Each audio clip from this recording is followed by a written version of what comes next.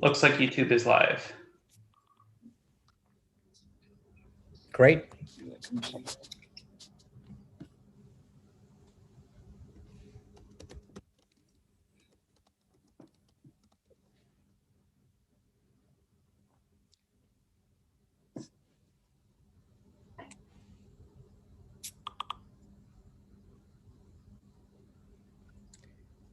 Okay, great. I feel like we have all the speakers as panelists, so whenever, Ahmed, you should perhaps start. Okay.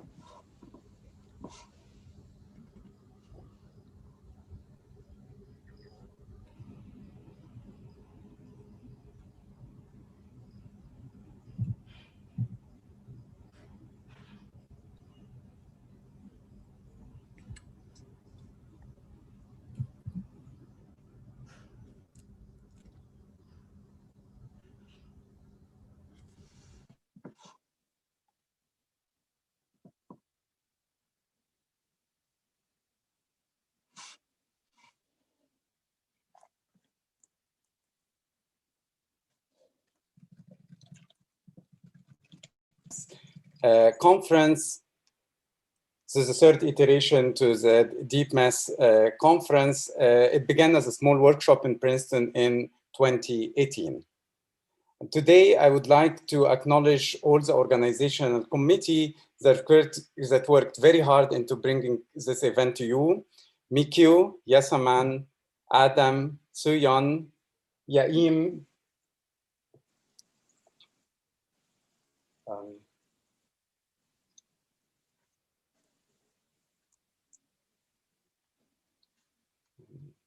one minute.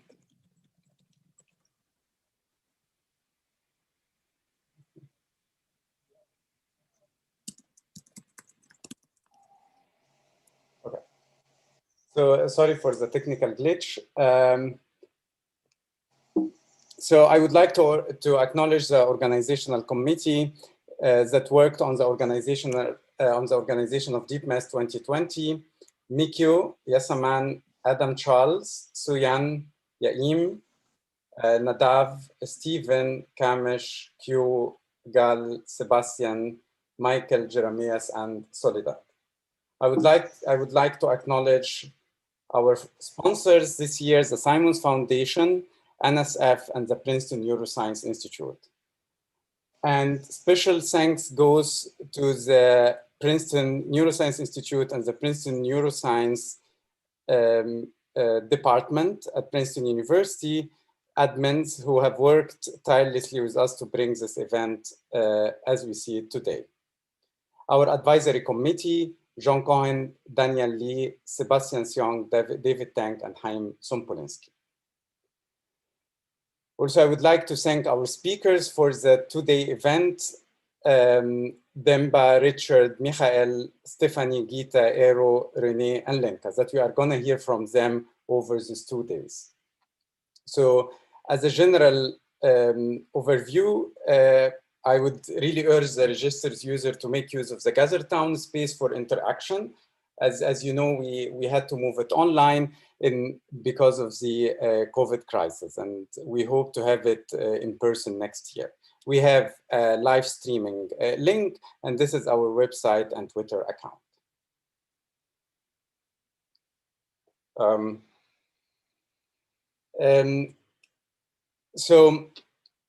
We have our Gather Town link and the schedule, and we have the poster session at 2 to 4 on Thursday today and tomorrow on Friday.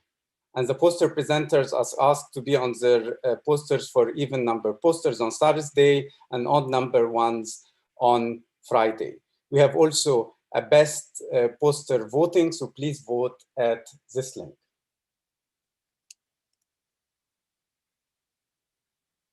So our schedule, we have 6 contributed talks the first day and 4 invited speakers.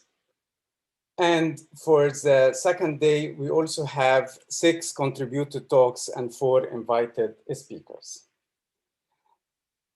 This year's we got 250 attendees, which is an increase than last year, which was 150. We got 70 submissions and 57 were accepted from them. We have 12 contributed talks and 45 posters covering diverse topics on theory of deep learning. We have covered a very large interdisciplinary spectrum of theoretical work across mathematics, physics, computer science, engineering, and psychology. I would like to thank our very large pool of reviewers who really helped us make the review process for our submission go very smoothly. So feel free throughout the event to tell us your thoughts and feedback, because we really want to build a strong, diverse community across all disciplines that are interested in the theoretical underpinnings of deep network. And I hope you all have fun. Thank you, and we move on to our program.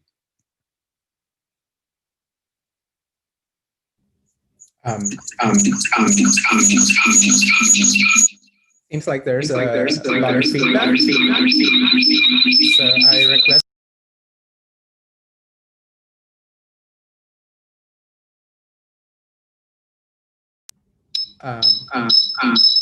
could all the panelists mute themselves? Okay, perfect. Okay, perfect. Okay, perfect. Okay.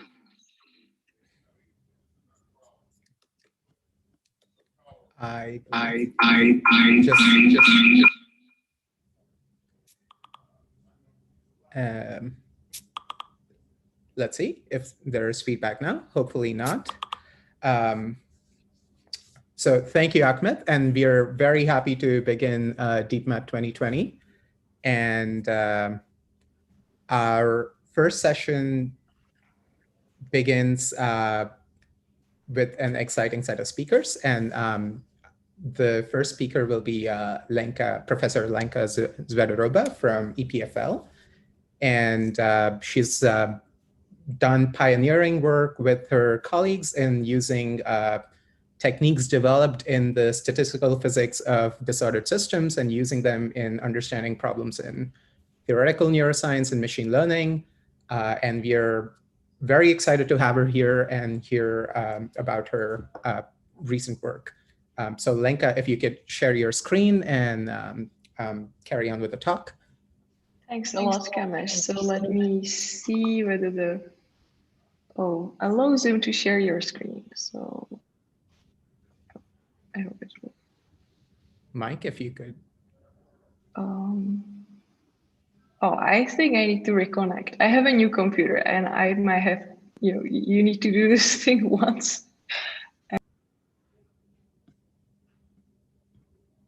So we'll just wait for Lenka to come back with an account she can share her screen on. Just give us a few minutes.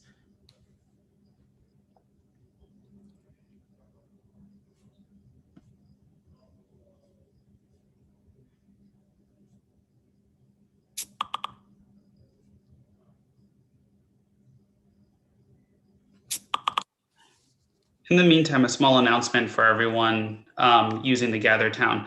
The posters are up the entire time, so please feel free to make use of that space and go through and, treat this as a real conference space. We hope to kind of mirror the interactions that you would have had were it physical. So, and I believe Link is back now. Yes, Mike, promote her to a panelist if you can, and that should be good. I also wanted to just make a few logistical comments before Lenka's talk, which is I encourage all participants to post their questions on the Q&A.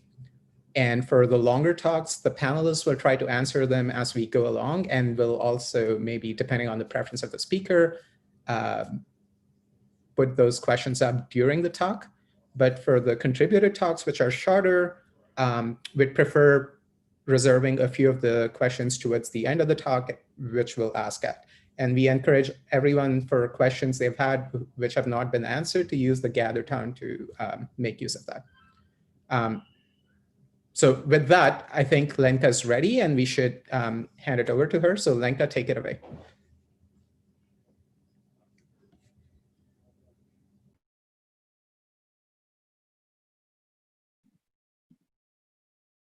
Hi, I was muted and I didn't manage to unmute it while sharing the screen. So once again, now you should hear me and you should see the slide. Is that correct? Yes, we see your slides, we see you. Okay, So, awesome. Sorry for the technical trouble. Yes. So thanks again for the introduction and really nice to see many familiar names in the list. And it would have been even so much better to be in New York with you, but okay, that's life.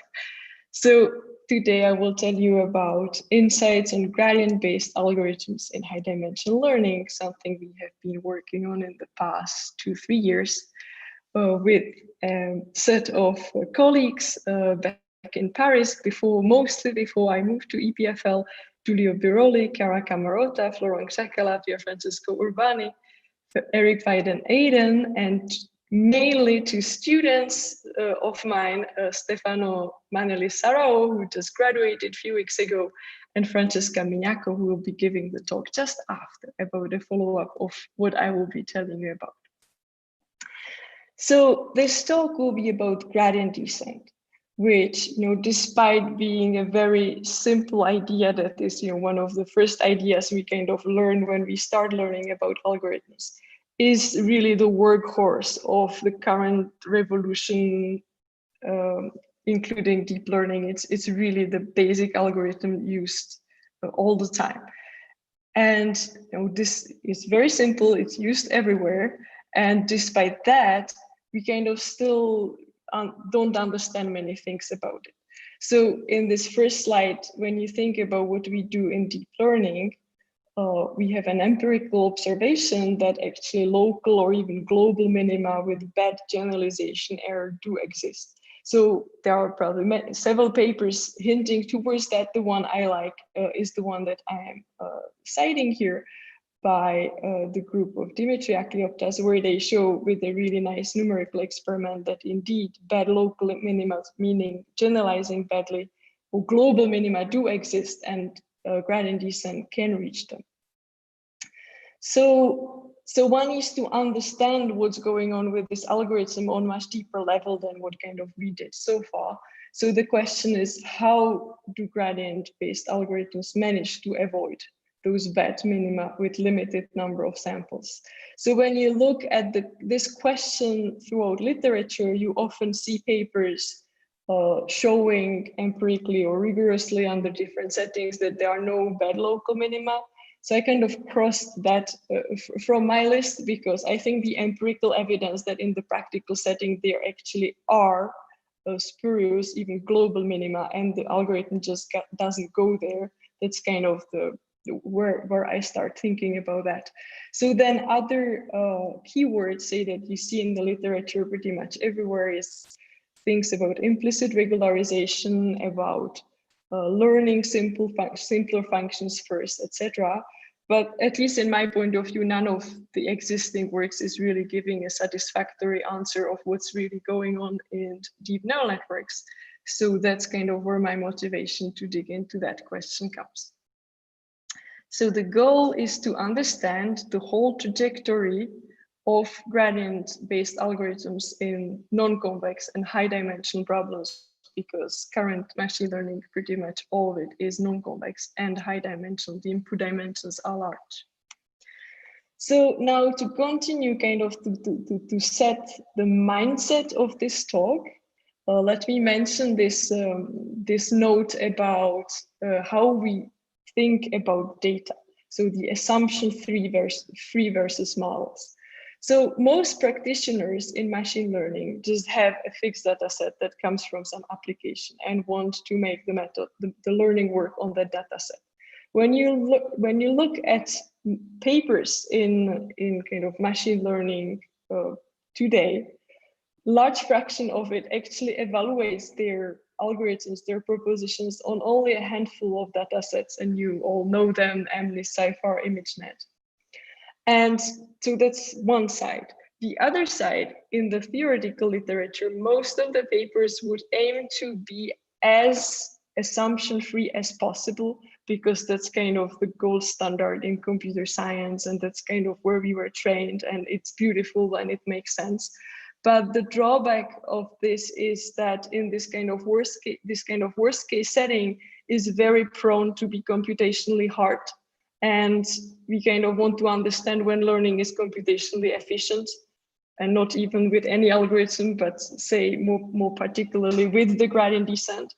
So that's why kind of my work is set kind of in between, in some middle ground that is aimed to gain more insight, where we analyze generative toy models for data. And we of course need to be mindful that the toy models are relevant to the real data, in the same sense that if we kind of take the more traditional theoretical approach, we need to be mindful that the worst case is relevant to the real case. And that's of course an issue.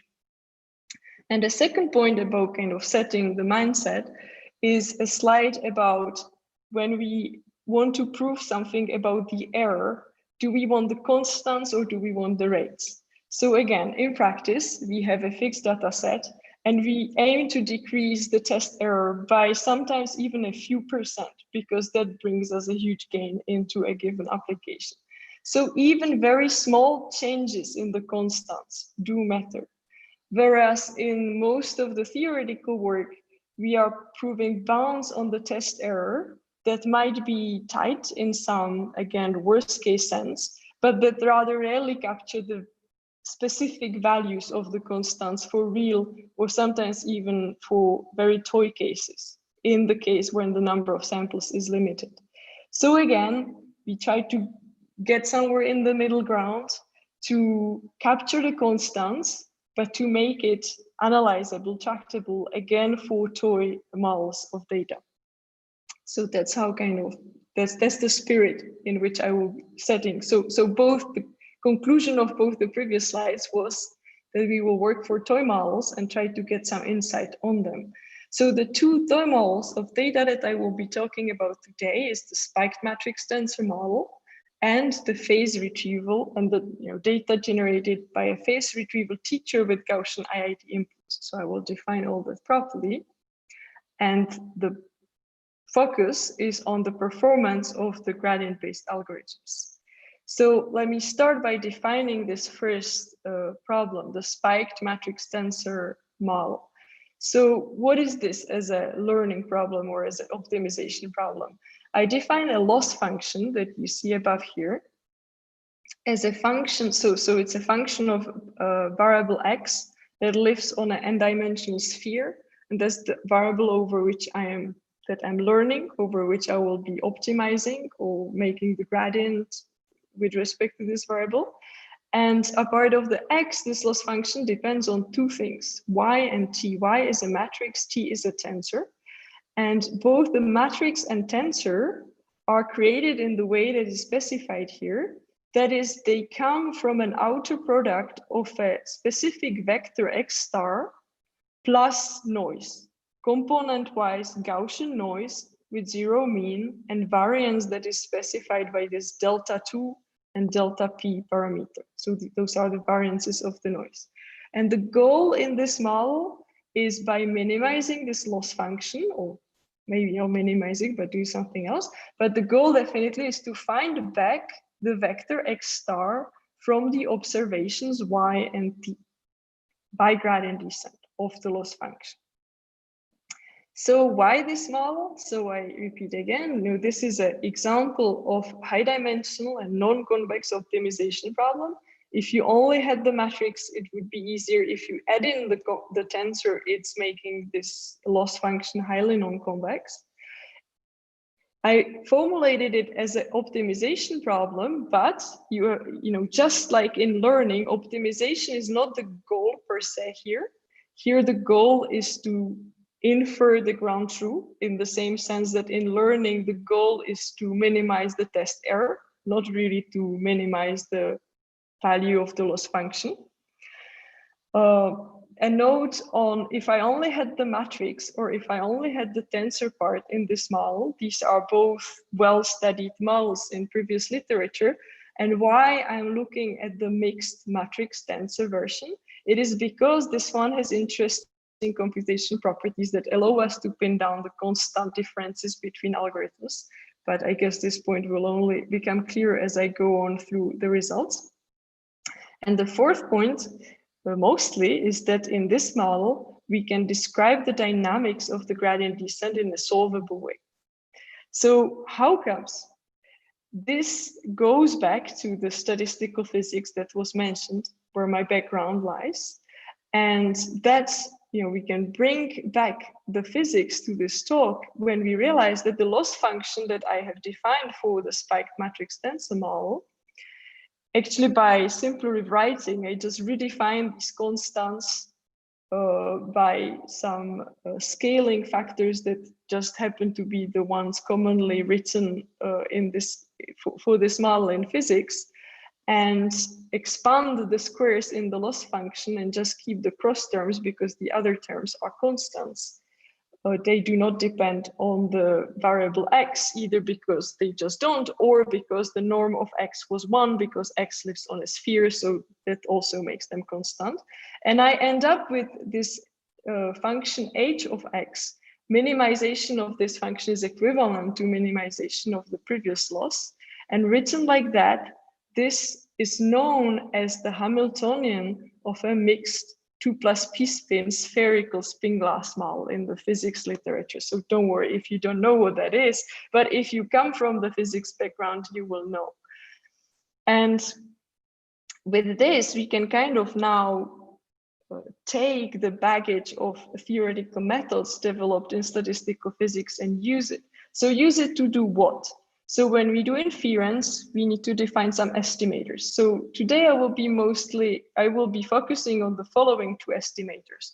So one is the base optimal inference. That will be the best error on the X star that you can possibly make independently of algorithm.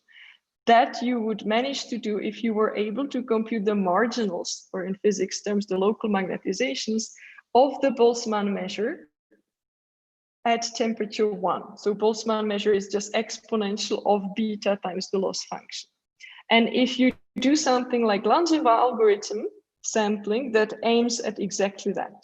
And the other estimator I will be looking at is the maximum likelihood inference, where you are computing, in physics terms, the ground state, where you're aiming to minimize this loss function. And gradient descent or flow aims exactly at that. So before going to the gradient descent, let me just tell you what we know about this model from the point of view of information theory and from the point of view of other analyzable algorithms that can be used to solve this inference problem. Because here I will not be claiming that gradient descent is the best, as you will see, but we use this as a point of comparison. So what we know about a model like that is based on results from the statistical physics literature that in the paper that I'm citing above here, can be proven. These are now mathematical methods based on the interpolation method that are established in the recent years. So we have two kinds of results here. We have the information, we have this free entropy function that encodes two things: the optimal error that any possible algorithm could reach, and that is given by the global maximum of this little function, and the error of a specific algorithm, the approximate message passing, that we can use to solve this problem.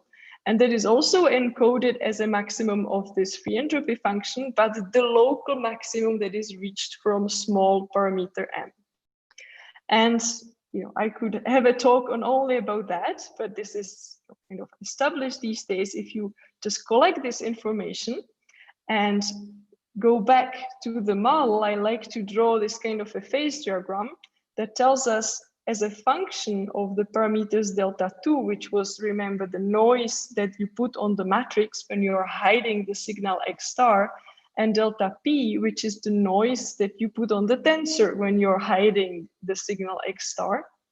So when both delta 2 and delta p are very big, the problem is, of course, impossible to solve because you just completely hide the signal in the noise. And this schema is telling you the values of these two parameters for which indeed information theoretically you can obtain no correlation whatsoever. This parameter m is the correlation and it stays 0 even for exponentially costly algorithms, whatever you do. That's the red region. Then there is the green region in which this approximate message passing algorithm is able to solve the problem optimally when the size of the system goes to infinity. And then there is this tricky orange region where this approximate message passing does not solve the problem, but information theoretically it would be possible. And that's conjectured to be hard for all other polynomial algorithms. So we don't really expect gradient descent to work in that region. But now our question is, how does gradient descent compare to the approximate message passing and to the information theoretic limit? So to define what I mean by gradient descent, we will be actually analyzing the gradient flow algorithm. So all the time derivatives are continuous. That is defined here. The derivative of the estimator element x has 3 terms. There is the derivative of the loss function or the Hamiltonian in the middle.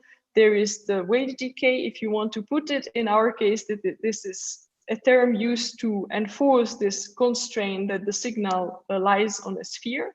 And the third term, that is a noise, that for the gradient flow is not there. Its variance t is equal to 0. And for the Langevin algorithm, the noise is there and this parameter t is equal to 1. If I put the t equal to 1, then I can prove that at exponentially large time in the size of the system, this algorithm is actually sampling the posterior measure. So it is computing the base optimal estimator. But that's not what I'm focusing on. I'm not really interested what happens at exponentially large times. I'm interested what happens at tractable times. And in my case, this will simply be linear in the size of the system with maybe some log factors, but not more than that. That would already take too long time for the kind of system sizes that we want to deal with. So when I define the gradient descent, then how do I solve it? How do I write some theory to actually understand it?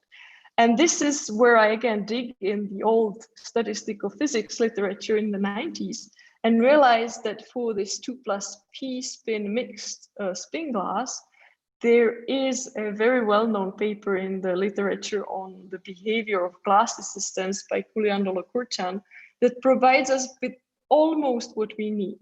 They describe the dynamics for a system that is very much this system. It's just that this signal x star that is planted in the tensor and in the matrix does not exist in the variant of the problem at which they are looking. But otherwise, the method that they develop is exactly what we need. So in order to put that planted signal x star in, you need to work and reproduce that analysis, and it's some work, but it's relatively straightforward. There is nothing conceptually new in it, and if you do it, you actually end up with this set of equations that surely look scary if you haven't seen them before, that are called the dynamical mean field theory.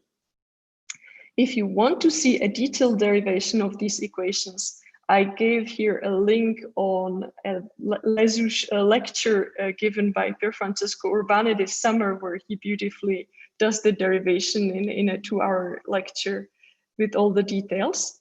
But here I will just kind of describe the form of these equations. What the dynamical mean field theory does, it takes the limit of the size of the system, the n, which remember was the dimensionality of the x over which we want to optimize, to infinity.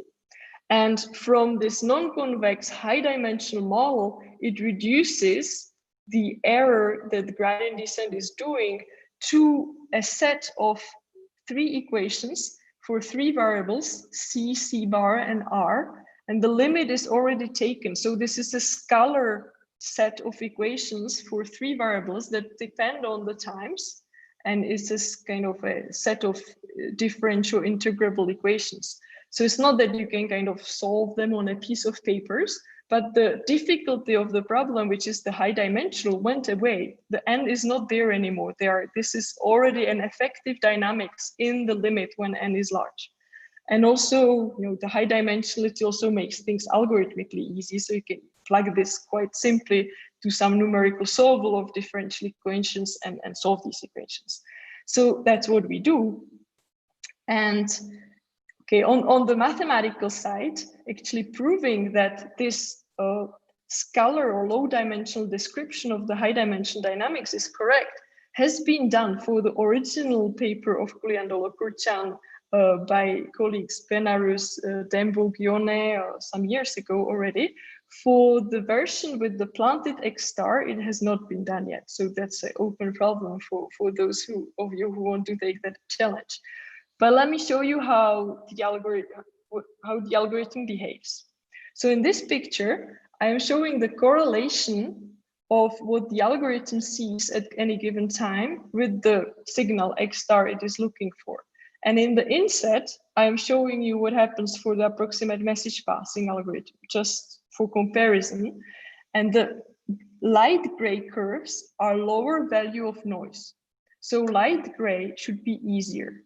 And that's what you see for the approximate message passing. The correlation for the light gray ones is higher, and it happens so sooner. For the Langevin algorithm, on the other hand, the light gray ones, they reach eventually, when they go up, they reach higher correlation. But what is counterintuitive is that it takes longer to actually start reaching good correlation. So that's something that's, why should you expect that? But the analysis tells us that this is what happens. And when you actually extrapolate where this time for the algorithm to reach even non-zero correlation diverges, you can draw the line above which it works and below which it doesn't work into the phase diagram.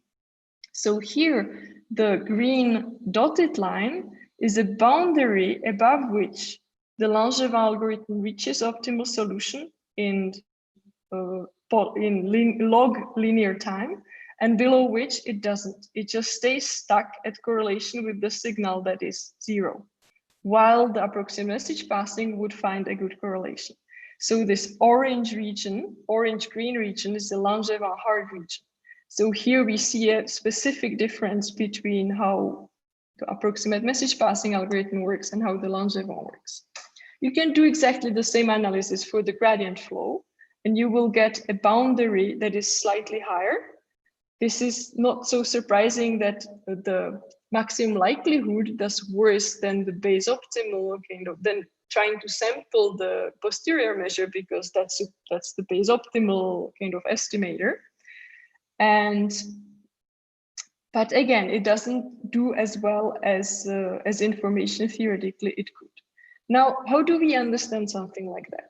So a kind of popular explanation for something like gradient flow to fail in a highly non-convex high dimensional problem is kind of sketched here, that there are spurious local minima that just make you stuck and you don't go to the minimum to which you would like to go. So the brown minima here would be the spurious one, the blue one is the good one, and the kind of popular narrative is that you get stuck up there in the brown ones and you don't get to the blue ones. So this model that I'm studying is so simple that we can actually, with advanced but doable methods, such as the Katzreis approach in this case, compute exactly how many minima there are at a given value of an energy. And that's a result of the famous Katzreis formula, which again, I'm not giving here the details how you get to these equations, and also don't expect you to understand the details. But this is just a formula that tells you what is the logarithm of the number of minima that are at a given parameter m, that is the correlation with the ground truth, at a given cost E2 and EP, where E2 relates to the matrix and EP relates to the order P tensor. And so from this formula, what we can extract is actually when there are spurious local minima and when there are no spurious local minima. And putting that result into the same phase diagram, I get the purple line. Above the purple line, the only minima that I have is the signal, the one corresponding to the signal. Below, there are spurious local minima. So if that popular narrative was correct, that it's about the spurious local minima, then the gradient flow line and the landscape trivialization line should be the same, but they are not. There is a gap between them. So what's going on? So in order to understand what's going on, we need to understand a bit more detail what the equations, the dynamic mean field theory is telling us about the behavior of the dynamics in this problem. And for that, we actually plot how the correlation with the signal behaves as a function of time, and at the same time, how the value of the loss behaves as a function of time. And this is done in this figure. And you realize that actually the loss looks like it plateaus at a certain value, and then it either stays there or suddenly goes away. And that's at that point that the magnetization, the overlap, the correlation will start to grow. And the value at which the loss seems to plateau is actually something that, again, corresponds to something that has been described before and known in the literature as the threshold energy for even the model treated in the older Couliandolo-Kurchan works. So realizing that, you can actually write a derivation prescription of where the gradient descent should stop. You say, okay, let's assume that the gradient descent goes to the threshold states. In the literature, you have conditioned for what needs to be true so that you're at those threshold states. And then at the threshold states, you can write a condition for whether or not they are stable or unstable towards the direction of the signal. That's the middle equation here. And then you just put these two together, and that gives you the condition under which the gradient flow or Langevin algorithm, depending what you put for this parameter t here, 0 or 1, will work or not. So when you put these together, this leads you to the following conjecture, that the gradient flow with random initialization finds the optimal correlation with the signal in time that is polylog linear in the size of the system, which in this case is n to the power p, because the tensor has that many different components, for a value of the noise on the matrix that satisfies this condition, and the contrary, that it doesn't manage to do so if the noise is bigger than that. And if you actually plot these expressions back again, the open problem now would be to prove it, because the level at which we came to this result has some assumptions that are not fully rigorous, but it's a very simple expression, closed form conjecture for where these thresholds are. And when you plot them back into the phase diagrams, so that would be the blue line, you see that one agrees with the black points. So that looks like the correct line, not the purple line. And the same for the Langevin algorithm, that was actually the dashed green line going through the points. And you can also correct in a cartoon this popular explanation by realizing that the instability of the threshold states actually corresponds to almost minima up at the cost, up in the energy of the loss function. And what matters is whether those truly are minima or whether those actually have a negative direction towards the signal. And so what matters is the property of those high-lying minima rather than the existence of the spurious minima lower in the energy landscape, where the gradient descent just actually doesn't even ever see them. It never goes close to them. So whether they are there or not, it doesn't hurt the algorithm. So that's the mechanism to actually be able to work even when spurious local minima do exist. And to somehow conclude this first part of the talk, I showed you the closed form conjecture for the threshold of the gradient and gradient flow and the Langevin algorithm that sometimes works even when bad local minima exist. And these thresholds are, include all the constants in these signal to noise ratios. And the question is, is this applicable to some models that look more like a neural network? And the second point, I showed you that the gradient flow is worse than the Langevin algorithm, but both are worse than the approximate message passing. And question could be, how do we actually approach? Can we improve the performance? What do we do to improve the performance? And the third question, can we say something about stochastic gradient descent? So now I just keep those green questions and show you actually our progress on the first two of them. So is this theory applicable to simple neural networks? And with that, I go to the second toy model that I promised, and that is the phase retrieval with input data that are IID Gaussians. So how is this defined? This is, phase retrieval is a problem that is studied in signal processing, has wide range of applications.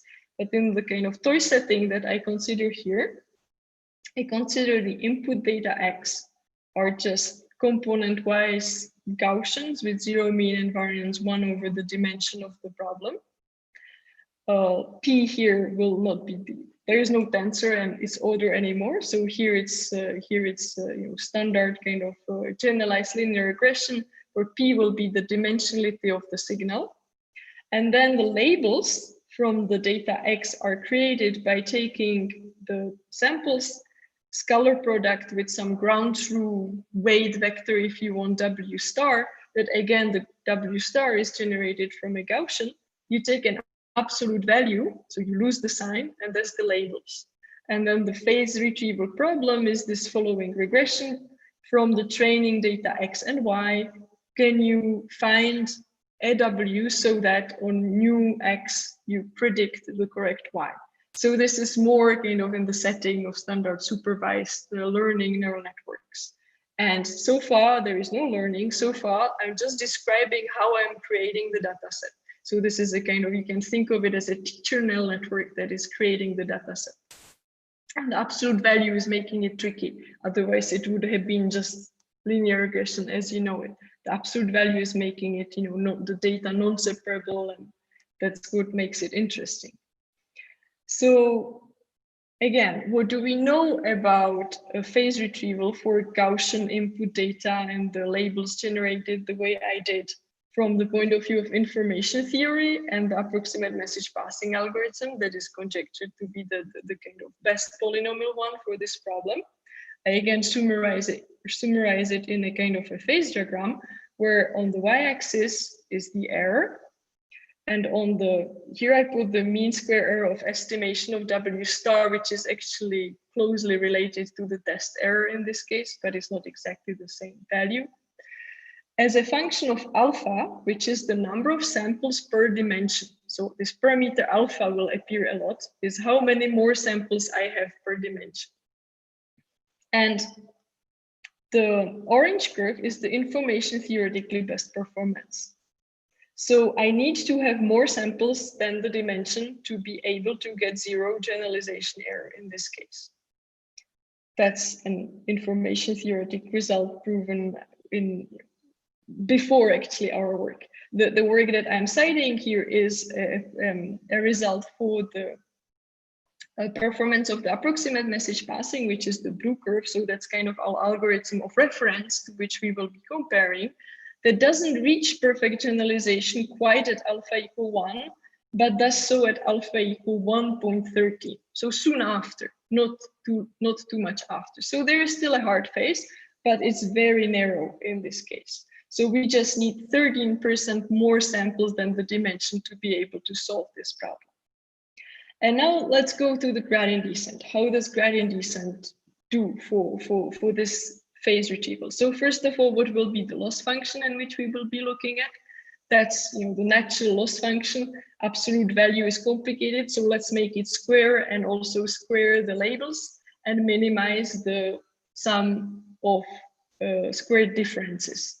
That's kind of a natural loss function for this problem. Let's do it again with the gradient flow with random initialization. And how does this perform? So what do we know? So here I give kind of an axis where for reference, I put you the information theoretic threshold and the threshold reached by approximate message passing.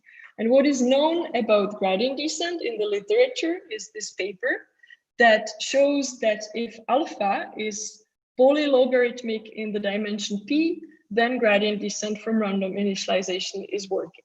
There's a huge gap between like 1 or 1.13 and polylog p, where p went to infinity. So the question is, okay, does it actually, the result of course is the positive side, not the converse. So the region in between is open. Does gradient flow work there from random initialization or not? So let's look at that question. So first, let's look at it numerically. Let's just run gradient descent and plot the fraction of successes when it actually reaches zero test error on the data sets of the sizes that are specified in the key here. And we see that as the data sets are getting bigger, that first of all, there is some kind of a change from zero fraction of success to 1. As the data set is getting bigger and bigger, there is a slight shift to the right. So numerically, this could be compatible with the logarithmic shift. But it could also be that the shift actually stops at even larger sizes that one cannot simulate so precisely to have a good statistics on the size. So, okay, so let's try to see whether we can look at this more theoretically, kind of taking inspiration from the lessons we learned in the 2+ p-spin model. And in that model, we had this hypothesis on which this theory stands, that the gradient flow goes first to the threshold states, and then is the kind of BBP-like instability of those threshold states leading to the signal that decides whether or not the gradient flow succeeds. So let's try to look at numerically whether this kind of hypothesis also seems to be valid in the phase retrieval. So the two plots here, the one on the right shows us the value of the loss function if the labels were completely reshuffled. So there is no blunted solution, there is no function to be learned. So that would be defining the threshold states, the energy of the threshold states. So I take them from the right-hand side figure and I plot them in the left-hand side figure, where is the value of the loss function for the phase retrieval as I defined it. So there is a signal, and if these curves go sharply to 0, well, it means that they found the signal and they found 0 test error. So if you are at a very low alpha, so few samples, the red curves, you stay stuck at the threshold energy. And at some intermediate alpha, it seems like you converge to the threshold energy, you plateau, and then you go away. So it really does look as what we have seen before. So this hypothesis seems to be reasonable also here. So let's go with it and see what would follow from it. So there is a literature from which we can extract the BBP type of transition for the kind of random matrices that appear in this problem. And that would provide us a formula for the threshold of the sample complexity in the alpha that would depend on the probability distribution, on a certain probability distribution between the labels and some kind of pre-activation labels. So again, I'm not really going into the details, but that's some kind of probability distribution that we can estimate, again, from the theory that follows, that is known in the literature on spin glasses, using what's called one replica symmetry breaking theory, which in this case happens to be an approximation. So this is some kind of approximation that we use to compute this probability distribution, that in the figures here, we compare the moments of this probability distribution to the ones that we measure empirically by simply running the gradient descent. And you see that the points lie on the curves. So this approximation seems to be pretty good.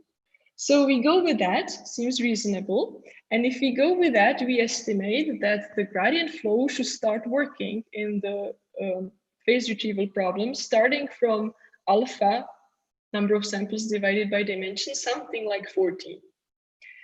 So if I plot that back into my axis, we end up with this picture that the gradient descent in this problem numerically is compatible with the log shift. Maybe there is a threshold somewhere at 7. Our theory predicts a threshold at somewhere like 14. The precise constant is not clear to us, as this theory was an approximation anyway. So here I would state an open problem much more mildly. It seems nevertheless that the logarithm of the dimension might not be needed. So can we prove for any constant that constant times dimension samples is sufficient for the gradient flow to actually solve this problem in time that is size of the system times poly of the dimension. Seems that this should be true, but this is an open problem. Such a proof is not out there. But if you actually look at this figure, it should kind of strike you that the gap between what the gradient descent does and what is possible information theoretically or even algorithmically with the approximate message passing is quite big. And can we close that gap? How do we go about that? Is there, other than running the approximate message passing? Because that's not a generic solution that we can do in this toy model, but that we cannot do for ImageNet, for instance. We don't know how to do that. So how do we close that gap in a way that we can kind of reproduce for other non-toy model data sets?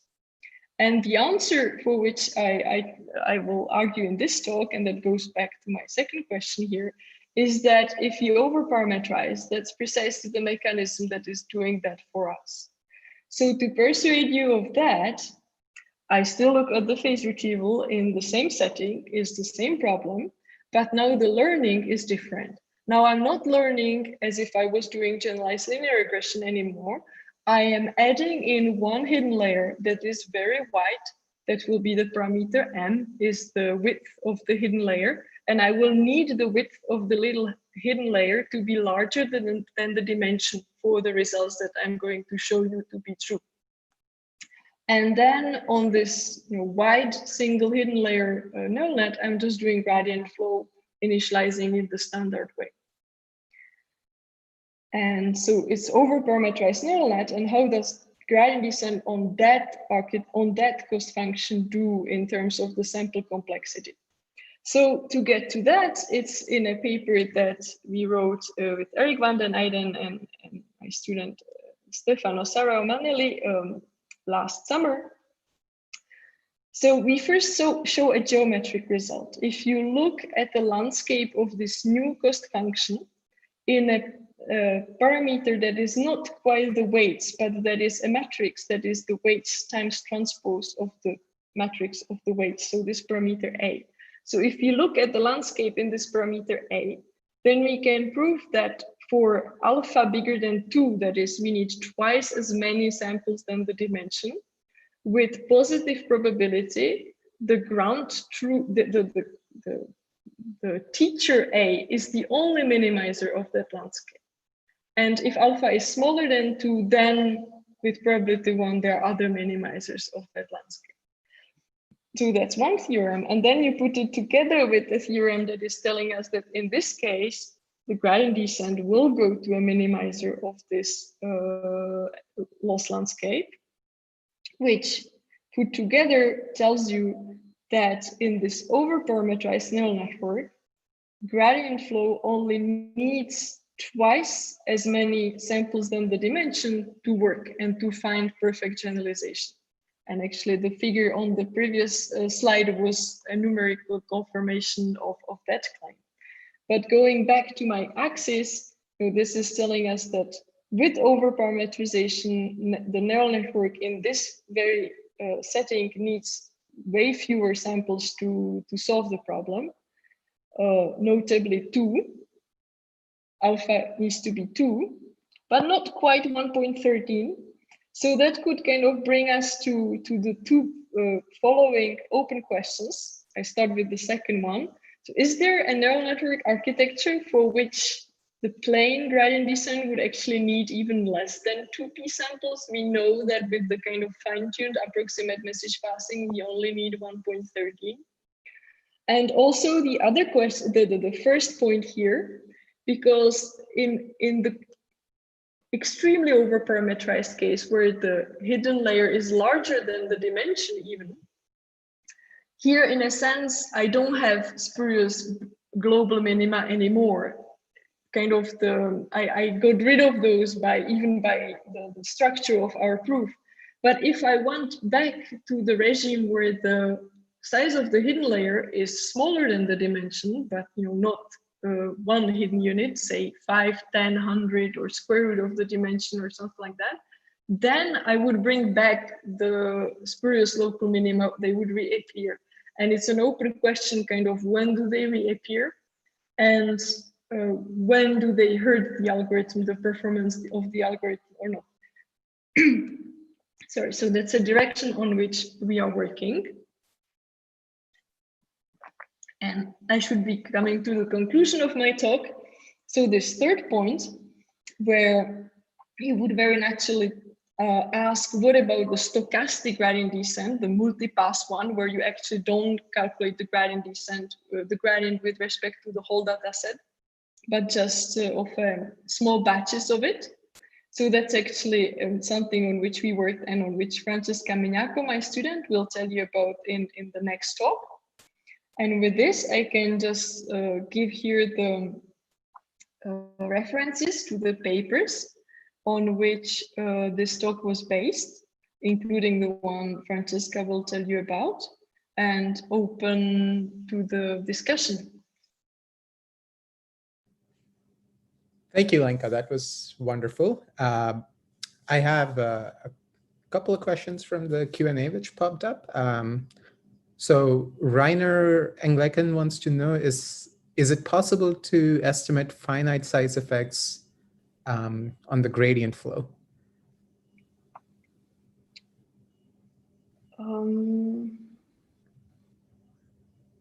Possibly. I mean, that's definitely, that's a very natural question. And that's you know, once you understand well the limit, in any case in physics, the finite size effects then are the next question.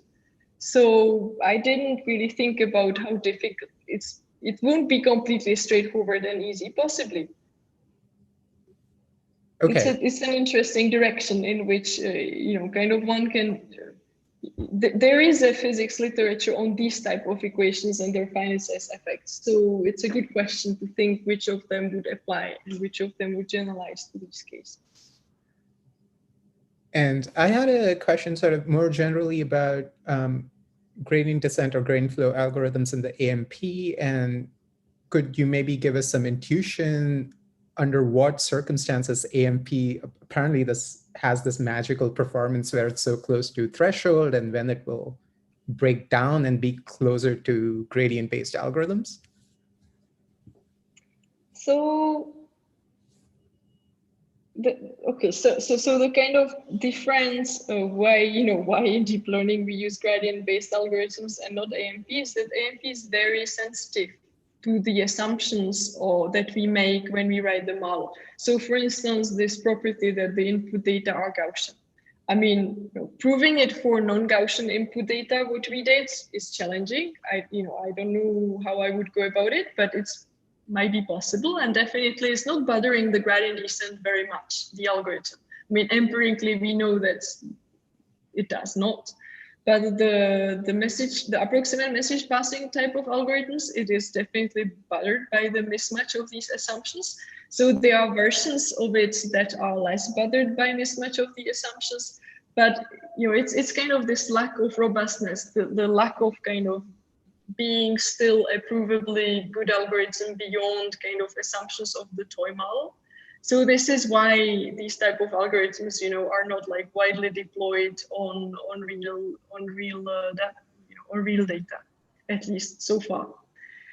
So here we are really using it as a kind of theoretic, I think about it as a kind of point of reference from the point of view of kind of what is theoretically, from the computation complexity point of view, what is theoretically achievable. We don't believe that in the cases for which these algorithms are well suited, the conjecture that they are the best polynomial ones is kind of very solid.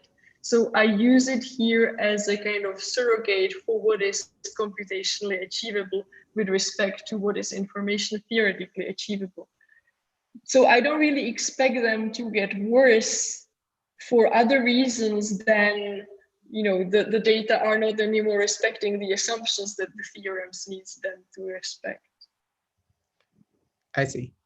And in applying them to sort of more practical, realistic problems, what do you think is the main thing which violates the assumptions when AMP will work well? Yeah, so that's a very important question. That would be like for a separate talk, basically how to, the path kind of to make these message passing based algorithms good enough to be used in practice. And don't take me wrong, there are many applications in, say, signal processing where they actually do really well.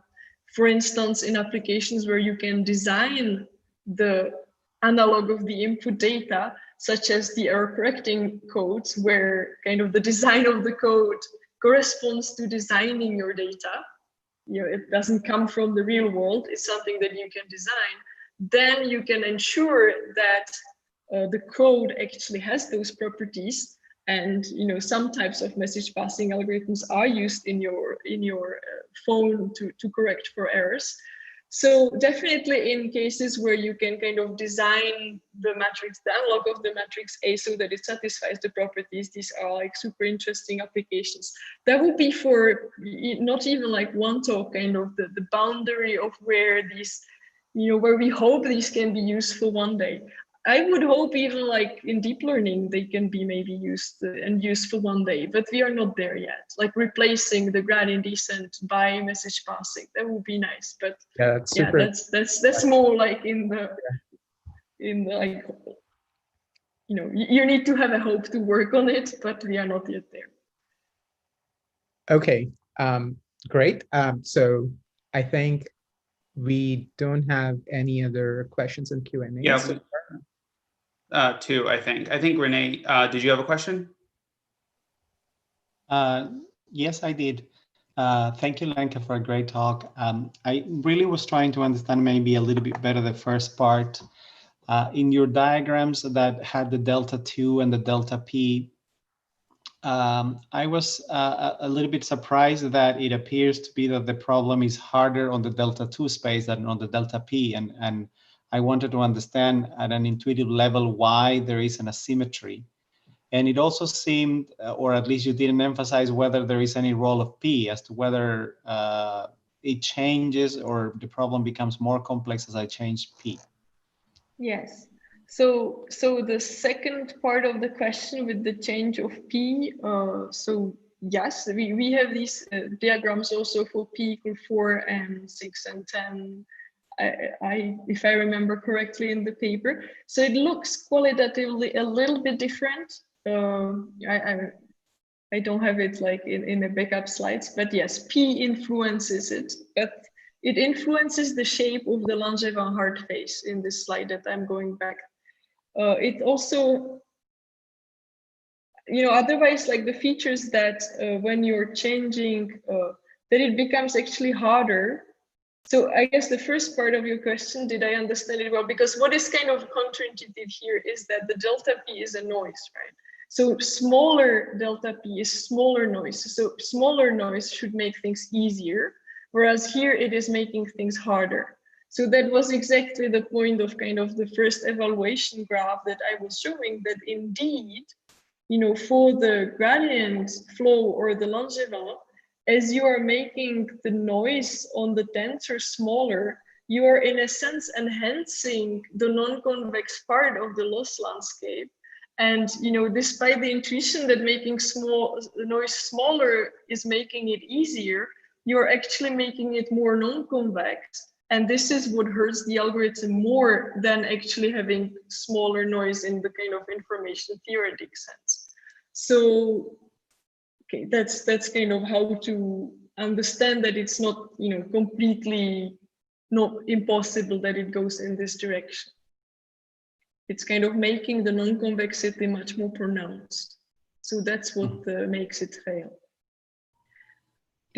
Was there part of your question that I didn't answer, maybe? No, that was great. Then the second one was mostly a clarification. For the second part of your talk, the phase retrieval is in principle an imaging reconstruction problem, not necessarily a machine learning problem. However, your results were all speaking about generalization as if it was a machine learning problem. So yes. I had a disconnect there as to what the results meant for phase retrieval. Yeah, so two ways to answer that. So either you forget about the original motivation for phase retrieval and view it as a toy model for supervised learning where you are just by definition interested in the generalization. That's one way to answer. Another way to answer, if you don't want to forget about the original motivation, and then what you care about is not the test error, but is the reconstruction of the W star, because that is the signal that you care about, then you can still see this kind of result.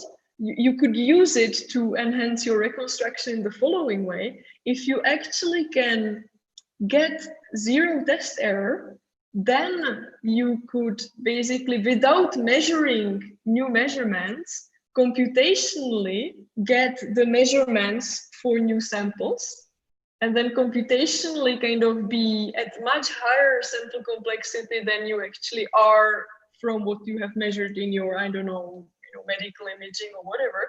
And then you would just make it computationally much easier. So if you could solve phase retrieval as the machine learning problem, you could also solve it as the signal reconstruction problem by the traditional signal reconstruction problems, because the machine learning way of solving it would you provide the measurements Y for free in a sense.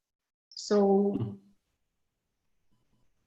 that's okay. I mean, that's just like if in the mind of theoretician you want to make a piece that it's not completely artificial. I don't know whether that would be like an interesting practical way to actually do it. But yes, there are these two ways to look at it, as either you want the W star or you want the predict new Y's for new X's. And they are kind of both interesting. Thanks. Great. Do any of the other panelists have questions they want to ask? All right. Thanks also thanks for that amazing talk. I had a question kind of at a very high level of modeling the dynamics of learning as a dynamical system, and whether or not, these types of physics, statistical mechanics based models have a connection to, some of the other models that come up through like NTK, the neural tangent kernel, and if there's any kind of interesting connection there, or if they're fundamentally different in their assumptions. So, well, NTK is in essence a mapping to bring everything back to just linear regression. So in that sense, the answer would be, in general maybe, but with NTK, I'm not making any transformation with the system here that is bringing it back to linear regression in some like particular feature space. I'm really kind of hitting the non-convexity in the hard way here.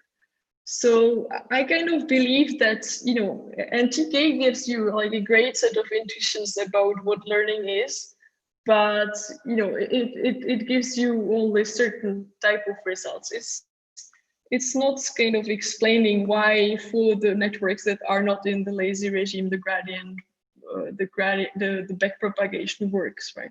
And the practical, maybe some practical problems are in the lazy regimes. Most of, I believe that most of them are not. And there are papers in both directions, a lot of them in the recent years.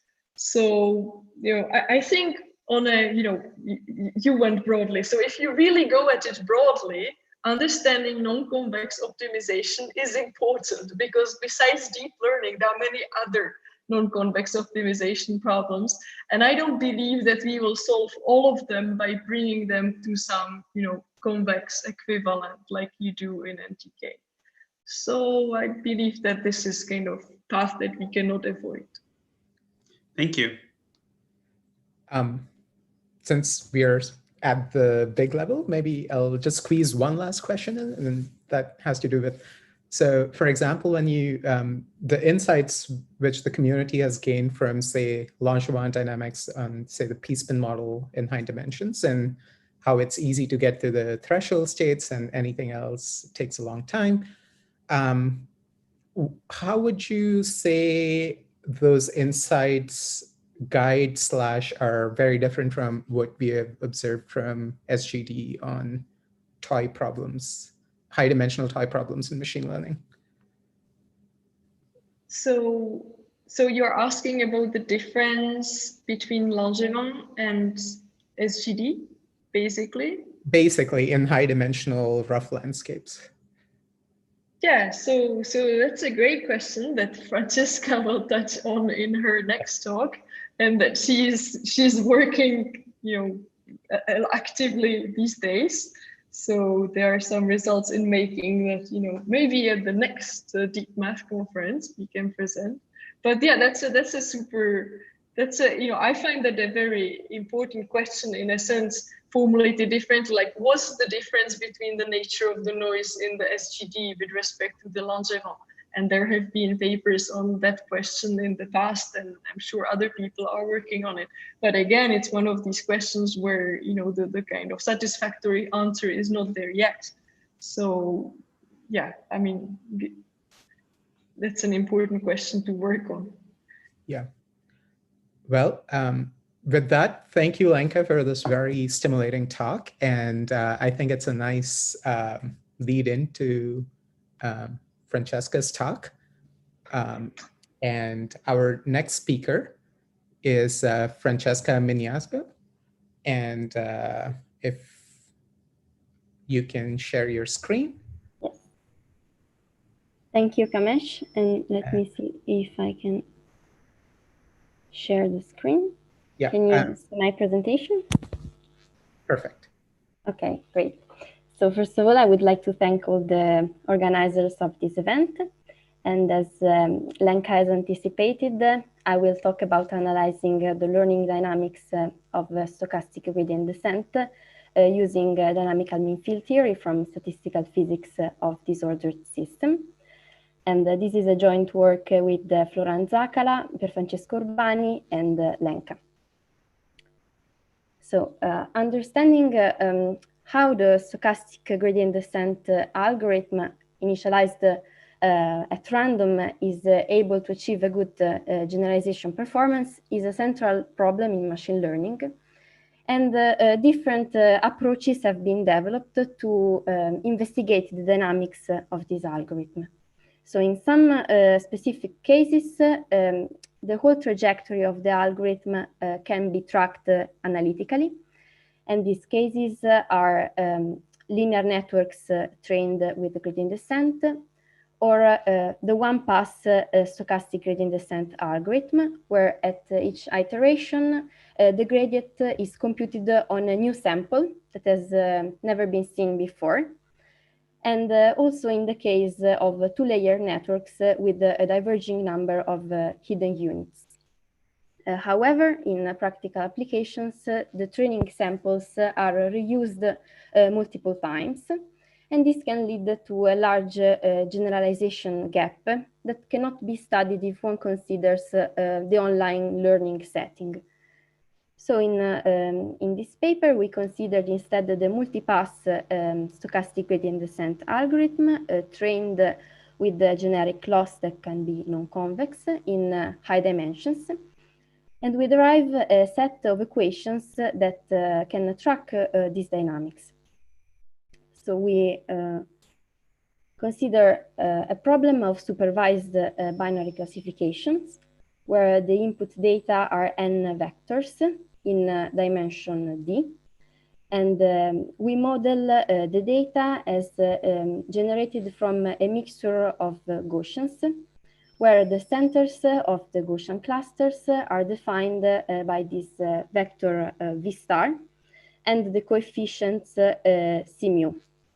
And we consider the noisy regime, where the variance of the noise delta is such that even if one knew exactly the centers of the Gaussian clouds, one would still make a finite fraction of mistakes.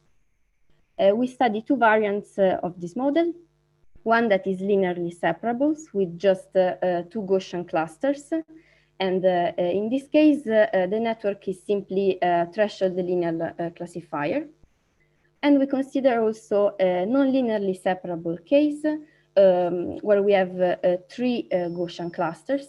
And again, we have a single layer, but with a Dora activation function. So the labels can be either +1 and -1 for the left and right cluster in the linearly separable case. And in a non-linearly separable case, we take the two external clusters with the same label and the central cluster with an opposite label. We consider the limit of infinite number of samples and infinite dimensions, keeping fixed the ratio alpha, that is a control parameter that we will keep of order 1. So the training algorithm is the following. So we learn the training vector through the empirical risk minimization of this loss function L. So we have a loss function summed over all the samples and a ridge regularization term. So this is at variant with the model that Lenka explained, the spherical p-spin, where we had a spherical constraint. In this case, the regularization is there, but is a fixed parameter that can be tuned by cross-validation. And at each discrete time step, the gradient is computed not on the full batch, but on a random subset, on a random mini batch.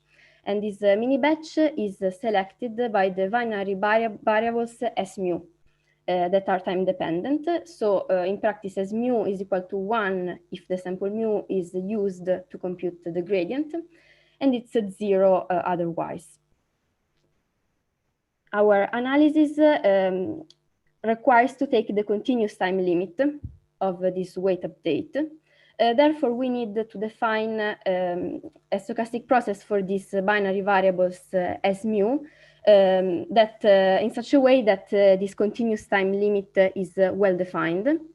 And so to this end, we introduce a variant of the stochastic gradient descent algorithm that we call persistent stochastic gradient descent, where at each time, as in the usual SGD algorithm, we fix a fraction of samples that are used to compute the gradient. And at variance with the usual SGD algorithm, each sample stays in the training mini batch for a characteristic time tau. So with this definition, we can write the update in a continuous time, and we call this equation stochastic gradient flow.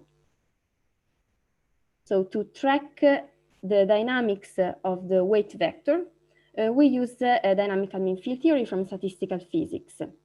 In particular, we generalize the result of Agoritsas, Biroli, Urbani, and Zamponi of 2018. They studied the perceptron with random inputs, and we extend this result to include the stochasticity of the gradient and the structure in the data that allows to study the generalization gap. So I will not go into the details of the computation, but in summary, what dynamical mean field theory allows to do is to perform a dimensional reduction from the stochastic gradient flow, so a dynamics of an infinite number of variables that are strongly correlated, to the evolution of just 1 degree of freedom at the price of adding memory to the dynamics. So the result looks like this. It's a set of integral differential equations that depend on memory kernels and auxiliary functions, and therefore it must be solved in a self-consistent way. In particular, we obtain that the relevant information that we use to characterize the learning performance of the algorithm is encoded in an ODE for M, that is the alignment of the weight vector with the signal. So in this case, with the center V star of the Gaussian clouds. And also the performance is characterized by an effective stochastic process for this variable HT, where HT is related to the projection of the weights, this time on the noise of each sample.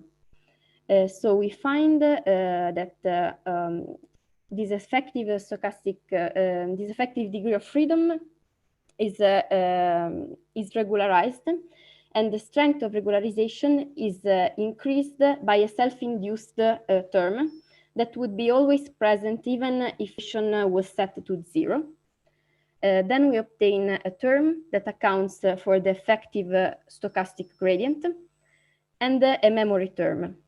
And we have different sources of noise in the dynamics. So it is different from what we would obtain with a Langevin algorithm. And so we have a random initial condition, the stochasticity of the gradient, and that this is in particular the difference with the Langevin algorithm. And we also have that the process has a Gaussian effective noise. So in practice, DMFT allows to characterize all the quantities that we use to define the performance in terms of these scalar variables, HT and M of T. So the training loss, the training accuracy, and the generalization error that we define as the fraction of misclassified samples. So we can derive analytic expressions for all of these quantities. And now I will show some results. I didn't mention that our analysis holds for a generic loss function, but then in these plots, I used the logistic loss. So first we see that dynamical mean field theory is able to track the full trajectory of the generalization error. And here I'm plotting the generalization as a function of training time and the training accuracy.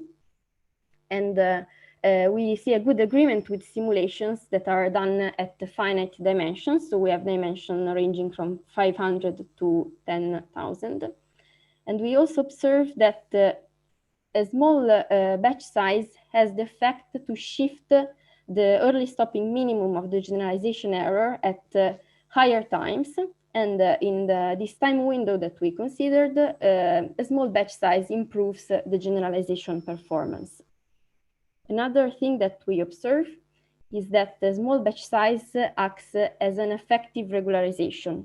So if we look at the weights norm as a function of time, we see that decreasing the batch size has a similar effect than increasing the strength of the ridge regularization. And finally, if we look at this, at the comparison between our variant of SGD algorithm compared to the standard SGD, so if we look at persistent SGD at different characteristic time tau, we see that the generalization error approaches the one of stochastic gradient descent when the characteristic time goes to 0. So in conclusion, we can say that DMFT provides the analytical tool to track the trajectory of a stochastic gradient descent algorithm in high dimensions. And there are some future directions that we're interested in investigating. So first of all, using DMFT to gain more insights about the performance of the algorithm. So what we can say about the optimal hyperparameter tuning, and what can we say about the nature of the noise that is introduced by the SGD algorithm. Then we are also working on extending this derivation to other data structures and to different architectures with one hidden unit. And we would also like to consider different variants of the training algorithm, for instance, SGD with the momentum. And finally, for the mathematical community, a very interesting result would be the rigorous proof of this equation, as Lenka mentioned, that was already done in the case of the p-spin model. Thank you for your attention. Thank you, Francesca, for that wonderful talk. It was super interesting. There are a few questions from the Q&A. Okay. The first one is from Amber. And the question is, the persistent assumption seems a little non-standard. Could you comment on how the results vary as tau goes to infinity? Sorry, I couldn't. The persistence assumption, which is that the elements persist in subsequent batches, is apparently non-standard. And could you comment on how the results vary as tau goes to infinity? Okay, so actually the limit of tau goes to infinity. I mean, just going back to the definition. I wouldn't consider that, I mean, the more interesting side is the tau going to 0, because in that case, we have that each pattern spends a time, 0 time in the training batch. And so it's really close to the SGD algorithm, where at each time, at each iteration step, the mini batch is drawn from scratch. The infinite persistence time limit would correspond basically to a gradient descent on a subset of the training set. So it would correspond to just select a mini batch and then freeze the optimization and consider just that mini batch for all the training. So it would basically change the parameter alpha here, but it would lead to, it's not in this sense that we define the algorithm, but more in the sense of considering then the limit of tau that goes to 0. Okay. The next question is from Sven. And I kind of had a similar version of this question, and he's interested in asking, how do you solve the DMF equations in the closed form, basically with the self-consistent memory term? Yes, okay. Because this, maybe I didn't mention this, but the equations that Lenka showed have a difference with this one, because in that case the model is not bipartite, while in this case it is. So in that case, the equations can be closed and you don't need this self-consistent loop. While in this case, we have all these memory kernels and auxiliary functions that we initialize at random. Then we proceed by iterations. So we plug this initialization in the equation for the self-consistent stochastic process, and we get an update. Then we use this update to compute again all the memory kernel and auxiliary function. I didn't mention, but these averages are over many realizations of the stochastic process. So we have to generate many curves. Yes. Okay. And then we have to plug them and iterate until we set criterion. I don't know, we look at the Frobenius norm of the difference between two iterations, and we see when it goes constant. Thank you. And one more question from Mohammed, which is where the self-induced regularization is coming from, and why does it even remain in the full batch setup? Okay. So this self-induced regularization comes from the DMFT computation. And it's, I mean, it would correspond to a self-energy term. And it comes from, well, basically what we do in the, I mean, it's not something that I can explain quickly, but I mean, because it's not at all, it doesn't come from the regularization. It's just a term that appears that is proportional to h of t, and in the same way as the regularization. But it would be there even if we use no regularization or a different kind, for example, lasso. Okay. I had a question which was maybe slightly tangential, and I was trying to relate this work to the work of Soo-Yin Chung and Heinz Polinsky, where they're talking about randomly labeling high-dimensional manifolds and drawing hyperplanes to classify them. And they had some statements to make when this problem is hard or easy, depending on the geometry of the objects which are labeled. So in your case, like when the Gaussian mixtures, if you make some assumptions about the covariance, is there something interesting to say how the geometry or the alignment would play into this? Okay, yes, for the two cluster case, for the case of the two Gaussians, we have a paper on ICML this year where we studied the static of the problem, so the asymptotic solution, and how it varies as a function of the fraction of samples over dimension alpha.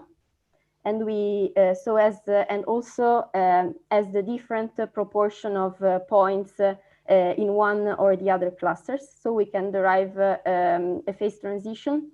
So we have a phase diagram, and we can see where the problem for which alpha we have a phase transition from perfect linear separability to where the clusters are not linearly separable anymore. So in that case, we have, yes. So Gaussians with the same volume, but one is long versus one is blobby. Now, in this case, we just tune the variance of the clusters with the same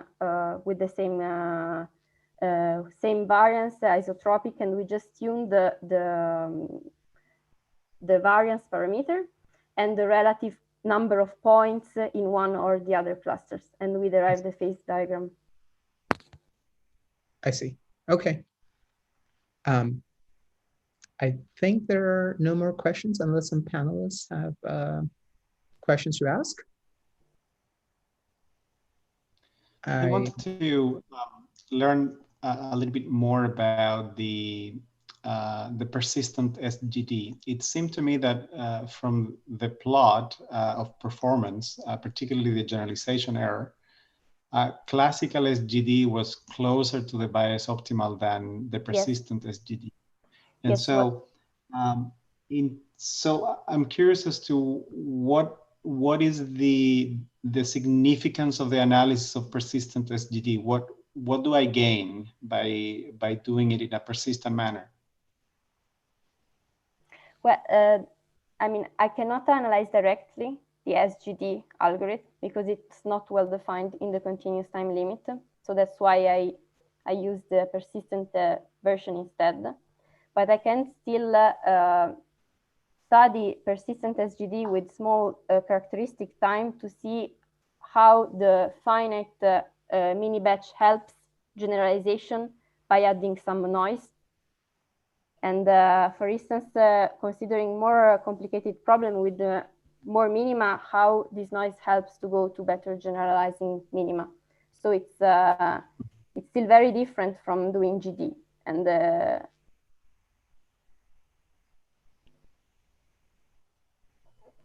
right. It's the closest version of the SGD that we could study.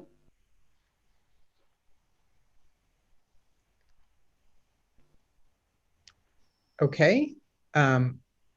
If there are no more questions, thank you, Francesca, again for a really interesting talk. And the next speaker, Simon, could not make it, so we are going to have an early break.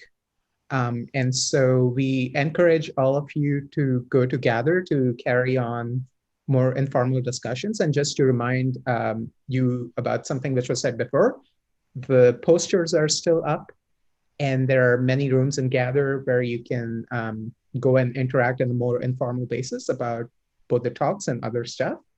And if you're interested in seeing the posters, you can head to the poster rooms. The speakers may not be there, but you can take a look at the posters. So I encourage all of you to go back to the posters, and we'll be back here at 12:20 Eastern Time in the United States. So I thank again all the panelists for being online, and we'll see you again soon. Thank you. Thank you.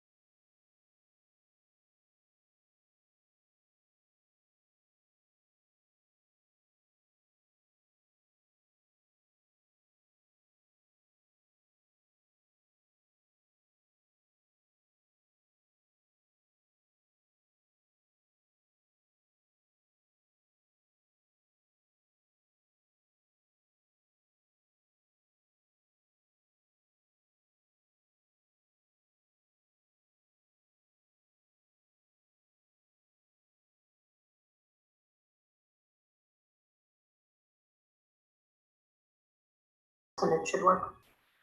Yeah, now it's better. Okay, I'll see you on Zoom then. Thanks for giving the talk. Thank you. Oh, it's not showing my video.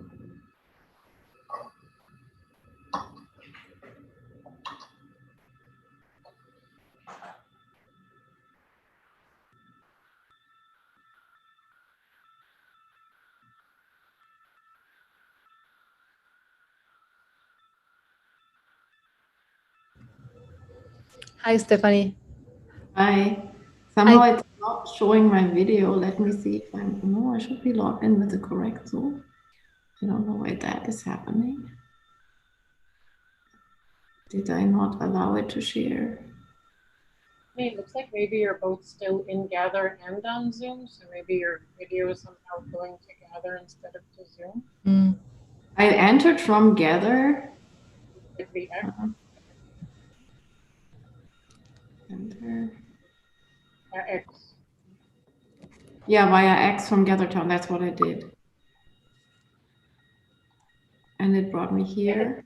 Your video on Gather. Oh, but I think someone re-logged me into Zoom because of the because of being a speaker. So what I can do is I can just try to exit GatherTown. Maybe that helps. Yeah. That helps. Maybe turn the video on and off. Yeah, I tried that. Let me just try to log out from here.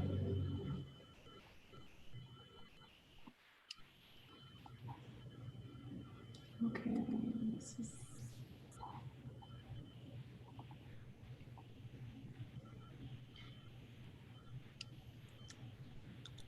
Mike, do you have any advice if you're here? I'm here, but I'm not sure. Give me 1 second. Ah, haha. Better. Okay, that worked. Yeah.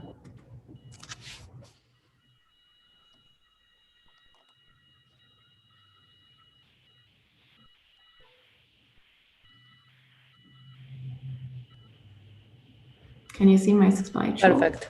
Yeah. Great.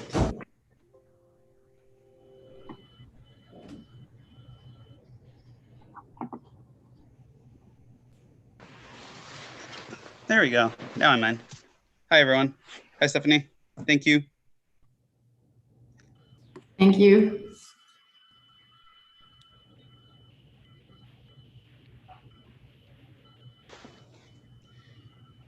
I guess we'll give one more minute for people to trickle in before we'll get started.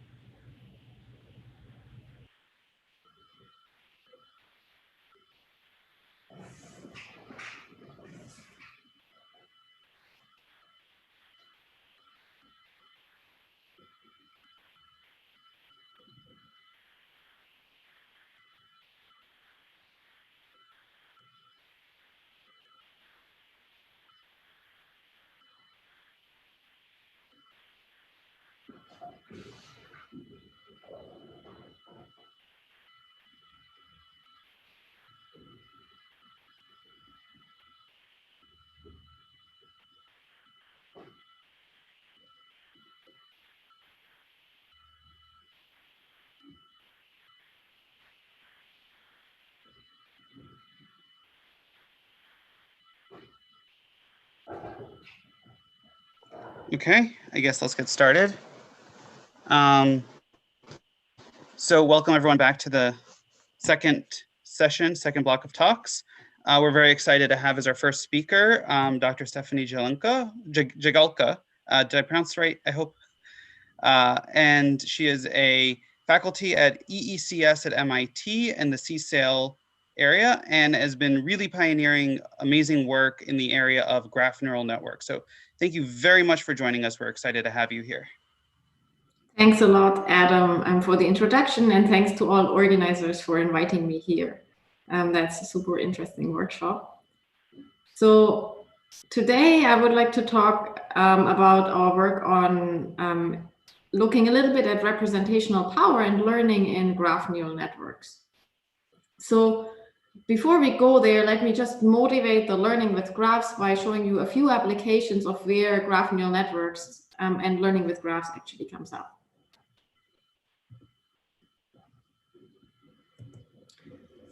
So my first example are cases where the input is a graph and you would like to predict something about that graph. So a currently very popular example is that you have a molecule and you're trying to predict whether this molecule would be effective as a drug for COVID, for example.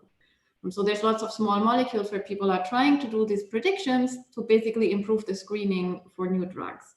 And this can be equally used in material science and other kinds of computational chemistry for just screening materials, trying to predict whether they would react in certain ways, etc. So here the input is a molecule which could be viewed as a graph with attributes. So I know something about nodes and I know something about the edges in this graph, which are the bonds. As a second example, I may be looking at social network analysis. And instead of trying to predict a label for the entire graph, I'm trying to predict a label for a node. And basically here I'm looking at the node's neighborhood and sort of trying to use information from that neighborhood to predict that node's label. And so in a social network, this could be trying to predict some interests of a person or so, and so on.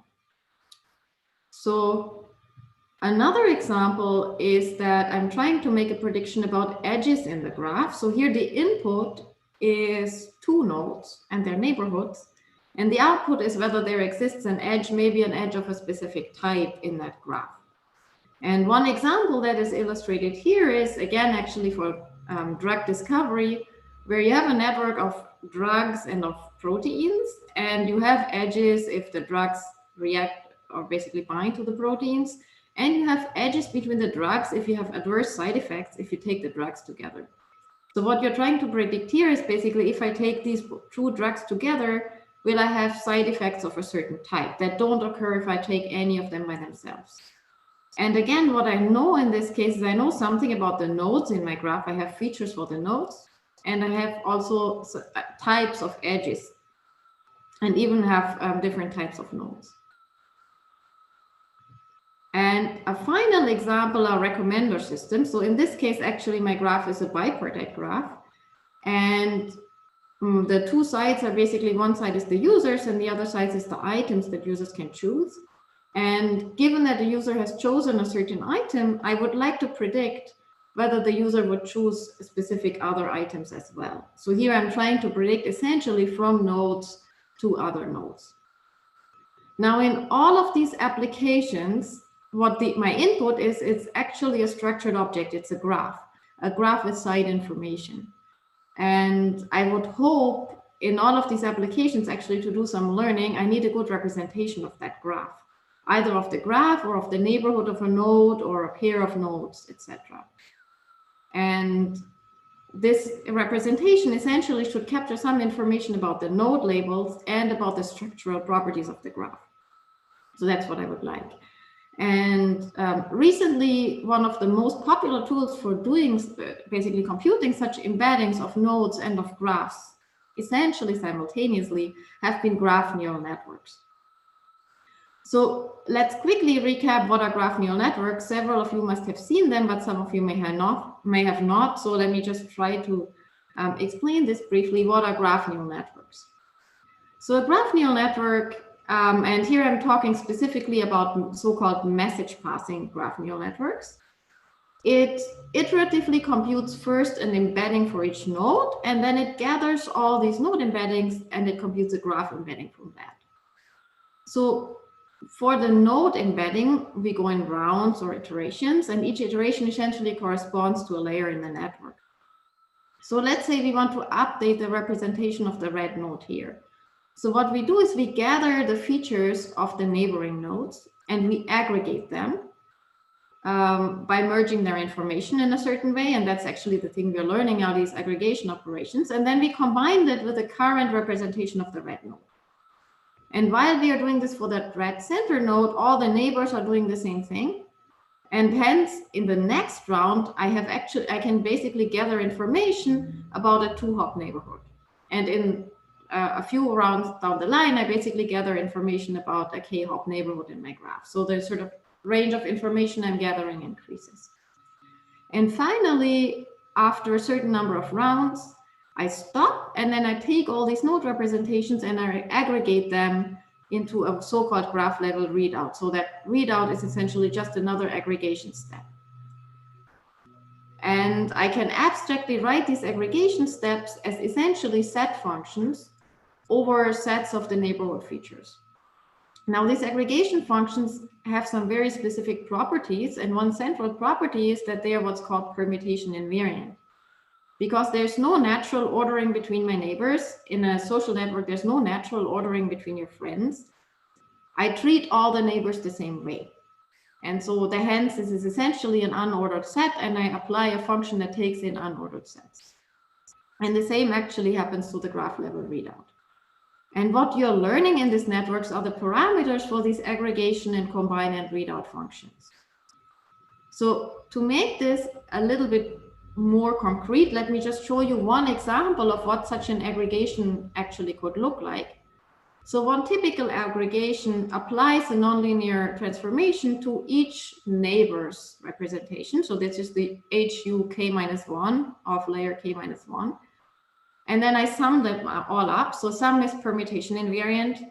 In which order I put the summands doesn't matter. And then I apply another nonlinearity. And what I'm learning is the function f and the function phi here. And these are essentially small neural networks, small feed-forward neural networks.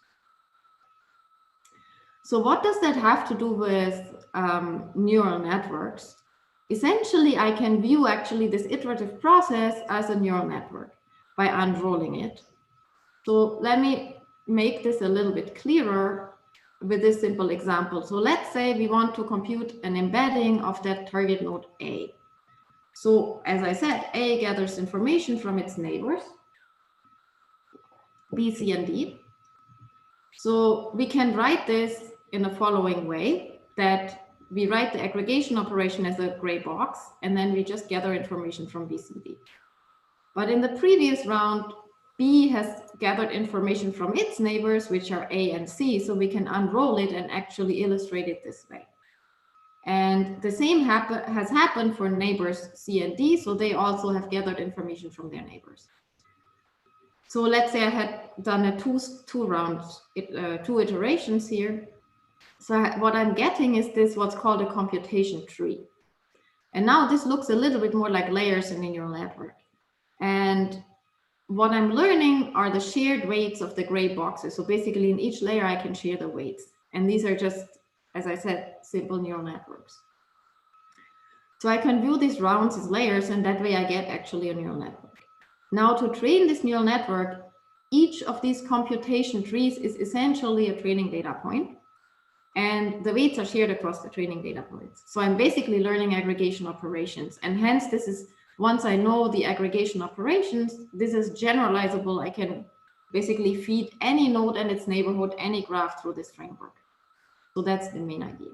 So this notion of aggregation functions and this notion of computation trees will be encountered throughout this talk. So these are basically the central concepts when you're looking at analyzing graph neural networks are these computation trees, and the gray boxes, these are the aggregation functions. So now that we know what are graph neural networks, here's what I'm going to talk about in the rest of my talk. So essentially the big question is what and how can graph neural networks learn? And the first question is, well, what can they actually represent? Because if I cannot represent a function, there's no hope I will even be able to learn it. So first we look at representational power of graph neural networks.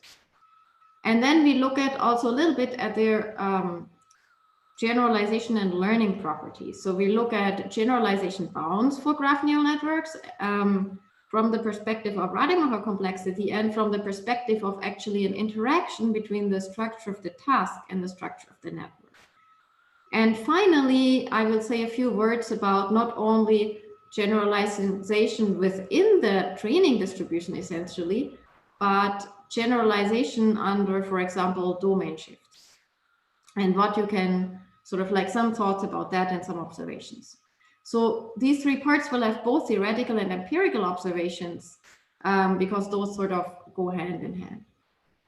So let's start with representational power. And one central concept when analyzing representational powers of graph neural networks has been discriminative power. So the idea being what a graph neural network actually does is it takes our graphs and it embeds them in some vector space. Now, if it takes two different graphs and it maps them to the same embedding, well, then there's no hope I could learn a function that assigns different labels to these two graphs. So it's very important to understand which graphs it can distinguish and which not. And basically for the ones which I cannot distinguish, well, these are basically living in an equivalence class from the view of the network. And to understand which graphs they can distinguish, we have to think back about how does a graph neural network actually understand or represent a graph. So we get back to these computation trees. So basically, I said what a graph neural network does is it learns an embedding for each node, and then it takes this collection of the node embeddings and it combines them into a representation for the graph. So in the best case, essentially, what we have is we have a collection of these computation trees, one for each node. And that collection of computation trees is essentially the characterization of the graph that we're using here. Now, how discriminative is that? It looks relatively unique if I look at my little example here, where you may understand the colors of the nodes here as the node features. It becomes a little bit more hairy if you look at graphs like this that are very, very regular and there's no distinction of the nodes in terms of node features. So these two graphs that I'm showing you here, they're actually different, but they would lead to exactly the same collection of these computation trees. So there are limitations. And you can formalize these limitations. And in a paper published in iClear 2019, we did this. And basically the result is that these message passing GNNs, they can, at best, they can distinguish two graphs if a popular graph isomorphism test can do that as well. So this is sort of the upper bound on discriminative power, is this one-dimensional Weisfeiler-Lehmann graph isomorphism test, which also actually operates in a very, very similar way to a graph neural network. So that's the upper bound, and not every graph neural network achieves the upper bound. Whether you achieve it or not depends essentially on what kinds of aggregation functions you use. But as long as your aggregation functions are injective, you're in good shape. You can basically achieve that. So based on this view of like equating graph neural networks with a graph isomorphism test, there has been a lot of follow-up works on trying to design more powerful graph neural networks and also looking closer at their representational power. What I would like to talk about a little more is, well, I have showed you this result about the discriminative power. What does that actually mean for specific functions that we may be interested in? Is this something that sort of like doesn't affect anything that's interesting, or is it something that affects almost everything that's interesting? So the good news is actually that the Weisfeiler-Lehmann test, out of all possible graphs, it actually is able to distinguish a very large fraction. And only a few graphs with symmetries, it fails. But what does that mean for specific functions? And I would like to generalize this result a little bit from the type of architecture I showed you to include two improved architectures that are a little bit more discriminative. The first one, and I don't want to like spend a lot of time on the formalization, just look at the pictures. The first one essentially includes a numbering of the edges at each node, and hence the neighbors are actually distinguishable that way and includes that in the message passing. The second one is for geometric graphs such as molecules, and it includes information about the angles between edges. So you can include both of these in the message passing as additional information essentially. So now looking at this wider class of still very local message passing GNNs, let me pose the following question. can GNNs learn to identify specific structural graph properties?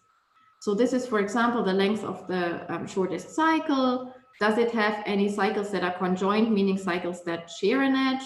Can it compute diameter, where diameter is calculated via shortest path distance, etc.? And these are actually properties that we care about when we try to embed molecules. I just saw there's a question. I'll answer this question soon. So the molecule, if we want to learn functions of molecules, actually functional groups are very important. And that's where we actually need these kinds of features. And unfortunately, there's a negative result, meaning in general, these message passing graph neural networks cannot learn such functions. So you can basically find graphs where that fails. And the same holds actually for these generalizations that I showed you. A very similar result was actually proved by one of the co-organizers of this workshop. So they showed that graph neural networks cannot actually count motifs of size 3 or larger. So that's very similar, and these are negative results, how like basically this message passing fails to represent certain structural properties. So let me give you an intuition why that happens by showing you an illustrative sketch of the proof. So the proof basically goes as follows, that we try to find two graphs that differ in the structural properties. So think about the shortest cycle. These two graphs, the first graph is sort of two graphs in one. They have different shortest cycles, and the colors here denote the node features. So what happens is essentially that for these two graphs, even though they're different, I get the same representation. So and as an example, let's look at this, the representation, the computational tree of this node B1 here. And if you basically write it out, these are the computation trees you will find, and they are exactly the same in terms of node features. And the same happens for all the other nodes in the network. So basically there's no way you can distinguish the two graphs via the representation of the message passing graph neural networks. That's the idea. So basically these graphs have enough symmetries that you cannot identify them, and hence you will always assign the same label to these graphs. So you cannot learn a function like shortest cycle. So now I've talked a bit about representational power. I showed you one negative result. Now I will want to show you a little bit more about learning with GNNs when they can actually learn the function. But before that, let me just try to answer some of the questions that were posed here. So the first one was, how much does the injective activation assumption affect the results? So what happens if we use ReLU activations? That's okay. So the thing is, it's not actually the activation functions, but it's the entire aggregation function. So basically I take a set of these representations of my neighbors and I map it to some output, to a vector essentially, and that function has to be injective. So basically different sets of neighborhood features have to map to different vectors. So that has to be injective, and in fact multi-set. So you have to take into account the multiplicities. And you can achieve that with ReLU networks.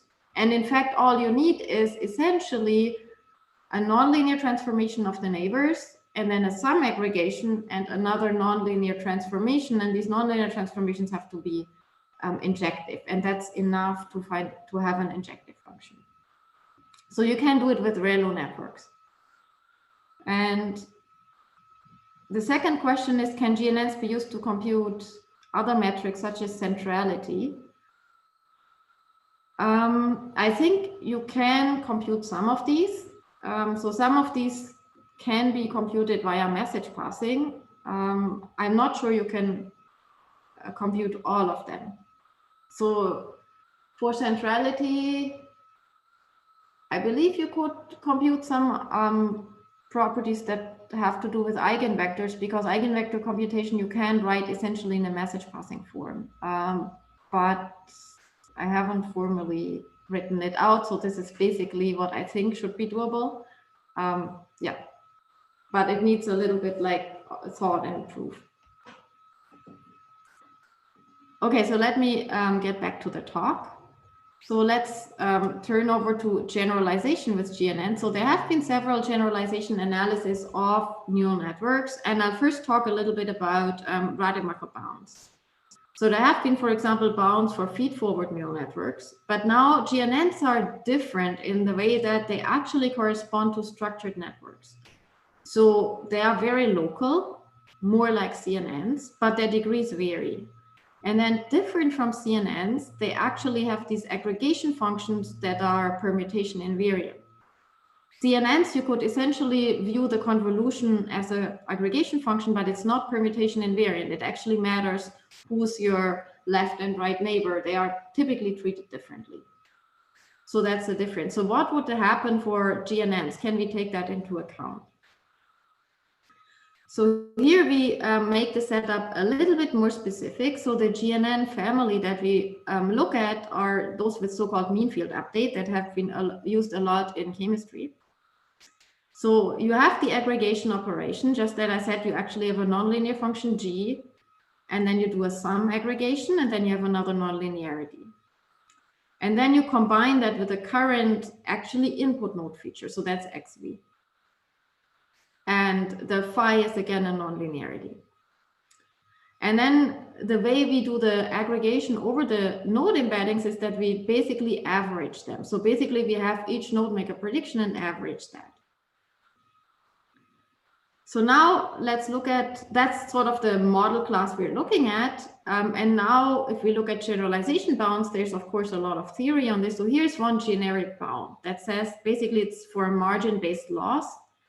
But that says if I'm giving the samples, I look at the empirical risk or the training loss, and the difference between the training loss and the probability of making an error in the test set is bounded by the Rademacher basically a complexity measure of my function class, plus a term that shrinks with root m with a number of samples m.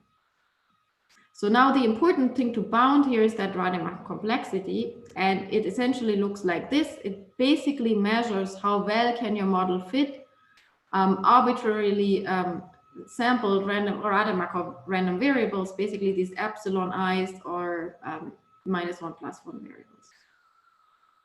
So this complexity in general is non-trivial to compute. When we look at graph neural networks, we have to think back again, how do they actually compute their embeddings? So again, they are doing the computation tree. So basically they have the collection of the node embeddings, and each node embedding corresponds to one of these computation trees that corresponds to how it's computed. So we should probably be using that. And in fact, you can use it very usefully. So what one can show is that the Rademacher complexity of the entire GNN can be bounded by the Rademacher complexity of predicting from any computation tree. And now the parameters of that tree, sort of the complexity parameters, essentially are the network depth, which means the depth of that tree, how many iterations of message passing I'm doing, and then the spectral norm of the weight matrices that I'm using in my aggregation functions. So these are two of the parameters. Now, the other thing is that we have that permutation invariance that still has to come in somewhere. And that comes in the aggregation functions. Now we have to sort of analyze the complexity of these aggregation functions. And there we can use the following result, that any of these aggregation functions can be universally represented essentially in the following form, that for each of the items, basically x, the little x here are the features of the neighbors. We apply a nonlinearity, we sum them up and apply another nonlinearity. And now looking at the sum, looking at the complexity of the sum, another complexity parameter will be the degree of the graph, or basically the branching factor of the tree here. So these are the parameters that will affect our complexity. And that's the main idea. Skipping all the calculations, you reach at the following bounds.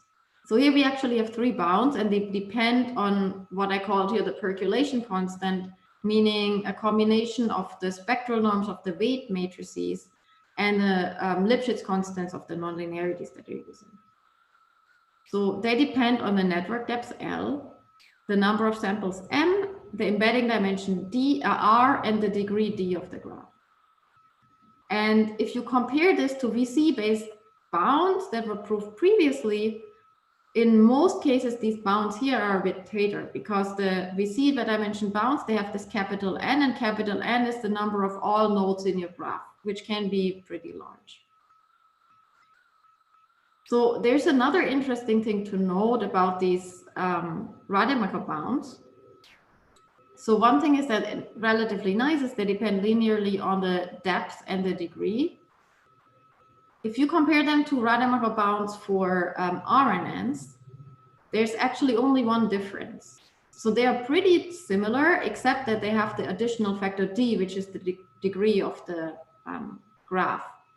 So now essentially that means that the RNN is essentially like a line graph or a tree with branching factor 1, and the GNN is a generalization of that. So in that respect, these bounds actually match pretty closely.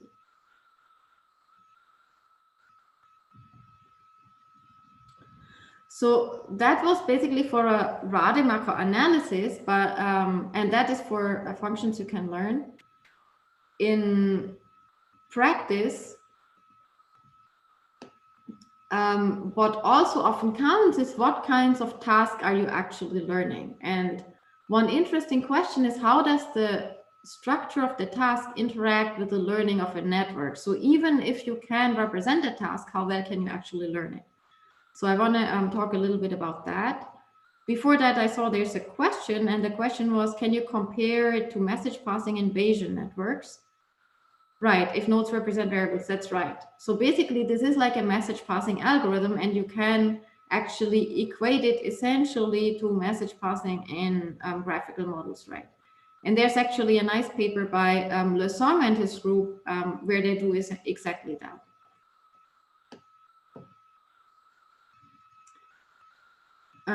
So let's go back to the structure of the task. And here I want to look at specifically the question of learning graph algorithms or learning algorithms. So it's here I called it reasoning tasks. So reasoning tasks in general have been tasks where the input is a collection of items that with their features. So we are abstracting away here all the actually understanding the visual representations, which is a big deal. And that is sort of a different step. So here we are simplifying that we are given a universe of items, a set of item descriptions essentially, and we're asking the neural network to answer a relational question about these items. And this question could just be simple, like what is the maximum value difference among the items that I've given? A neural network has to learn to compute an answer. Or something like, oh, this is actually, these items have distances and I'm actually trying to compute the shortest path. And the neural network has to learn to compute shortest paths, which is a much harder question, sort of like an iterative relational reasoning question. So all of these are essentially like algorithms. So here we are trying to learn essentially to mimic algorithms. Now, the main question when we try to learn to mimic algorithms of this sort, basically answer questions about a set of items. How do we represent this universe of items? And now there's various ways you can do this. The first simple thing is that each of my items, I consider it basically an input vector. And I just concatenate these vectors and I put them into a simple feed-forward network or NLP. The disadvantage of this thing is that the order matters. So if I put them in different order, the input looks different. I have to actually learn to ignore that. Hence, there's a different family of models, which are called deep sets that are by design permutation invariant. So the order doesn't matter. And the idea is that you apply a transformation to the features of each of your items, and then you sum them up. So again, you have basically a sum aggregation, and then you apply another neural network to it.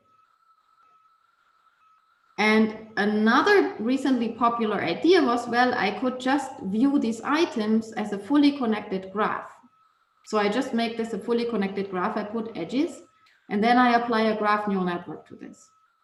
So the graph neural networks that have been used here have a specific structure. So there's still the message passing algorithms, but the aggregation operations are as follows: that the representation of item S here, what I do is I look at the pair of S, the center item, and each of its neighbors, and I compute a pairwise function for each of them, and then I sum up the results of these pairwise functions.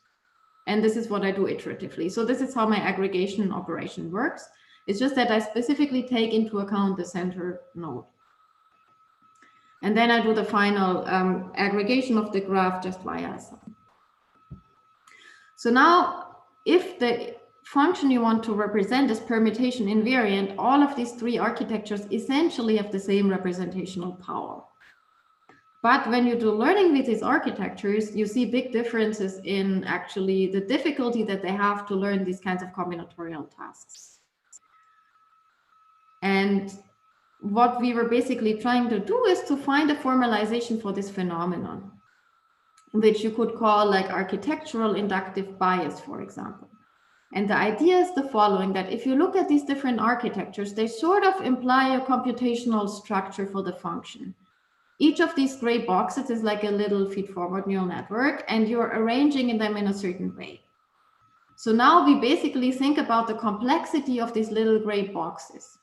And that's what sort of enables the learning. And essentially the idea is how well does this arrangement of gray boxes align with the structure of the algorithm that would compute a solution to your problem. So basically, in a nutshell, we call this algorithmic alignment. Basically, if the network can mimic an algorithm for solving your task, such as shortest path, via basically putting a few simple functions into these gray boxes, then the network should be able to learn this task well. And if not, so if you just look at the feed-forward neural network, it has to learn a lot of the structure of the task from scratch. So that should be much harder.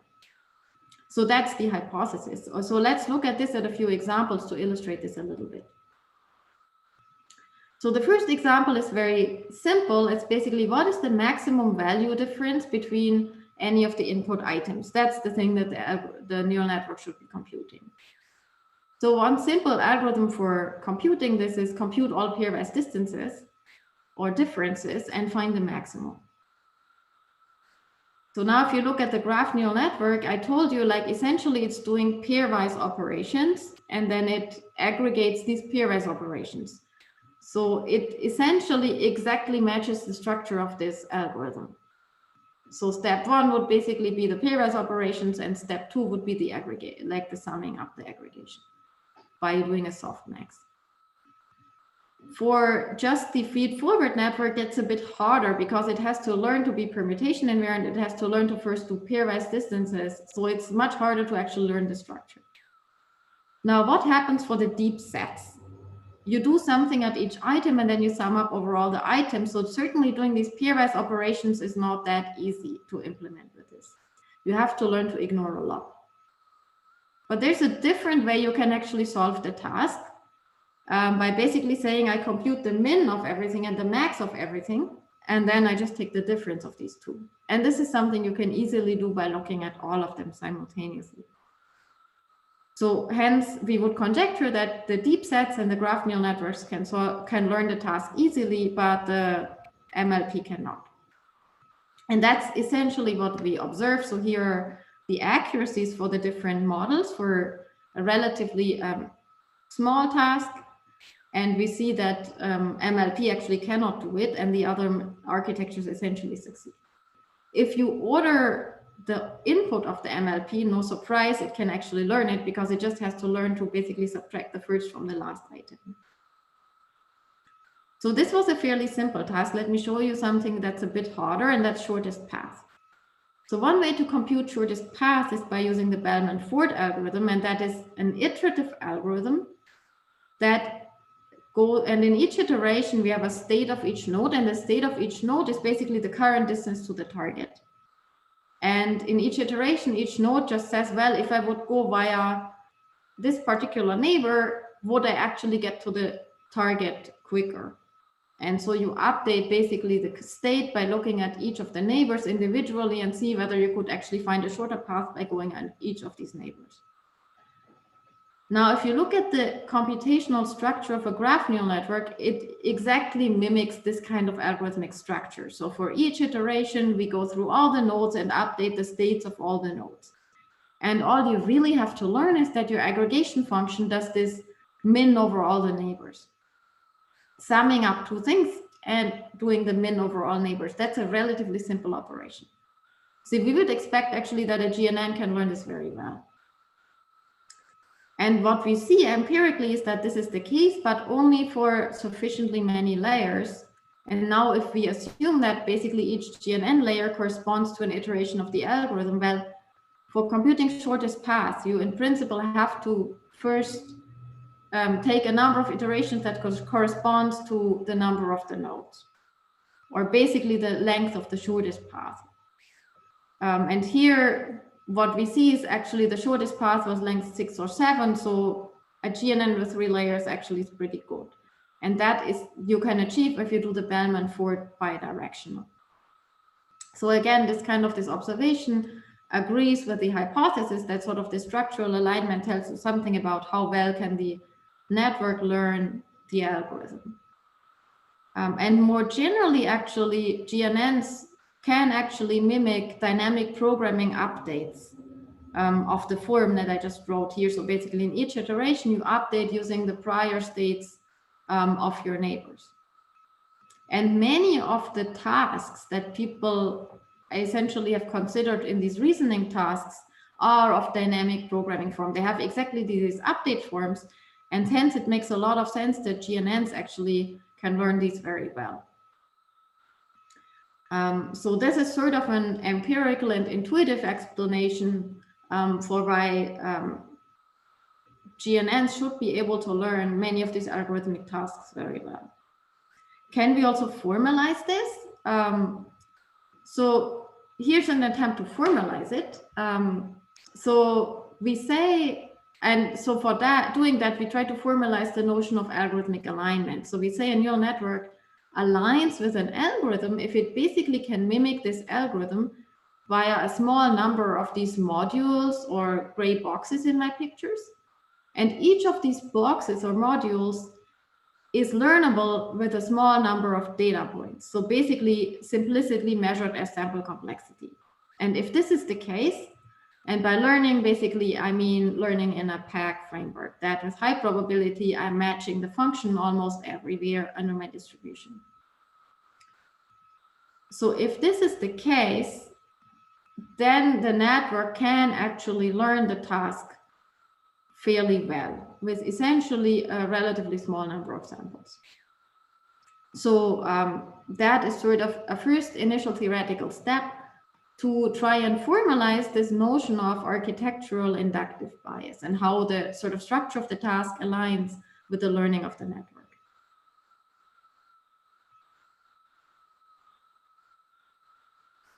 So now in the last few minutes, I would like to go from generalization within data to generalization going beyond the training data that we've actually seen. And I would like to focus on the case of graph neural networks again. So why is this relevant? If you think again about the task of learning algorithms, say we want to learn the shortest path, or we want to learn to compute the maximum degree in the graph. If I train my graph neural network on a collection of graphs, I would hope that, for example, it also generalizes to larger graphs or to graphs with different degrees. If I'm actually learning that algorithm, it should be able to do that. So the question is, would it be?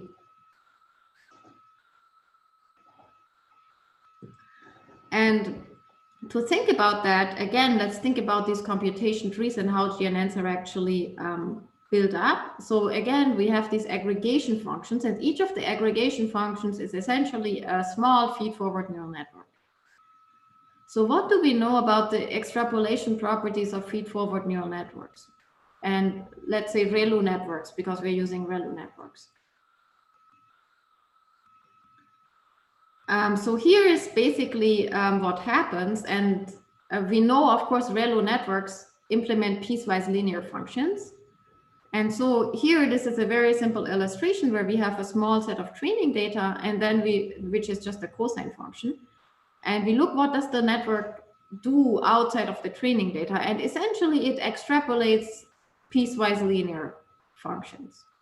So it basically puts a lot of the nonlinearity just into the training data, fits it perfectly, does a perfect approximation within the training data, but outside the training data, it looks pretty much piecewise linear. And this happens also in multiple dimensions. So the dark part here is the neural network extrapolation. And of course, it doesn't really, like, you don't have any training data there, anything is sort of as good as anything else. So you're using basically what the architecture, the bias of the architecture is. That's essentially what's happening, and the learning algorithm. So what you actually can show is that as you go away from the training data by, like, say, scaling the vector v with a factor t, then you basically with convergence speed O of 1 over t, you converge to this linear function. Okay, so this is for ReLU networks. So what does that mean in terms of graph neural networks? So these are sort of now our aggregation functions. This is how they behave. Now let's look again at the shortest path example. So what we want to learn is an aggregation function that does this sum and minimum. And we can implement this with a sum aggregation and an MLP by basically having the MLP learn a nonlinear function. And then we can mimic it. So your MLP is a universal approximator, and with the sum, you can actually mimic this. Unfortunately, what will happen if your inputs are out of range? Basically, you have some distribution shifts and you're going away from what you have seen in the training data.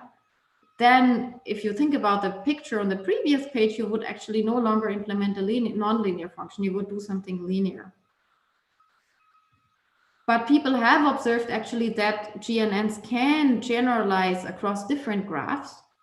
But what they used was actually not the sum MLP, but they used the min MLP for shortest path. And now if you think about the min MLP, all the MLP needs to implement here is actually a linear function.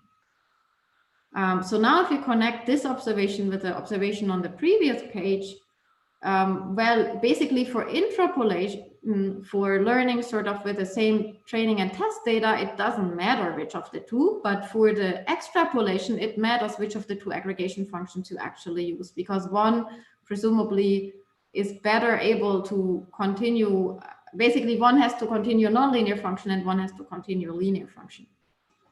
And this is actually what you see empirically too, that interpolation, both of them work fine, but if you go do extrapolation, so you look at graphs with different degrees and different sizes, then actually the sum pooling does much worse than the min pooling. And this is a phenomenon you observe also for max degree, which has the same problem, that you're basically learning a max operator. If you implement it and hard code the max operator, it actually extrapolates better. So as long as sort of here, your extrapolation just requires a linear function, you're okay. Otherwise, you would actually need too much prior knowledge. Now, this is the aggregation function is one factor that affects your extrapolation. Another factor that affects it is the distribution of graphs in the training data, because still you need sort of enough information in the training data about the diversity of structure and degree in the graphs that actually helps you extrapolate to different graph structures. So this plot, what it shows is that in different cases where the training data set was, for example, just path graphs, just tree graphs, etc., and you try to extrapolate to general graphs. And you see there's actually a big difference in the extrapolation performance between these different graphs. So this is something one can actually also formalize. So here's a relatively simple formalization for the case of max degree. So proving actually that GNNs with if you do a sum aggregation, you cannot actually extrapolate max degree to graphs with different degrees. But if you use a max aggregation, so you basically put the max in the aggregation instead of a sum, then you can learn the max degree under certain conditions of the data. So this analysis was actually done with the NTK regime, so the neural tangent kernel. So that's why sort of for this proof to work, you have to be in that regime, and you also basically need specific conditions on your data, on the degree distributions of your data. It's actually a very simple condition on the data. And basically you have to have enough support to span R4. And you get actually similar results if you do not only extrapolation with degrees of the graphs, but also change the distribution of the node features. You observe actually kind of similar phenomena. So with that, I would like to conclude my sort of journey through the learning with graph neural networks. So we started with just the representational power of message passing GNNs and saw some limitations in terms of structural graph properties. And that really raises the question sort of, what are graph neural networks that represent the functions that we are interested in the most compact way? The second question are generalization bounds. So we saw actually there's a lot to think about in terms of taking into account the specific structure of GNN, so the computation trees, the permutation invariants, but also the interaction between the task and the data distribution and the model itself. And finally, this matters not only for interpolation, but also for extrapolation. So where really the non-linearities and the aggregation functions start to matter even more. And many of the analysis I showed you sort of are trying to sort of theoretically explain phenomena that we observe in practice, but I think there's still a lot to do in terms of tightening the results, making them more general, etc., etc. So thank you very much for the attention, and I'm happy to take any questions now. Thank you very much, Stephanie. That was a fascinating talk. We have one question from the Q&A. I see you see it.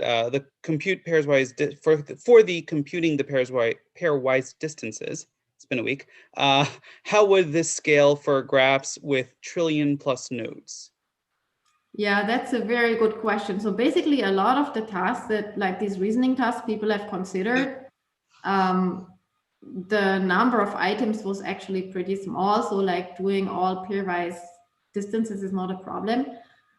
If you actually have a trillion plus items, you probably don't want this quadratic computation.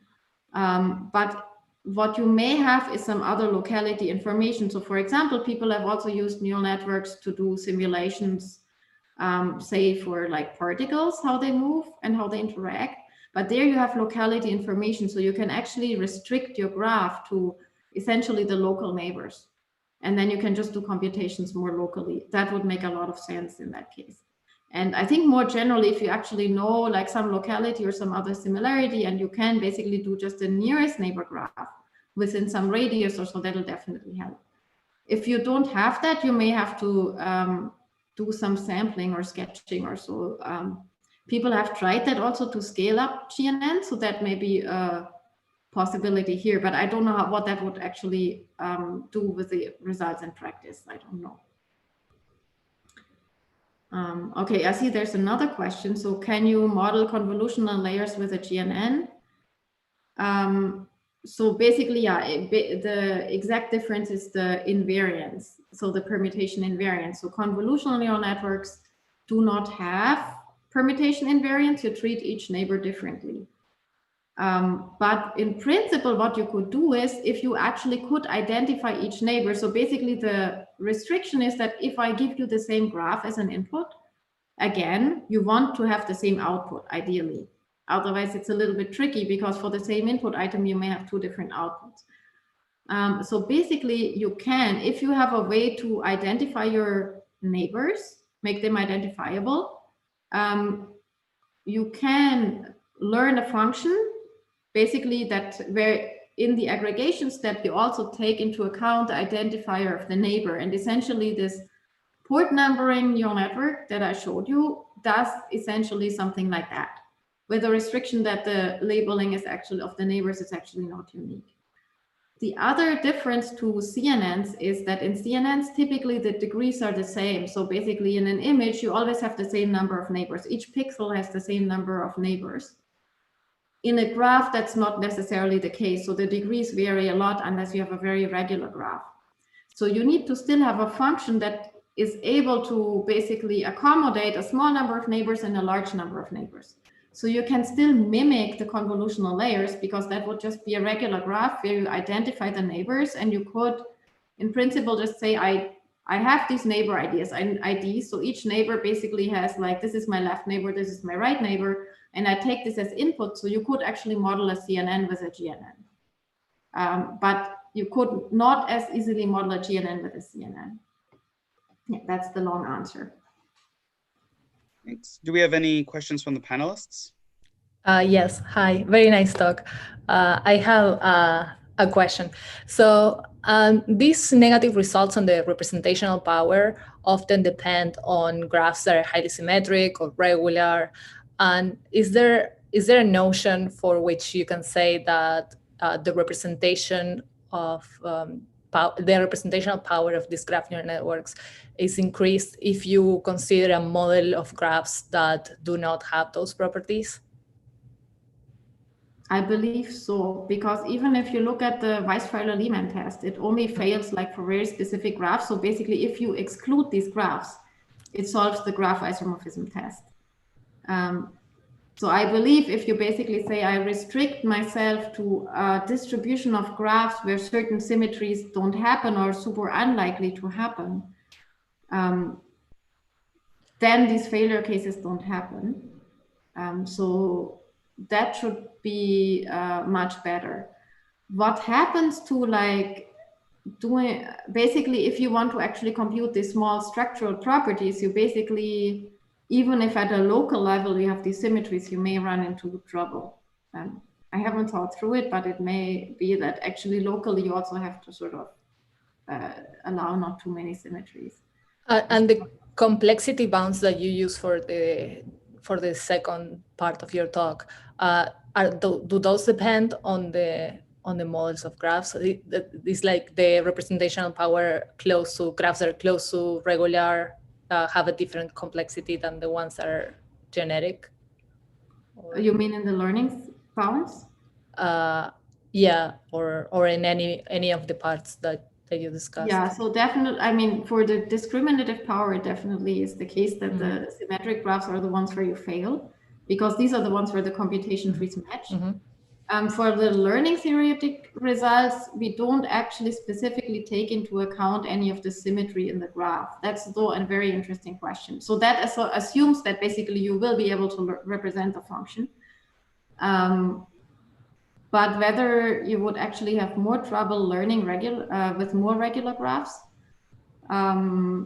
that may be the case. So one case where we actually observed this, if you look at this extrapolation, that's kind of very intuitive. If you only learn, say, with graphs of degree 3, then computing the max degree is kind of a function that's constant 3. But then that definitely doesn't generalize to any other graphs other than 3 regular graphs, for example. So if you look at sort of the results for like when you train, these are the shortest path results, when you train on a certain graph structure and then you try it on different graphs, there it makes a lot of difference how sort of diverse the structure of your input graphs is, or the degrees of your input graphs, etc. So that's where it plays a role. And it sort of comes into play when you look at, so this, like my lemma down here that has a condition on the data that basically there has to be enough variety in the min and max degree in the number of nodes that have the min and max degree. That comes into play, but I'm sure there's more to say in that direction. And does it come into play like the difference on the min and the max? Like say if the difference is like 1 or 2, then your approximation is much worse than if the difference is large? Yeah, so this result doesn't actually look at the difference. It just says that basically you need some variety. It's probably the case that that also matters. I don't have a specific result about that, but I would think that sort of the more different ones you see, the more you may actually be able to adapt to that. Yeah. So I think there's a lot of open questions still how the actual structure or the distribution of the structure of the graph interacts with the actual learning performance of different tasks. Thank you. Any other panelist questions? I have a quick question while we still have a few minutes. I was really intrigued by the slide that you had that showed the 3 layers of the algorithm followed by the performance as you increase the number of layers of, you know, up till you get to, you know, about 90% with 3 layers, which matches the number of layers in the matches the number of stages in the algorithm. But then the performance went up a little bit after that, you know, 94%, 95%. I was curious if you've kind of dissected that and figured out in the 4, 5, 6 layer versions of the graph that you learned, where the different stages of the algorithms reside and what's kind of the difference in terms of, you know, the particulars of what the algorithm is actually doing and what the approximation that's learned through the graph neural network is learning, and if you can quantify kind of that difference in any meaningful way. Yeah, that's a very interesting question. So I don't have any good conclusive analysis about that. Like that's the natural next question. Like, do you actually, so this is sort of the hypothesis that you're essentially mimicking something like that. And the fact that you can do it with 3 onwards, roughly, like where you can do the bidirectional bandband forward is sort of an indicator for that, but it's of course like not a proof. So we don't have any more specific analysis, like actually checking that in more detail, which would be a very interesting thing to do. Yes. Thank you. All right, I think that we are exactly on time. Next up, we have Rika Antonova. Do you want to, are you able to share your screen? Yes. Oh, and by the way, thank you again, Stephanie. That was fantastic. No, it says I cannot share my screen while other participants are sharing. Yes. We have to switch. Yes, now it's allowing me to do that. So let's do Chrome, and hopefully if I present, are you able to see the change in the slides? Yes, great. Okay, excellent. All right. Thank you for joining us. Thank you for coming. And I guess I won't take up any more of your time. Take it away. All right. Okay, so just checking that this is still seen. Perfect. So I will be talking about analytic manifold learning with neural networks. And this is a subset of work that I'm hoping is interesting to the DeepMath audience. And the full write-up we have on arXiv. That's joint work with Maxim Majdansky, who's also attending DeepMath, and Dan Sakrajic, who is my advisor at KTH in Stockholm, and Sam Devlin and Katja Hoffman, who are researchers at Microsoft Research Cambridge. So you're probably quite familiar with one of the kind of paradigms that we have in machine learning of how to describe latent manifold. And we frequently do it by saying that there's a map from some high dimensional space. Here is an example of pixels to some low dimensional space with some desirable properties, maybe, you know, some nearby relations. And then the submanifold is represented by an image of this map.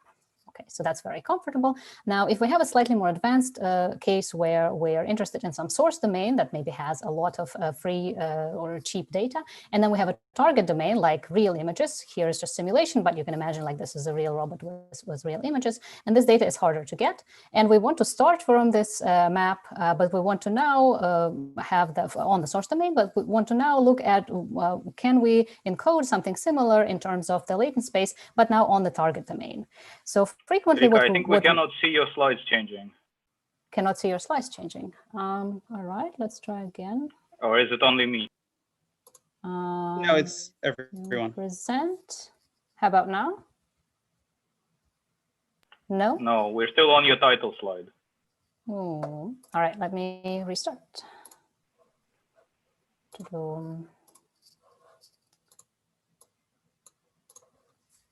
How about now?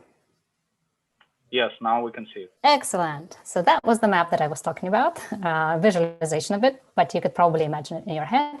So map from high dimensional space pixels to low dimensional space, you know, some interesting manifold that we have in mind. And we think of this submanifold as an image of this map. All right, and this is what I was describing from source domain to the target domain. On the target domain, we want to learn something, and we suspect that the latent manifold would look similar, but now our input space is different. So this is kind of the standard setting for transfer learning of sorts. So what would we do if we start with this map F? the standard solution would be to fine tune it. And then we're well aware of some problems that might arise, such as catastrophic forgetting. The other problem that might arise is that we would have kind of learned really on this sort of data, and we could be in the local optima that is good for this data, and we could have trouble getting out of this local optima and having our map-F describe this target domain well. And another problem is that we would also likely to have to set the learning rate to be pretty small in order to keep the structure of this latent space. So these are some kind of shortcomings of having this traditional view of using the mapping view to describe the latent submanifold. So we take a slightly different perspective and we say, how about we describe the submanifold by saying what are all equations or relations that have to hold for the points on the submanifold. And then the submanifold is represented as a null space of a set of functions. So here, very simple example, just to make it concrete. So we have an ellipse here, right? And this is an intersection of a hyperboloid and a plane. So our two relations are the hyperboloid and the plane, and their null space of these set of functions, in this case G1 and G2, is the ellipse. All right, so this is kind of the alternative view that we take.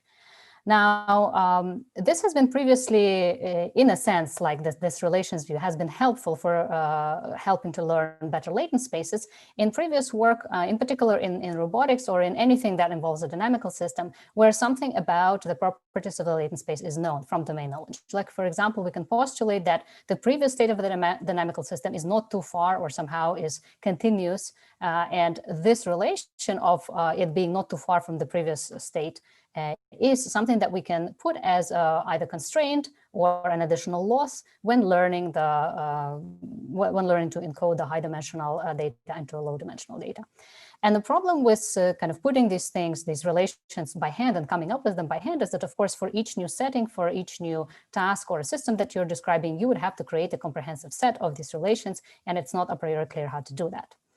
So what we propose in this work is we propose to learn a set of these relations automatically and learn them in such a way that they are non-linearly independent, and we make sure to define the independence rigorously. So why do we want them to be non-linearly independent? Well, it's kind of by analogy with the linear case, where somehow independence denotes that you're bringing some new information in a relation in the next relation that hasn't been encoded in the previous relations. So that's the kind of high-level intuition. So let's look at the mathematical setup for this. So we start with the ambient space Rn of the space of all possible latent state sequences. So this tau I will denote by the short for the latent state sequence. And this is composed of state, action, next action, and so on.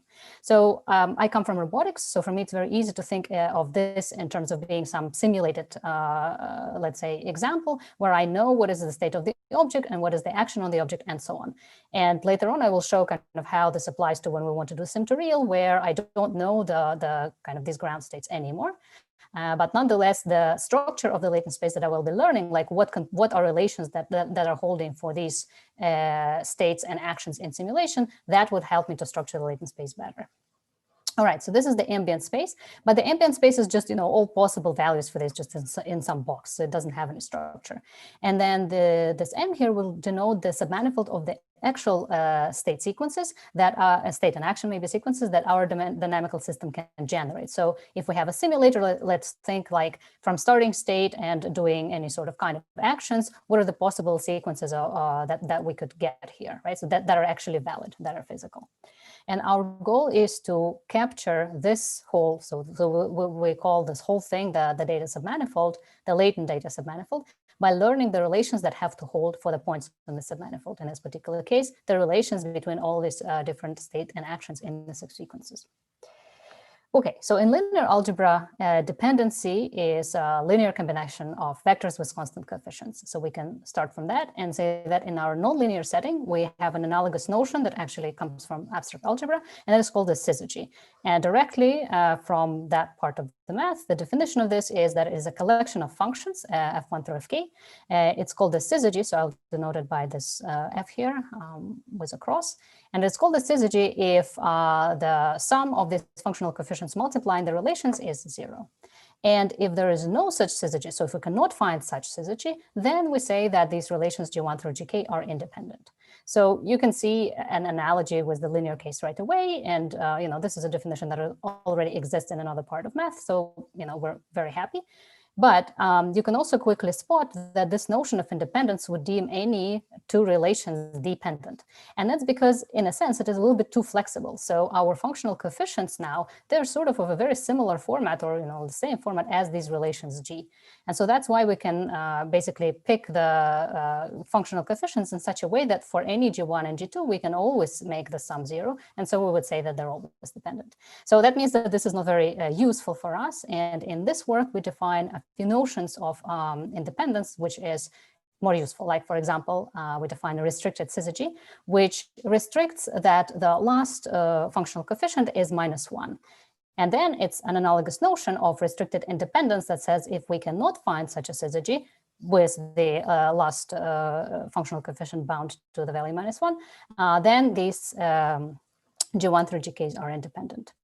And this we are going to be using for learning independent relations iteratively. So what we're going to be doing is finding G1 and then G2 that is independent in this nonlinear sense, in the restricted sense, from G1, G3 that is independent from G1 and G2, and so on. And one of the results we have is that this process ultimately would terminate. So that's a good thing to have for an algorithm. Another result that we have in the paper is that if we have a strong independence here, so if we don't insist that this f sub k is -1, but if we only insist that it is expressible as a combination of some functions multiplying the previous G1 through Gk -1 relation, then with the strong independence, what we can have is we have a theorem which guarantees that when we add a new relation, then the dimension of our learned data manifold is at most n-k after we add the kth relation. And this basically, because we start with high dimension, meaning all the ambient space, we cut down dimensions, and now we can show that we cut down dimensions each time that we're adding a new G sub k. So in a sense, here we could be hoping that we would eventually, with a finite kind of terminating process, describe the whole space. And here, if we're using strong independence, then we can know that each relation contributes a certain thing in terms of how we cut down the dimensionality. So we also have an alternative definition of independence via transversality, and that is inspired by some notions in differential geometry, and could be beneficial for some cases. And in this case, what we have is that two relations are transverse if their gradients with respect to the input are linearly independent. And with that, we also have this result that the hypersurfaces that are defined by this are transverse along their common intersection, and then this intersection is a submanifold of Rn, of our ambient space, of dimension n-k. So this is the same idea of being able to kind of get a hold on how we're cutting down on the dimension of the learned manifold so far.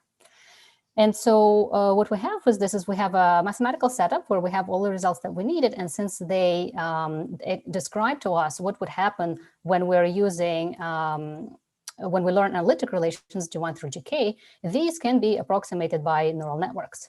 And what we will have now is an algorithm that would come up with this, basically learn these relations automatically that are independent in either this restricted sense or using this transversality definition that we have, but now in an approximate way with neural networks. So I will kind of highlight these things here, but I want to leave kind of enough time for questions. So through this, I will go fairly quickly because a part of this work is also working on non-stationary data where our sequences come from rollouts from reinforcement learning actors. So we're not learning from a data set, we're actually learning from non-stationary data. And so that makes it a little bit more challenging. But to this algorithm, kind of to the kind of core point that I'm trying to illustrate here, it doesn't matter, it just means that it also works for that kind of data. So the way that it works is, okay, we first obtain the G1, and in this case, this G1 is expressed by the neural network. So we obtain the G1, and we have the loss, which says that on the As you go away from the manifold, you should be your gradients should not be staying zero. So you should not be learning a trivial relation where you would take a neural network and just say that, okay, well, everything is zero here, so my on-manifold data is zero. So this is how we ensure it being non-trivial. After we learn this relation G1, then we train relation G2, G3, and so on. And if we're using transversality, then we directly use the loss that basically encodes the what we expressed in the mathematical formulation as transversality, just in a computationally kind of effective way. And then that's it. If we just want to find the relations that are transverse, then we're done. If we want to find the relations that are independent in this more flexible way with these restricted syzygies, then what we do is we feed off-manifold data. So you can think of it as like slightly thickened data or random data. We feed off-manifold data to all the relations. They come up with some answers. So these relations learned so far. And then we try to find the syzygy, meaning the relation between relations, with the restricted syzygy with this last coefficient fixed to -1. So this is exactly how we encode the math in this algorithmic way of learning this everything approximated by neural networks. Okay, and then if we find this syzygy, then we freeze all the neural networks, and then we will try, except for the one that we're currently learning, except for the one that is responsible for learning this last relation that we're currently learning. And then we try to push away the last relation that we're learning from the current solution, meaning that we try to make it not dependent anymore, make it such that we can no longer find the syzygy, meaning relation between relations for these. And we proceed. So like, okay, we found 2 independent relations, then we move on to finding the third one, and so on and so forth. So this is inspired a little bit, like a high-level inspiration for this is something called Frank-Wolf algorithm, which kind of incrementally, it's kind of like maybe related to boosting if you have seen these ideas before too. It incrementally finds additional components, additional solutions to the problem, and then as a combination, kind of you would have the result that describes your target, object that you wanted. Kind of, you can apply this to, let's say, mixtures of Gaussians, or you can apply this to kind of pieces that solve your subproblems and so on. And so here, the high-level view of this is similar in the sense that this is why we kind of want to learn it sequentially. The motivations will be similar, but we are basically implementing the math that we wrote down in this kind of neural network form. Okay, and to summarize, this is visually what kind of how do these relations look like. This is on a toy example here, just so that we can understand visually how the results look like. So learning with transversality, for example, again, this noisy version of the data manifold that is represented by this ellipse. Relation G1 and G2, you can see they're transverse. One is the plane, the other is a hollow cylinder that is kind of almost at 90 degrees to this plane, and their intersection is this desired ellipse that is noisy here. And if we insist, so here with transversality, because we're in 3D, it's enough for us, the 2 relations. But if we insist on learning more, then we will get other shapes, like, for example, these smoothed cones, and combining them all together would still result like in a slightly thinner noisy ellipse here. If we learn with restricted syzygies, then you notice here we have much more sophisticated shapes here. But the benefit of having this, even though you end up learning a little bit more of them, right? The representation is not as concise, so to speak. They don't differ from each other too much. So this could be useful in settings, for example, where maybe these things compose some sort of describe some policies or something that you don't want to change too much as you're adding new components, or you don't want the components to differ too much from themselves. So that's kind of an alternative result that you can have with this, but ultimately you get this intersection describing your latent data manifold. And we've applied this to other areas that have to do a little bit more with dynamical systems and robotics, more specifically robotics. So here, for example, sliding block with some aspects of the dynamics that are interesting, like friction and drag, and showed that what you can do is you can train on a limited range. This is just a visualization. I can explain later if there are questions about this, but you can train on a limited range of data. And what you find with these latent relations is that you can still describe kind of the neighboring parts of this data as well. So that's nice in these settings where we sort of have fairly regular dynamics and we know that there is a lot of structure in it. And then the parts that you can see in the paper that I won't go too much into detail here is I've done a lot of work with variational autoencoders. So here what we have shown is that you can learn these relations on, let's say, the simulator, and then you would impose these relations as you're learning on, so to speak, real data. So here I have simulated these kind of more advanced visual representation of the scene, but you can imagine this could be ultimately the real data. And so what we would then do is learn with a standard variational autoencoder, but add to the loss of the variational autoencoder that its latent space should be following the relations that we have learned on the simulated domains. And then with that, what we can do is we can show that one, we now can much faster get the position of the object that we're kind of trying to track show up in our latent space data. And we also get a map, an encoder map. So in the VIEs, we have an encoder and decoder map.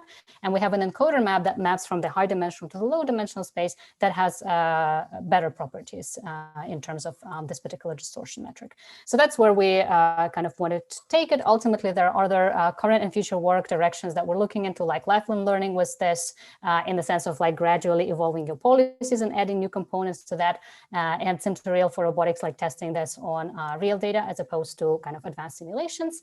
And so that's it. Now I'm ready for questions, and both me and Max are here, so you can ask us questions maybe if you see us in the breaks and so on. Thank you so much. That was excellent. Does any panelists have any questions?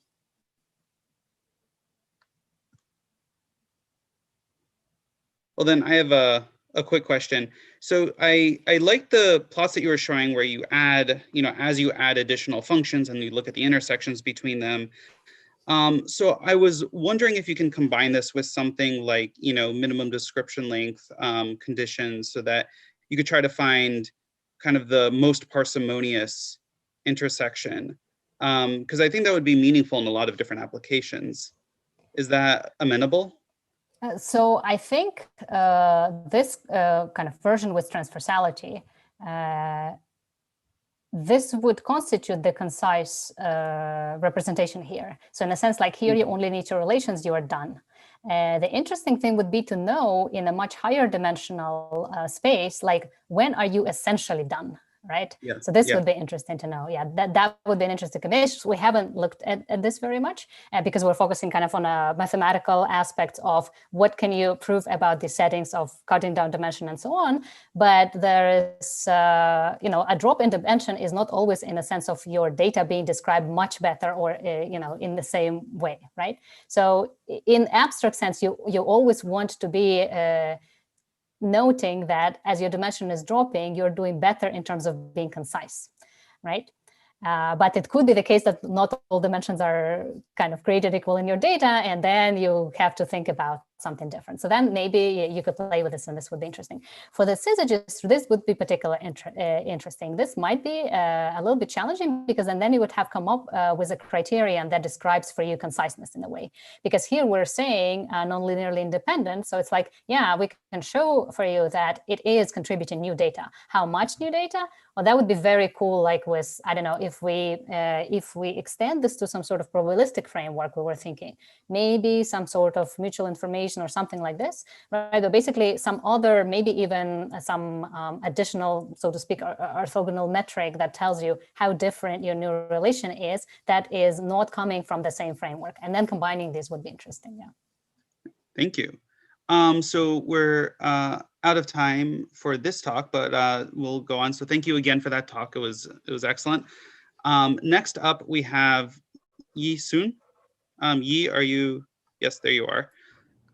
Would you like to share your screen? Yeah, give me 1 second. All right, can everyone hear me? Yes. Yeah, so next up we have Yi Sun. Take it away.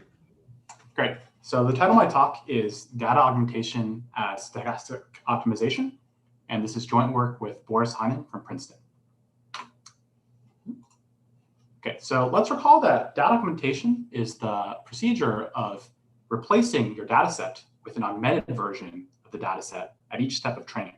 So for example, if you look at the images below, one might apply some small geometric transformations, some color jitter, or add some noise during training. And the empirical outcome that we've seen is that pretty heavy data augmentation improves the performance of large models in many different domains, including vision, NLP, and voice. So if we think about what data augmentation is doing, there's two types of things which come up. The first is augmentations like horizontal reflections, small geometric transformations, and time translations appear to leverage sort of approximate invariances in the data distribution to expand the span of the training data. And a second class of optimizations, augmentations, such as additive noise or random projections, seem to inject noise into the optimization procedure. And there's the belief that this will regularize the optimization trajectory. So while these intuitions are pretty well established empirically, when we actually decide how to augment for a specific training problem, our task is a little bit different. What we want to do is to first compare different augmentations and evaluate them so we can choose which ones to use. And once we've chosen the specific augmentations we want to use, we want to schedule the learning rate and augmentation strength so that we can converge to a good optimum. So in this talk, I'll give a theoretical treatment of these questions in a very simple model. So we're going to leverage a connection between data augmentation and a stochastic optimization procedure. So let's consider the minimization of a certain empirical risk function. So here I'll take a data set D consisting of some input-output pairs X and Y. And all I'm going to do is just minimize the sum of some per sample losses with respect to some model F, depending on weights W. So in this context, I want to view data augmentation as the process of replacing my data set D with a usually random augmentation D sub T at each step T. And then I'll run gradient descent on this augmented loss. And so what I'll find is I'll get updates which are given by the gradient of this augmented loss. And I want to view those gradients as stochastic gradients of what we call the proxy loss, namely the expectation over the randomness of the augmentation procedure of this augmented loss. So from this perspective, a step of augmented gradient descent is simply a single step of some stochastic optimization algorithm for minimization of the proxy loss. So to make this a bit more concrete, I want to specialize to the setting of over-parameterized linear regression for the rest of the talk. So here, our data set consists of input and output matrices X and Y, whose columns have individual data points. I want to take the over-parameterized setting where the input dimension is greater than the number of data points. And I'll just consider linear regression using the mean squared loss. And so that means that our original loss is simply the squared Frobenius norm of the residuals. So to give a few examples, if I take additive Gaussian noise, I simply take the data set, the augmented data set at step T to be a perturbation of the original inputs by IID Gaussian noise. And some easy computations reveal that in this case, the proxy loss simply adds an L2 regularization term to the original loss. A second example, which illustrates how general this framework is that stochastic gradient descent, although it's not generally considered a data augmentation, also fits into this framework. Namely, we can consider the augmented inputs and outputs X sub T and Y sub T to simply be right multiplications of the input data matrices by a matrix A sub T, which selects data points for this batch. And in this case, the proxy loss is simply a weighted L2 norm of the residual. So let me now go deeper into Gaussian data augmentation and see what we can say about it using this connection. So let's remember that the proxy loss is simply some L2 regularized loss. When we run gradient descent for linear regression, it's useful to decompose the weight matrix into two components. One, which the parallel component, which lies in the column span of XX transpose, and one, the orthogonal component, which does not. So the original loss has minimum norm optimum, which lies in this column span and can be written explicitly in terms of the data matrices. Here, the plus denotes the Moore-Penrose pseudo-inverse. So if we don't augment our data, we find that normal gradient descent only modifies the weight matrix in this parallel component, and therefore it converges to the minimizer of the loss shown at the bottom of the slide. Namely, it's this minimum norm optimum plus the orthogonal component of the initialization. So this optimum has the good property that it minimizes the original loss, but it has the bad property that it does not modify this orthogonal component. On the other hand, if we take a positive augmentation strength, sigma sub t, and fix it for L2, then we're just doing ridge regression. And in this case, the L2 regularization will, for good values of the learning rate and augmentation strength, drive this orthogonal component to 0. And in this case, the proxy loss has a unique minimizer, which is given by the ridge optimum. So we'll notice that in this case, we've killed the perpendicular component, but unfortunately, our regularization introduces some error which does not minimize the unaugmented loss. On the other hand, if we take the weak regularization limit of these ridge optimizers, namely if we take the limit sigma goes to 0, we see that it actually converges to the minimum norm optimizer. And so this suggests the question of whether we can actually produce some augmentation schedule which converges to this minimum norm optimum via a joint schedule on learning rates and augmentation strength. So if we specialize our general results to Gaussian data augmentation, we show that we give conditions under which this is the case. Namely, if the augmentation strength and learning rate both converge to 0, and for technical reasons, we want the augmentation strength to be decreasing, then we show that under these two conditions, for any initialization, we actually converge to this minimum norm optimum. And we can actually give some rates for this as well.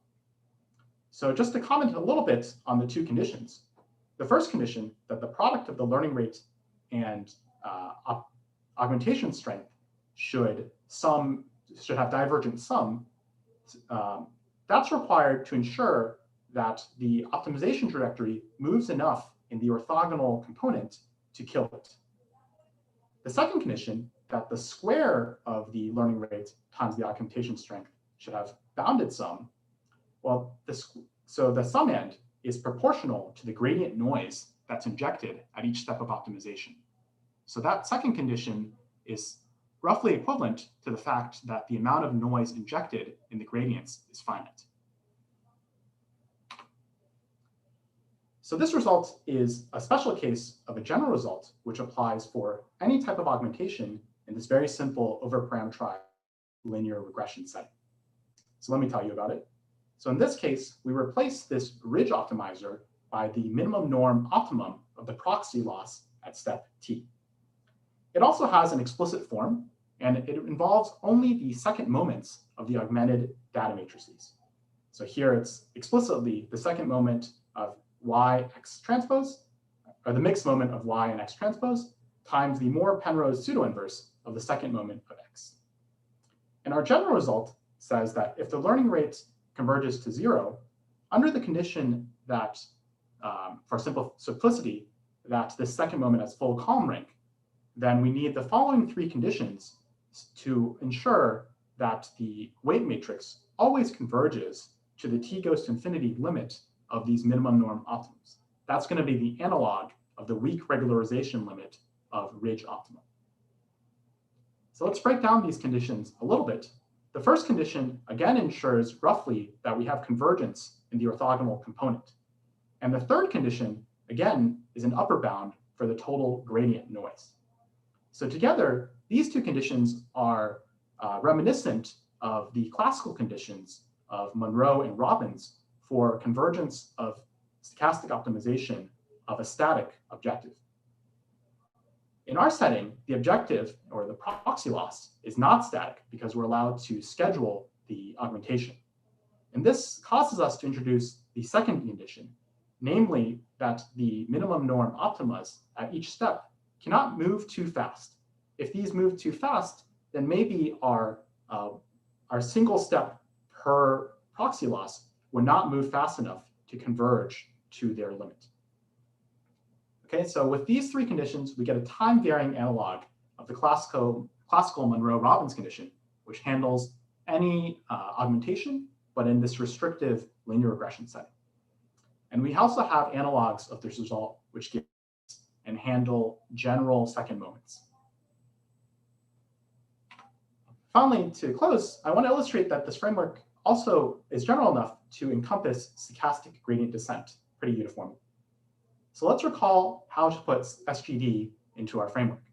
So if we pick a batch size B, then SGD simply takes the original data matrices X and Y and right multiplies them by some batch selection matrices A sub T. So if we want to do sampling with replacement, then A sub T would simply be the matrices whose columns have a single non-zero entry that's randomly chosen to be equal to 1. In this setting, the proxy loss is the same as the unaugmented loss. And we also find that SGD only modifies the weights in the parallel direction. So specializing our general result to this case shows the following. Suppose our learning rate decreases to converges to 0 and its sum diverges. Then, as expected, for any initialization, we converge to the minimum norm optimizer plus the original orthogonal component. That's the same as for gradient descent. On the other hand, we're also able to get rates for SGD. Namely, if we know the rate of decay of the learning rate, then we can get an exponential rate of convergence to this optimizer. Now, these results are known using sort of SGD-specific methods, but this illustrates that our method is general enough to cover both Gaussian noise and SGD uniformly.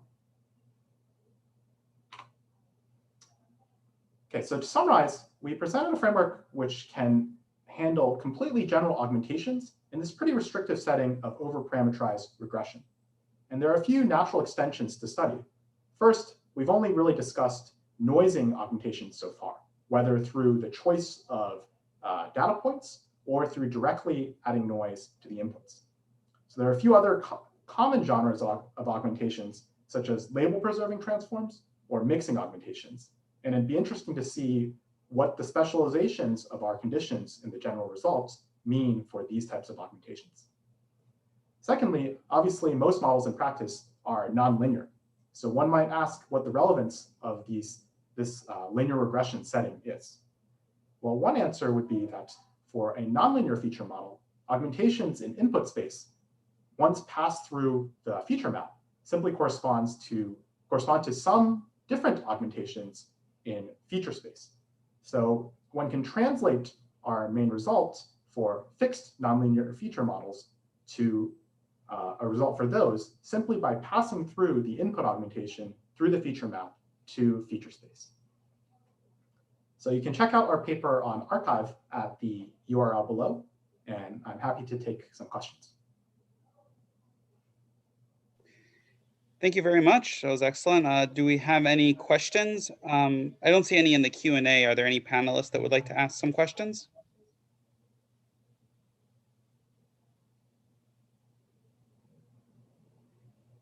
If not, I was curious as to, I don't think I caught this detail, but the range of distributions on the augmentation noise that you account for in this particular model, how general are they? I just don't think I caught that detail. They're actually basically completely general. Well, what our result shows is that all that matters is, roughly speaking, the second moments of the augmentation, the second and perhaps fourth moments of the augmentation. So if you look at the conditions in our general theorem, they really only involve expectations of norms involving up to 4 of the augmented matrices. So anything where you can control those can be handled by this skill. Excellent, thanks. We have one question from Cameron Harris. Can you see that question? Oh, I'll just read it out for everyone.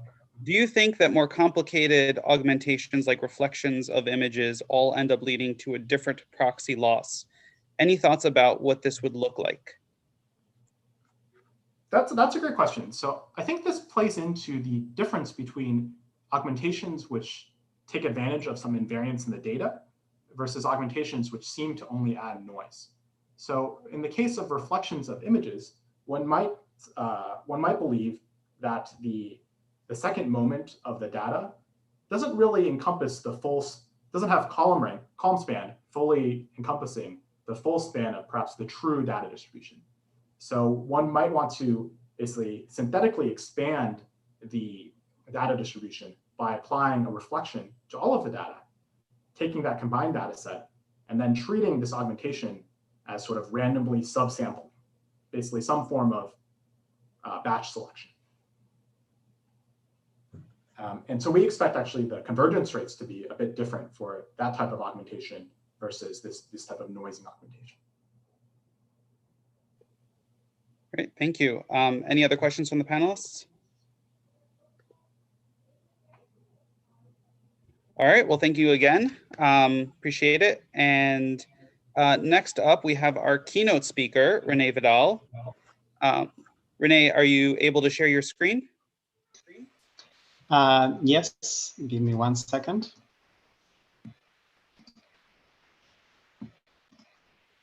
While we're doing that, Renee is a colleague at Johns Hopkins University in the Department of Biomedical Engineering, and he heads the Mathematical Institute for Data Science there.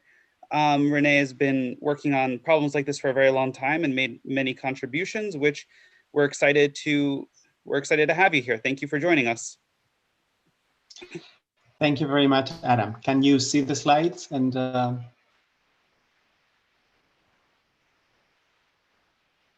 I can see the intro slide. Have you tried switching? Okay. Let me know if it doesn't work when I switch. Okay. Work? Yep, we're all good. Okay, good. Thank you.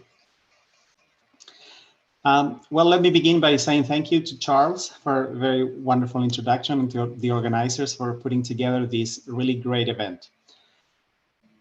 So I wanted to begin by saying that neural networks have been around for a long time, since the early 1940s. And they've gone through periods of hype where they were thought that they were able to solve a variety of problems in machine intelligence and pattern recognition, to the so-called neural winters, where due to lack of understanding, many people for a good decade would stop working on problems pertaining to neural networks. The reasons for the hype and then decline of deep networks have been various, but one of them has always been the lack of theoretical understanding. The first neural winter followed the development of very simple neurons that were primarily binary, that could be trained with very simple algorithms like add a line. And the main reason for the decline was that it was shown in that paper by Minsky and Papert that they couldn't replicate or approximate XOR circuits. So in a sense, it was sort of an approximation theory kind of issue with neural networks. The second wave of neural networks was based on having multiple layers. They were continuous. New algorithms for training them, like backpropagation, were invented. Convolutional neural networks appeared, and the first successes on recognizing digits were published. And also recurrent neural networks like LSTMs began to be used for speech applications. But again, towards the end of the last century, they were not used anymore. Why? Again, I think partly was lack of understanding. The competition at the moment was support vector machines, and those led to convex problems. We could understand how to optimize them. We could understand how to, why they would generalize. And in contrast, neural networks were black boxes that we didn't have any theoretical properties. So we are currently in the third wave of neural networks, and there is again a lot of hype.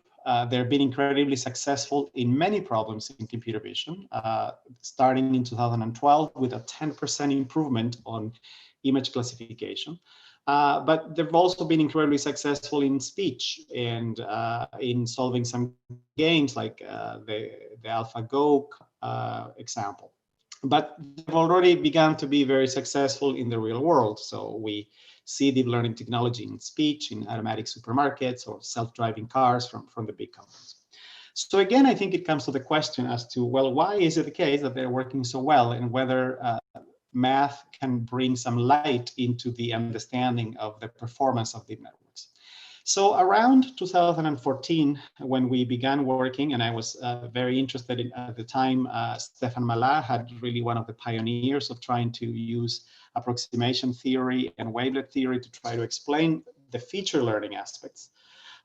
One of the aspects that was mentioned as a possible explanation as to why deep networks work better was that the features are learned rather than handcrafted. And this is a comment made in the context that pretty much most of the 2000s, the way in which we did things in computer vision was that we would come up with features that we would extract from the data. Sift, Hog are one of those examples. And we would feed them to a classifier, an SVM typically. And so much of the computer vision research was really coming up with great features because the learning was, it was going to be SVMs. And so what deep learning does is that the features are now learned, and they are learned for a specific application and purpose. And therefore there is this belief that the features that are learned are going to be better for that task. My personal opinion is that what we've done is to replace handcrafted features by handcrafted architectures. Because by and large, every single paper that comes out in computer vision, for example, it's a modification to an existing architecture to adding more layers, batch normalization, to add shortcut connections, make them deeper and whatnot. But the understanding as to why we make those architectural modifications and whether the architectural modifications are derived from first principles is something that is still lacking. The other explanation at the time was that more layers can capture more invariances. And I think it was a great paper, I think, from Stefan Mallat about the formation invariance properties of neural networks. But by and large, the idea was that every layer would capture additional invariance, say, to the formation in images. And therefore, by adding more layers, I would capture more invariances. Think, for example, of recognizing the formable objects. You want to be invariant to the formations, translations, and whatnot. So this is an experiment from 2014 showing that indeed, the more layers, the better. And I think this has been replicated even at much larger scale. And it's, of course, much better understood today with the question of overparameterization. But if you really had to think about what changed, what was different between the 2000s and the 2012, not much really. In terms of the math, the methods, the technology, the architectural modifications of the 2012 networks, the major difference was really data. There was more data, and with more data, you could train bigger networks. And this was possible because you had GPUs to be able to run the backpropagation. And so in terms of real changes and modifications, here's one of them, dropout. It was a new modification to the way that training was done, where rather than just running your classical stochastic gradient descent, at every iterations, you would only update a random selection of weights. So let's say you select half of your neurons and you zero out their outputs, and then you update the weights only of the remaining neurons. The other modification was the use of rectified linear units. Up until then, the preferred nonlinearity was something like a sigmoid or a hyperbolic tangent. And the explanation as to why rectified linear units are preferable has been pertaining optimization. Basically, if you look at the blue curve, the gradient is nearly zero in most places. And so it's claimed that that causes a vanishing gradient problem, and so you can get stuck. While with a rectified linear unit, that problem is ameliorated because the gradient, at least of the ReLU, is 1 in various places.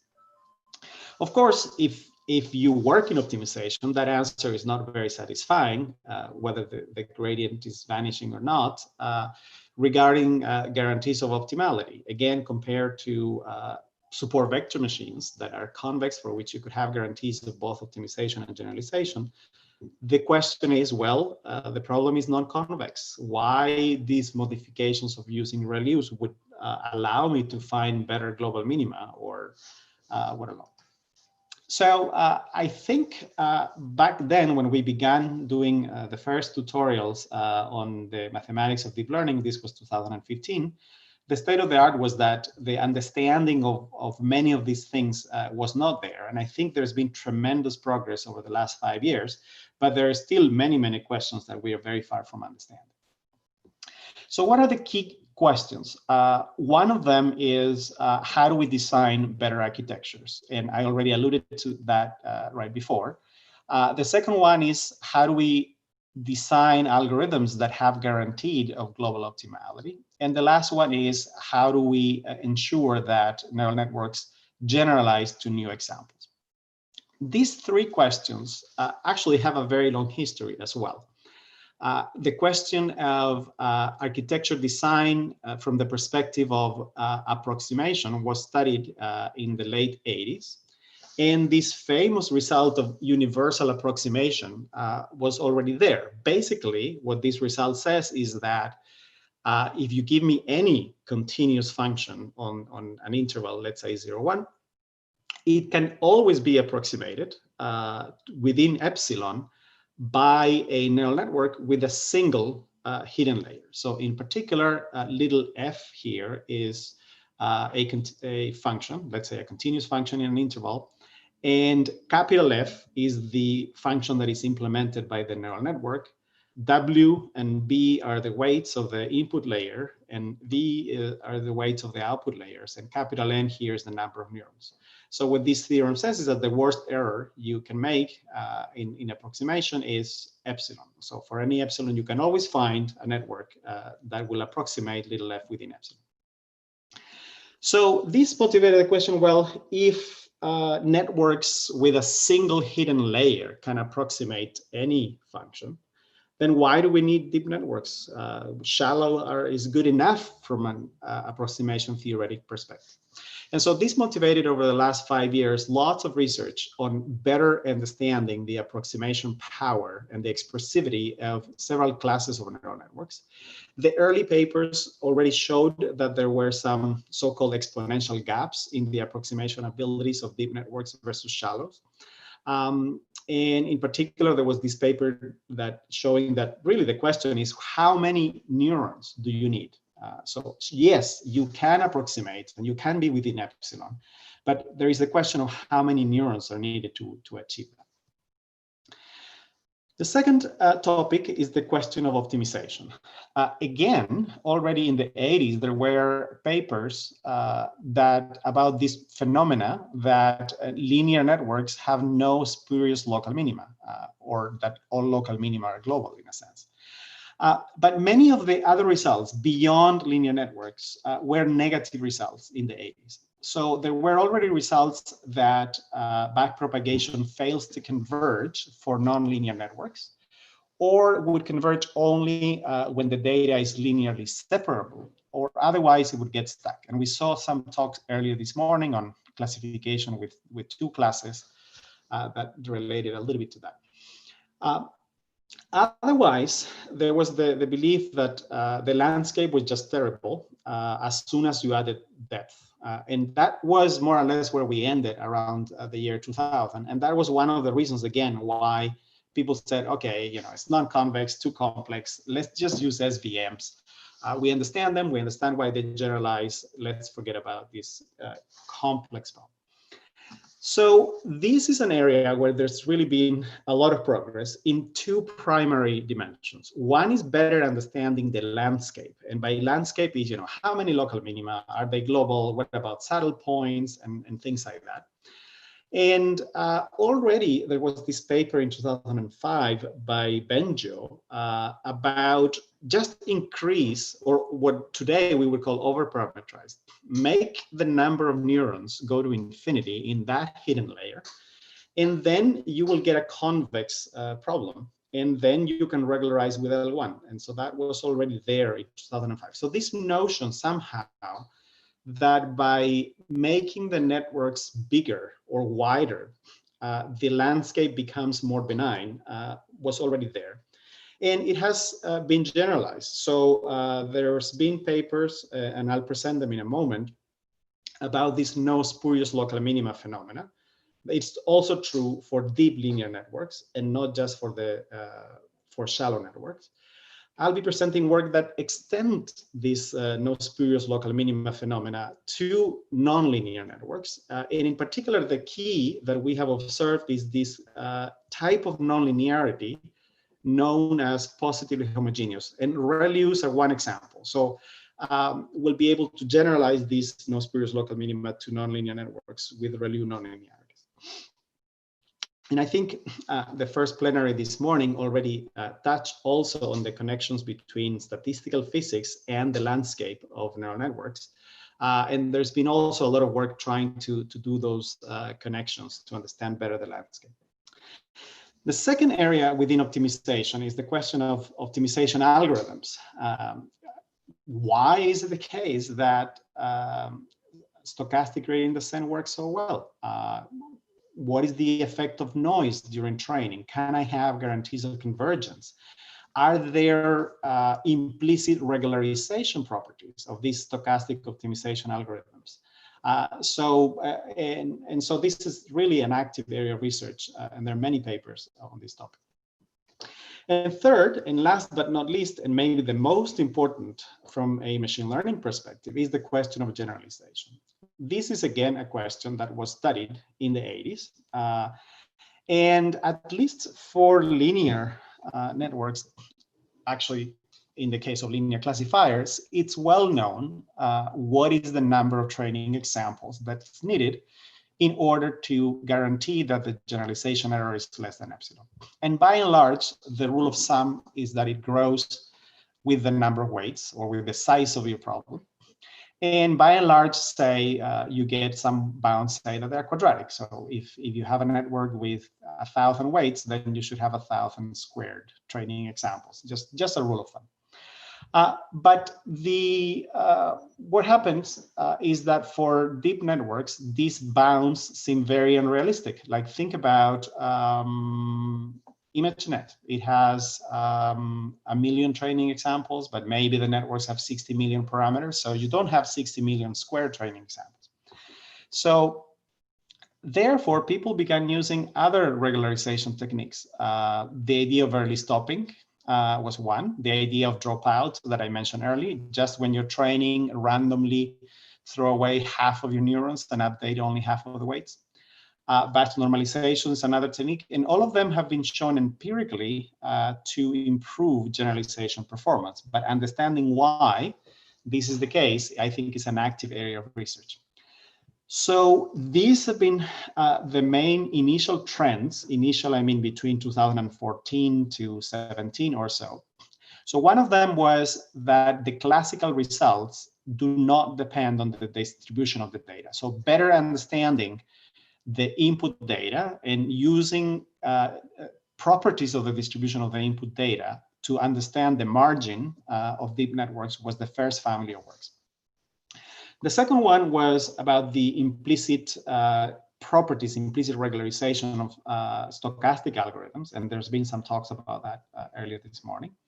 The third one is the idea that weight decay is not enough, that as you get deeper, you need to use more sophisticated regularizers, and this product of norms, of weights, emerges as one type of regularizer that has better properties. And I'll be talking about that in a moment, so let me pause on that.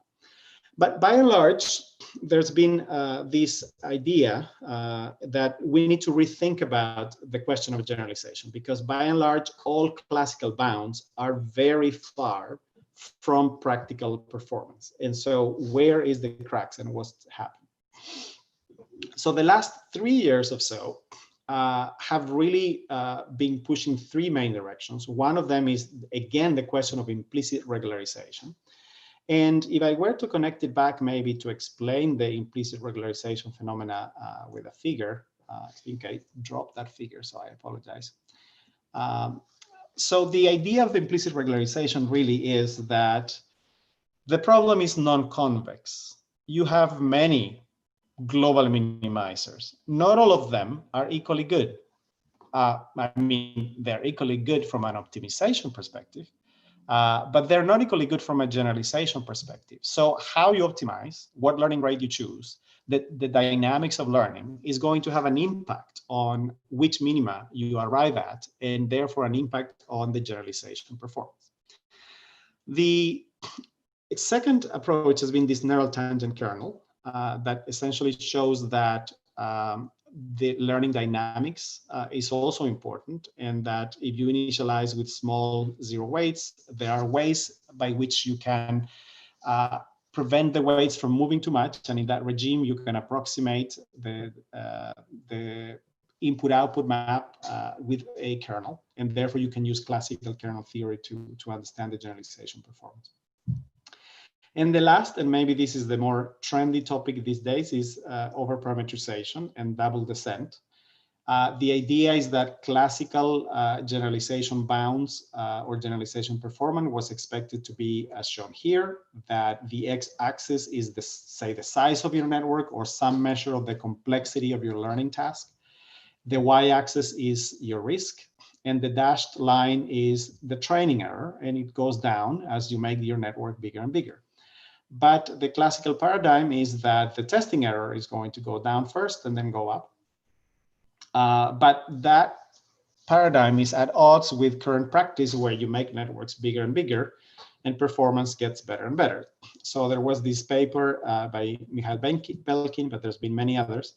He will be speaking tomorrow actually about this, on the phenomena that in the classical regime, you observe that the test error goes down and then goes up, but then past the so-called interpolation threshold, where you can perfectly fit the data, it's possible for the testing error to go down. And the more recent papers is really funny. It's not just double descent, you can have triple descent, or you can actually, depending on the bias versus variance trade-off, you can get multiple descent curves. So these 3 problems, what makes this area very interesting in my view is that they're all interrelated. In particular, some architectures could be easier to optimize rather than others. And in particular, making networks bigger appears to eliminate spurious local minima. So that's one of the potential reasons for success. The other one is that the architecture has strong effects on generalization performance, and the overparameterization phenomena is one. But the third is that optimization can impact generalization. And that's what I already mentioned, that depending on how you initialize your learning rate, you might arrive at a different local minima or global minima with different generalization performance. So is there a way of putting these 3 together? This is one path, and I don't want to claim, it would be overpretentious of me to claim that it's going to be this successful one. But one way of putting them together that we've been working on for the last several years is the following. One, techniques, some of the stochastic optimization techniques, such as dropout, can be proven to induce automatic regularization. And that regularization that they induced is of the form of a product of weights. And I'll be more specific in a moment. Second, regularization with the product of weights has good generalization properties. And this is the work of Nathan Zerebro a couple of years ago. But third, regularization with the product of weights has good guarantees on the optimization side. In particular, it ensures that there is no spurious local minimum. So as you've seen, one way to unify these three areas is via this product of weights, because if we can put all of these three together, then dropout would automatically induce product of weights that would automatically have both good regularization and optimization properties. And that's what I'll try to give you a glimpse of in the remaining of the talk today. So in particular, I'll begin with a quick summary of optimization for linear networks, just to introduce the notation and review some of the old results. Then I'll go into the landscape for nonlinear networks, particularly trying to highlight the importance of positive homogeneity as a key tool for ensuring global optimality.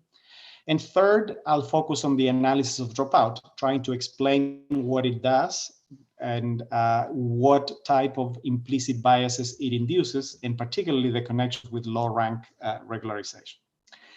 Just to provide a little bit more detail as to what the results will be, I think this is a picture from the old Baldi and Hornig paper, 1989, on the landscape.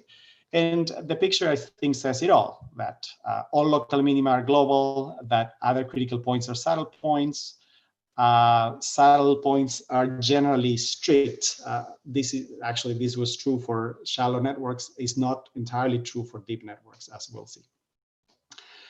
The second part of the talk will ask the question, what are properties of the architecture and regularizer that make optimization easier? I've already mentioned this question of positive homogeneity as being one of the answers. So these will be the two key results that I'll be overviewing. The first one says that if you have networks that are wide, they have many subnetworks in parallel, and they are all positively homogeneous. So ReLU nonlinearity is going to be one example. Then if you can find a local minimum that has the property that all of the weights of one of those parallel subnetworks are 0, then that is going to be a certificate for global optimality. Moreover, and that's the theorem on the right now, this always happens when the networks are wide enough. And when that's the case, you can always have a local descent strategy that, starting from any initialization, it can find the global minimum. And this is a sort of a landscape type result. So the algorithm is going to be really a meta algorithm. In fact, even this local descent strategy has many steps that might be NP hard. So it's not that I'm proposing an algorithm to do it. It's really an analysis of the landscape. And the last part will try to answer the following questions about dropout. First of all, is it purely a heuristics, or is it a valid optimization method? And the answer is that it is stochastic gradient descent. But it is stochastic gradient descent applied to a modified objective. So in other words, dropout induces an extra regularization. And so the next question naturally is, what kind of regularization it induces? So the answer is going to be that it induces low rank. So for shallow networks, it tries to minimize the number of neurons in that hidden layer. The third is whether you can characterize the weights and whether dropout induces something on the weights. And so we are going to describe a property called balanced. And so the global optimum networks are going to be balanced when you train them with dropout. All of this, everything I've said so far, it's really limited to shallow networks, linear networks, in fact. So the last part is going to be whether they can be extended to other regularizers like drop block, drop connect, as well as deeper networks. Okay, so with that in mind, let me get started with the technical part of the talk. Linear networks, what is the landscape? So this is a matter of notation. We're going to consider networks with a single hidden layer. X is going to be the input, Y is going to be the output. I'm going to use V to denote the input weights and U to denote the output weights. And the reason for putting the transpose there is, as we're going to see in a moment, is really very well connected with matrix factorization. And the dimensions are going to be n0 for the number of inputs, n1 for the hidden layer, and n2 for the number of outputs. And so, therefore, the hypothesis space is really the set of maps from the input X to the output Y, parameterized as the product of these two matrices UV transpose. And the reason for the transpose is just so that U and V have the same number of columns, and the number of columns is the number of hidden neurons, okay? So if you think about a matrix factorization, again, think about the number of columns of U is the number of neurons here. So this is the risk or the loss that you want to minimize. So it's the expected square loss. And the interesting thing is that this can be expressed in terms of the covariances of the input. So sigma YY is the expected value of YY transpose, and similarly the covariance of X and Y and the covariance of X and X. Okay. Now, this was already well known. Actually, this is all from the 1989 paper by Baldi and Hornig. And trivial statements you can make immediately. If the number of hidden neurons is larger than the input and output dimensions, then the UV matrix is really can be full rank. So you might as well just forget about the fact that you have a network and optimize over the product directly. Moreover, this is a quadratic problem in that case. It's going to be strictly convex if the sigma X matrix, if the covariance of the input data is full rank. And so in fact, it can be solved in closed form. And so the entire input-output map is given by this formula. This is just essentially like linear regression. So that was already, is a note actually, just as a warm-up, in fact, to motivate that the over-parameterized case there is simple, and that invertibility or richness of the input data allows you to get a closed form solution. The other important note is that once this matrix is invertible, you can convert it always into a matrix factorization problem. So you can essentially forget about fully supervised learning and just think about it as a linear algebra matrix factorization style problem. All you need to do is pre-multiply by the inverse covariance, which is sort of whitening your input data, if you wish. But this was the result from Baldi and Hornig. It says that if the covariance of the data of the input data is invertible, but also this matrix sigma, which, as you can see, depends on the input-output covariance matrices. If both of them are invertible, then the set of global minimizers of the objective. Actually, this is now in the case where the number of hidden neurons is less than the number of inputs and number of outputs, because if it is more, I already told you, you can compute everything in closed form. So assume now that N1 is small. So in that case, the U matrix is really just the top eigenvector. So the Q matrix here is the top N1 eigenvectors of that sigma matrix. So the bottom line is the input-output covariance matrices, the eigenvectors of it, essentially, already tell you what the U is, the output weights, and similarly for the V weights, okay? And the input-output map of the network is exactly what you would have obtained in the over-parameterized case, but projected onto the top N1 components, if you wish, of this input-output covariance. So again, this is not the only global minimum. There is an entire family of global minimizers, because you can always make a change of basis here. You can always multiply U on the right by something, and similarly for V. So this was 1989. The results have been relaxed and extended in various ways. So the assumptions of invertibility have been eliminated in recent work, but they have also been extended to deep networks. So in the case of deep networks, the notation is the same. The input is X, the output is Y. We're going to have W1 through WL is going to be the weights, and N0 through NL are going to be the dimensions of the input-output. And in the case of linear networks, this is the input-output map. You simply have a chain of linear transformations, W1, W2, WL, being applied to X to produce the output. So same story as before, you can write down the risk. Now the risk is a function of the network weights. And as before, it can be expressed in terms of these trays. And the very funny thing is that nothing changes at all. You can substitute the product of all your matrices by a single matrix, and you get the same risk as in the Horney and Baldi paper from 1989. And therefore, if the dimensions of your intermediate layers is sufficiently large relative to the input and output, then you can immediately get the entire map of the network in closed form without having to even learn the intermediate weights. So again, the only interesting case is the case where the intermediate dimensions are a little bit smaller than the input-output dimensions. And that's exactly what this 2016 paper from Kawaguchi does. Again, if the covariance matrices are full rank, and this input-output covariance matrix sigma is also full rank, then the following results are true. So any local minimum is global. Other critical points are saddle points. And if this matrix that it's in the middle, that is the product of a subset of the weights, is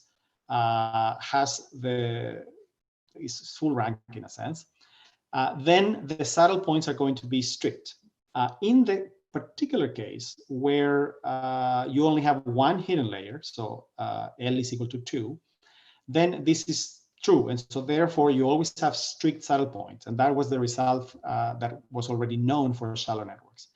But this paper also shows that as you have deeper networks, the saddles might not be strict. So in summary, there's been great work in the case of linear networks. The landscape is well understood and is relatively simple. And as I said, all local minima are global, was known. And other critical points are saddle points, and they might be strict or not, depending on the depth of the network. So let me now move to the case of nonlinear networks. What happens if we add nonlinearity? So, and this is the work here at the bottom. And the result is going to be that there is no spurious local minima, and that this can be achieved if you properly regularize, and you need to add regularization to the picture. Everything I've said so far, there was no regularization added. So the statement of the theorems at a high level is that you assume that the networks are homogeneous and have parallel structure. You assume that the regularizers are homogeneous, and these will lead to sufficient conditions for global optimality. I'll present the conditions in the case of deep and very large networks, but it's from a pedagogical perspective is way easier to introduce them within the matrix factorization setting. So I'll do that first, because I've already convinced you that matrix factorization is a particular case of training neural networks. So my view is, in fact, that neural networks are like matrix factorization, but with nonlinearities added in between. Okay, so how are we going to extend these to networks with nonlinearity? The key is going to be to connect non-convex problems to convex ones. How? This is, for example, a non-convex function on the network weights, U and V. What we're going to be constructing is a global lower bound. The global lower bound is going to be a function of a different variable, x. In fact, x is going to be the input-output map, if you wish. In the case of matrix factorization, it's just going to be UV transpose. And this is mathematically what I mean. Capital F of x is going to be a global lower bound for f of uv over all uv matrices whose product is equal to x. But the lower bound is going to be tight in the sense that the global minima agree. The minimum over x of 1 versus the minimum over u and v subject to uv transpose is equal to x are going to be the same. Okay. How do I do that construction. So here's how we do it. So on the left, maybe let me begin on the right. The problem on the right is very much like a neural network training problem. You give me a matrix of labels, Y, and I try to factorize it into the product of UV transpose. I already explained that, why that shows up. And I have some loss. The square loss could be one example. And then we are going to see what regularizers we use, but for the time being, I'm going to add some regularization on U and V. How can we construct a convex problem associated with this? Well, we are going to substitute UV transpose by X, and that's what you see here on the left. And then I need to be somewhat smart, and it's maybe non-trivial at the moment, but somehow I need to go from some regularizer in UV to some regularizer on X, which is what's here. And so if the problem on the left is such that the loss is convex on the second argument, which typically is because square losses and cross entropy, all of those are convex on the output. If the regularizer on the output is convex, then the problem on the left is going to be convex. But the problem on the right is not. So the question comes as to how do we construct the, what is theta? What theta is going to be allowable? How do we do it? So I'll begin with the other way around, in fact. Let's suppose that I had a regularizer on the left. And let's suppose that it is a low rank regularizer, such as the nuclear norm, which is nothing but the sum of the singular vectors of that matrix, as illustrated here. And so the sum of the singular vectors of that matrix can be written in terms of the product in a very fancy way, and that's the so-called variational form of the nuclear norm, where on the far right, you begin with the matrix X, you factorize it in terms of UV, any factorization, and it might not be unique, there might be many of them. And among all possible UV factorizations, you choose the one that minimizes this regularizer. What is this regularizer? Is the sum from 1 to R, R here's the number of columns, of U sub I, which is the ith column of U, and V sub I here is the ith column of V. So remember in the introduction, I was advocating this idea of sums of products of weights. That's exactly what's showing up here. This is the sum from 1 to the number of hidden neurons of U sub I here is the output weights of the ith neuron. V sub I is the input weights of the ith neuron. So this is really a regularizer that is summing over the hidden neurons the products of the norms of the weights. Okay. And the magic is that if you minimize that with respect to all possible weights, U and V, that produce the same output X, that induces a norm on the output. And the norm is actually the nuclear norm, which is a low rank regularizer. So that's what we're going to do. We're going to choose the sum of products of weights as our regularizer, and that will induce a nuclear norm on the product. Now you might say, well, this is maybe very restrictive. Can I do something more sophisticated? And so the answer is yes. So this comes from a paper from Francis Back. You can choose any norm on the U weights, any norm on the V weights, and the same result is true. It induces a norm on the output. And this will be relevant in many applications, in fact, because there are many applications where U might be your dictionary and V might be your coefficients, or it might be a space and time decomposition. And so you might want to use sparse penalties or something else other than L2. So there is plenty of flexibility as to what norms you can impose. The only thing that matters is that in the end, no matter what regularizer you put in your weights, it induces a convex regularizer on the output. That's the main message. So with that in mind, now I can state the first theorem that essentially says that provides a characterization for what local minima are global.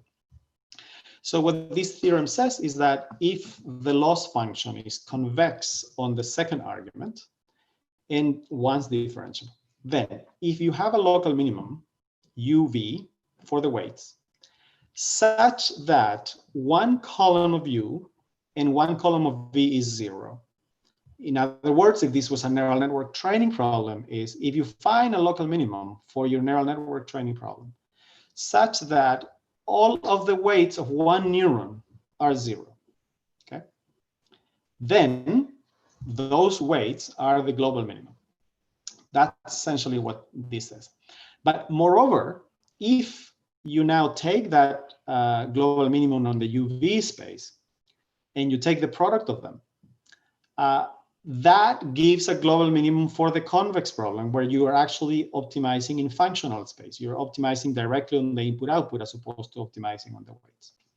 So this theorem really illustrates the picture that I had put here at the beginning.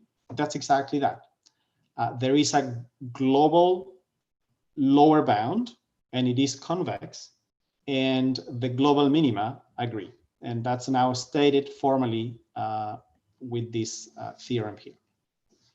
And at the end of the day, what this theorem is really a question of capacity. If the global minimum is low rank, and you overparameterize your UV by making it bigger than it should, you can reduce the loss, you can reduce the regularizer, if you wish, by setting some columns of U and V to be 0. And so that's sort of at an intuitive level what this theorem says. The second theorem is whether you can actually find it, at least conceptually, and how. And so the picture that illustrates this for the second theorem, there are two aspects to it.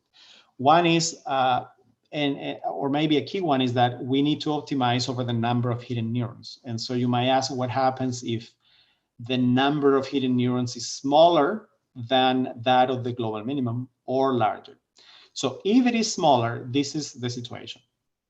If this network size is not big enough, you might indeed have a local minimum, and this is what the blue curve illustrates. So what we're going to be doing is, if you find a local minimum, then let's see if we can escape. How are we going to escape? We're going to escape by augmenting the network size, by adding an extra neuron, or in the matrix factorization case, adding an extra column to my factorization. So if I do that, this is exactly the question that I'm asking here. I am at a local minimum. Let me add a second dimension. Is it possible to go down if I augment my optimization problem with that extra variable? And if the answer is yes, I will take that descent direction in the augmented space. Up until eventually, I'll be in a situation that by adding more neurons, I won't be able to further decrease the objective, and that's when I stop. Conversely, if I start with a network that is larger, then I will stop immediately, because I can set to 0 some of the network weights without the possibility to further decrease the objective. So more formally, this is the statement of the theorem here, that if the number of columns is large enough, local descent strategy can reach the global minimum from any initialization. And so again, this happens with a finite size. That's another property that you will be able to do. Increase, for example, if you start with a small number of columns, what you're going to do is that you increase one column at a time, and eventually one column will be 0, and that's when you stop. Okay, so how do we extend these results now to deep networks? Everything I've said so far really looked like matrix factorization. There was no nonlinearity. So how do we extend it? So in the case of deep networks, we begin with input data X, we apply a linear transformation, and then we apply a nonlinear activation. And we repeat this process for the second layer, and we repeat this process multiple times. So from a notation perspective, this capital phi is going to denote the input-output map of the network. It's a function of the input X, but it's also a function of the weights. Since I'm concerned primarily with the training problem, I am going to think of phi just as a function of the weights from now on, okay? So in matrix factorization, what was the key property really the key property was twofold. One, the input-output map is just the matrix product. And interestingly, it can be decomposed as the sum from 1 to the number of columns of UI VI transpose. Notice that this is a map that is homogeneous. It's a map that is of degree 2. If you scale the columns of U by alpha, if you scale the columns of V by alpha, you get alpha squared. So this is a map that is of degree 2. So in trying to generalize matrix multiplication to deep networks, what we're going to do is what is written here at the bottom. Give me any map little phi that you want, like that rank 1 outer product of the weights. So W sub I here is the weights of the ith subnetwork. The supra index here is the layer. So this is take the ith subnetwork and take the input output map of the ith subnetwork. That's what the little phi is. And then just sum them up. So in picture, and that's what's illustrated here at the top left, you have multiple networks that you put in parallel. All subnetworks have the same architecture, but they can have different weights. And then you add them up. So this is one of the assumptions of our theorems, that the networks need to have parallel structure. And so networks with a single hidden layer is one example. But here, this could be a very complex example, many subnetworks in parallel. So this was the theorem in the case of matrix factorization. You begin on the far right with the output Z, and you write it as the product of the matrix of weights. And there are many weights that produce that same output. And among all possible U's and V's that give rise to that output, you search for the ones that minimize the sum of the product of weights. How do we extend this to deep networks? How can we construct something like the nuclear norm for deep networks? So here's the construction. Begin on the far right with Z that denotes now the output of the network. The output of the network is therefore phi, which is the input-output map, phi of the weights. Phi of the weights gives you that output. There are many weights, many W1s through WK that produce the same Z.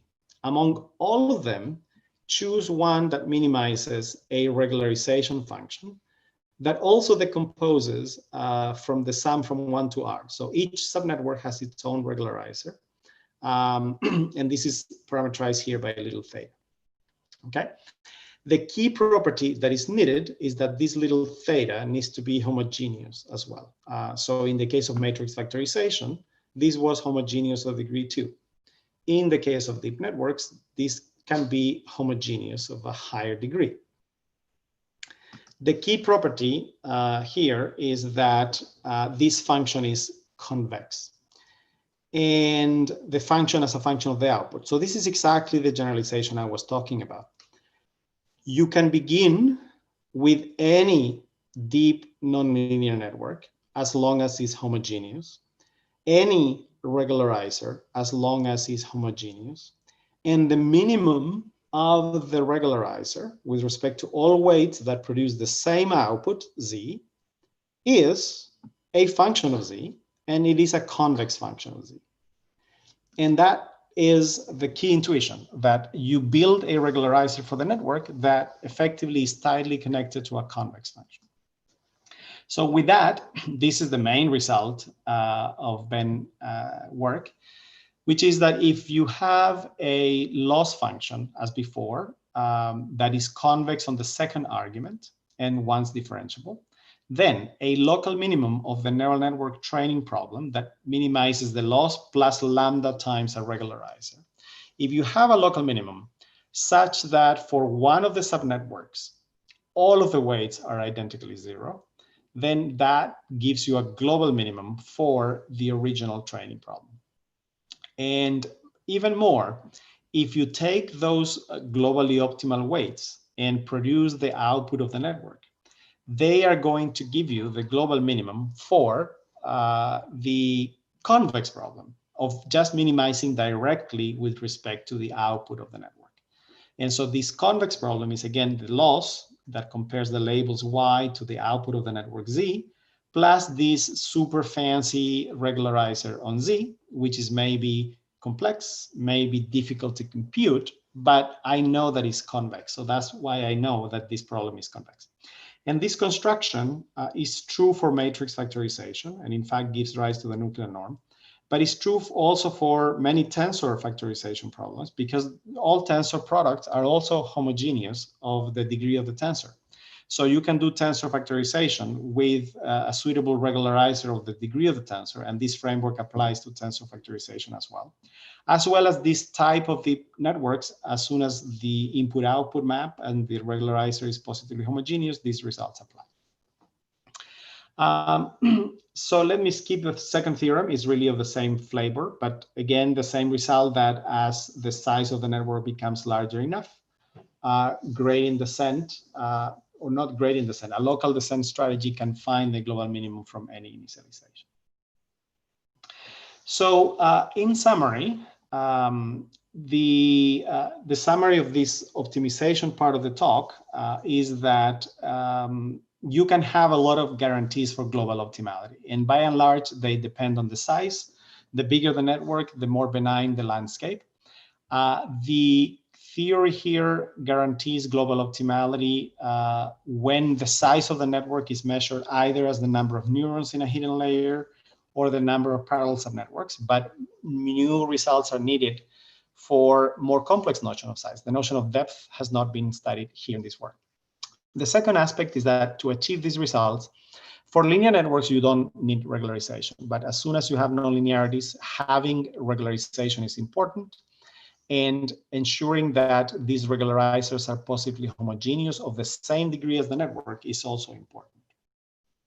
And that these regularizers, in a sense, control the number of parallel subnetworks. Now, I didn't touch on any optimization or convergence here, and in fact, some of the meta algorithm for computing is NP-hard. So studying subclasses of regularizers that allow the optimization to be more tractable is important. Let me just stop here and skip the last part of the talk. Let me just finish with shameless advertising of the Institute. Primarily, we are hiring. The deadline is December 1st. So all of those of you who are interested in the foundations of data science, please apply to Johns Hopkins. Thank you. Thank you so much for that. That was amazing. We'd like to start by opening up with questions from the Q&A. The first question is there a general, parentheses, exact rule or function to calculate the number of training samples needed for your network? I don't think so. I think that,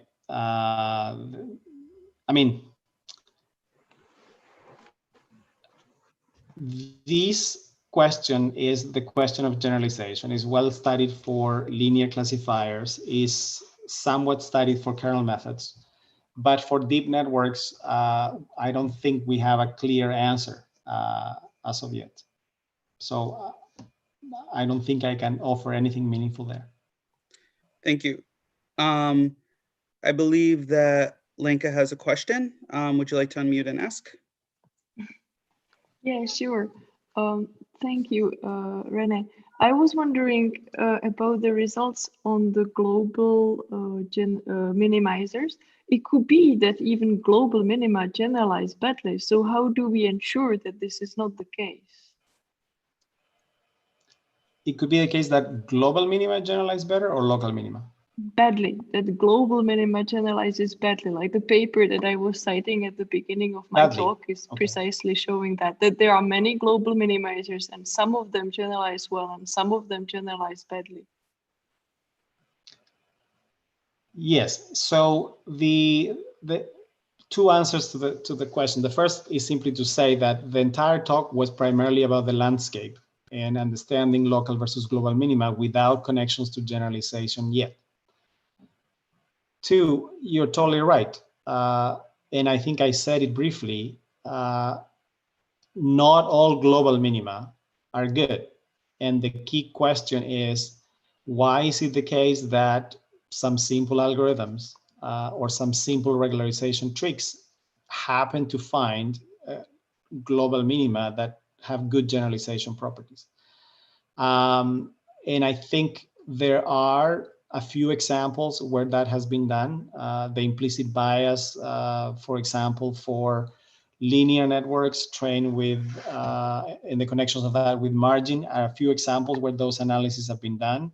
The analysis of the neural tangent kernel is a few other examples, but I think it's still an area where we don't have very definite answers. It could be the case, and maybe this is wrong, but it could be the case, maybe a local minima generalizes better than another global minima. I think the hope has always been that one of the global minimizers would be the one with the best generalization properties. But the understanding of that, as far as I know, is still very limited.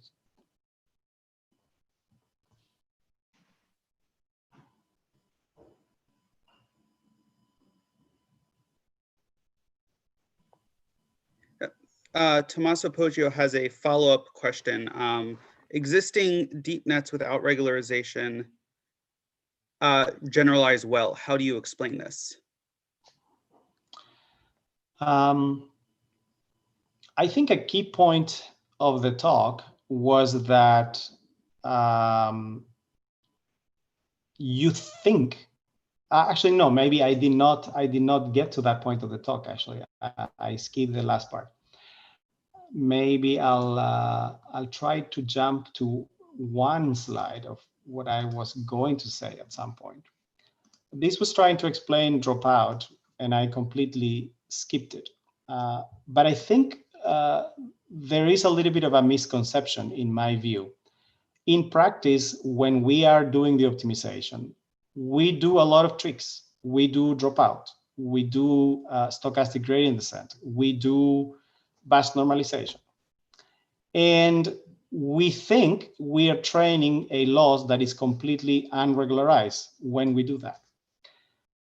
This paper focuses on understanding dropout in particular and shows that as soon as you make a modification to the optimization algorithm, such as introducing dropout, the loss that dropout minimizes, even though you think it is an unregularized, you begin with your standard square loss as shown here. The loss that the stochastic algorithm is minimizing is a modified loss, which is equal to the unregularized plus a regularizer. So in fact, this expression here on the right, theta, is the probability of retaining neurons. And so when theta is 1, which means you retain everything, then you have no regularization. But as soon as theta is smaller than 1, you are augmenting your loss with an extra objective. So the answer, I think, is that many of the things that are being done are introducing regularization, and they are successful because of the regularization that is being introduced. It's just that we don't know what it is, and this is an example for which it can be analyzed. Thank you. And one last question while we still have time, from Francesco. Do you think that generalization can ever be addressed without a generative model?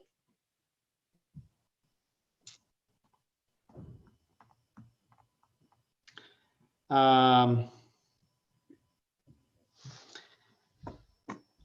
don't know. A priori, I would say I don't think so. I think by definition, generalization is a statistical question of the comparison between the expected loss versus the empirical loss. And the expectation is an expectation over the input-output data, and you have to have a generative model to do that. I do think actually that there is a strong and tight connection between the distribution of the data and the architecture that is done for solving that particular task. and that generalization comes from that right interplay. So I would find it very difficult that it could be done without having a generative model, but this is just speculative. Thanks. Do you have time for one more question? Yes. All right, so the last question in the Q&A. Can you briefly highlight what kinds of insights can be or are expected to be obtained by analyzing linear networks towards deep neural networks with nonlinearities? I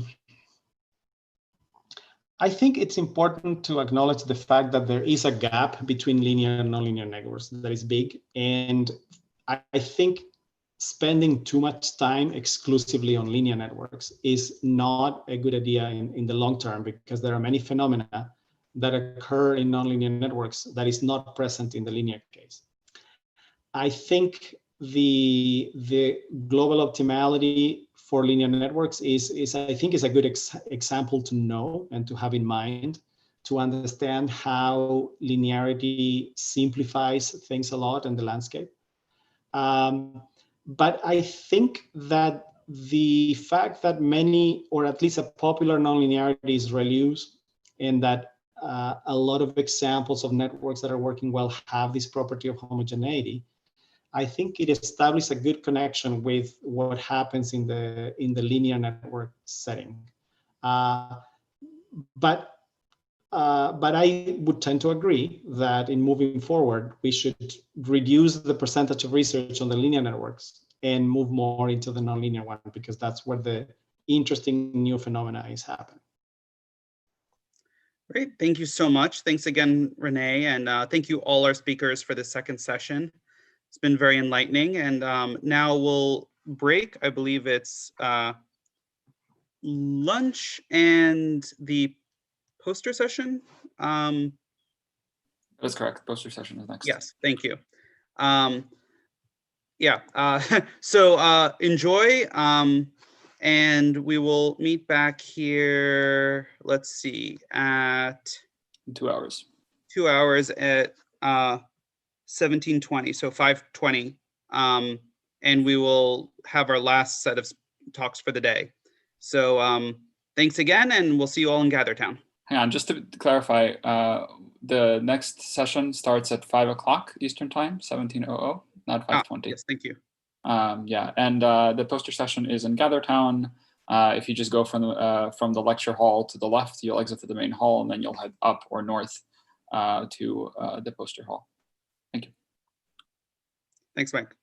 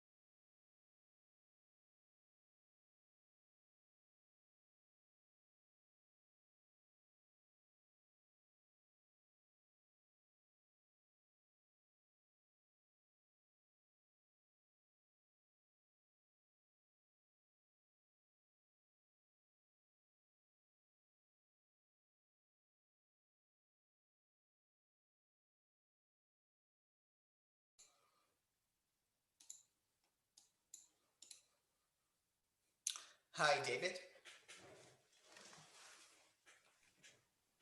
Hello. Hi, How are you? Nice meeting you. Great, nice meeting you. Likewise. I'm going to be chairing the following session, and so we are just going to wait another couple of minutes, leave time for people to get back from the poster session, and then we'll get started. Sure, no problem. Excellent. Hello. Hi. How are you? Nice meeting you. Great, nice meeting you. Likewise.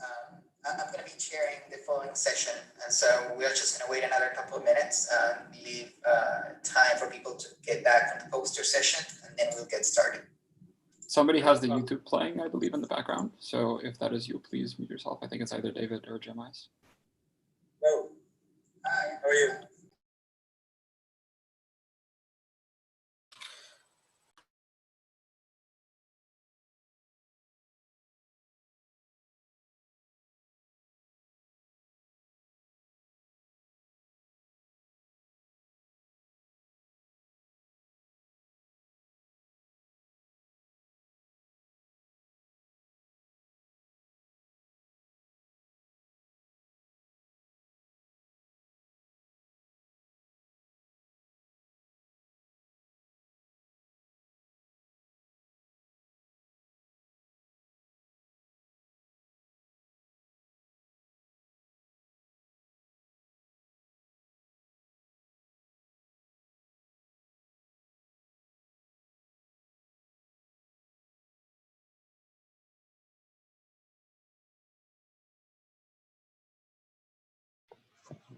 Hi, David. Hey, Adam, how are you? Good. Glad to see you. Yeah, thanks. This is new for me, my first virtual conference, really. Oh, well, we hope you enjoy. Hi, David. Hello. Hey, Adam, how are you? Good. Glad to see you. We still have the YouTube. Hey, David, long time no see.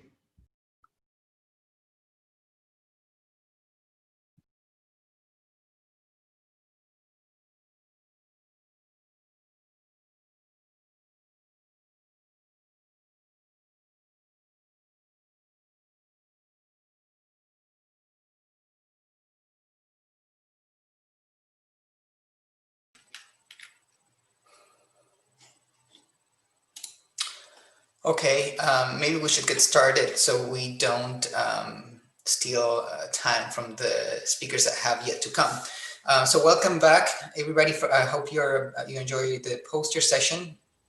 Please don't forget to vote on your favorite poster. We have an ongoing competition for best posters. We will be sharing the link where you can vote here on the chat. So let's, by the way, for those who don't know me, my name is Jeremiah Sulam. I'm an assistant professor at Johns Hopkins, and I'll be chairing this last session of the day, of the first day of DeepMath. We will have 2 contributor talks now, and then a final plenary talk. And for the first contributor talk, I'm very happy to introduce David Wempf. David completed his PhD at UCSD San Diego, and then he spent a few years at Microsoft Research in Beijing. He's done very, very nice contributions at the intersection between sparse coding, Bayesian modeling, and machine learning.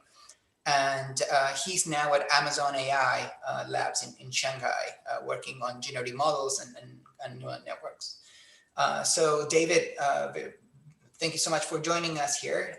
We are very excited for your talk. Great, thanks for the introduction.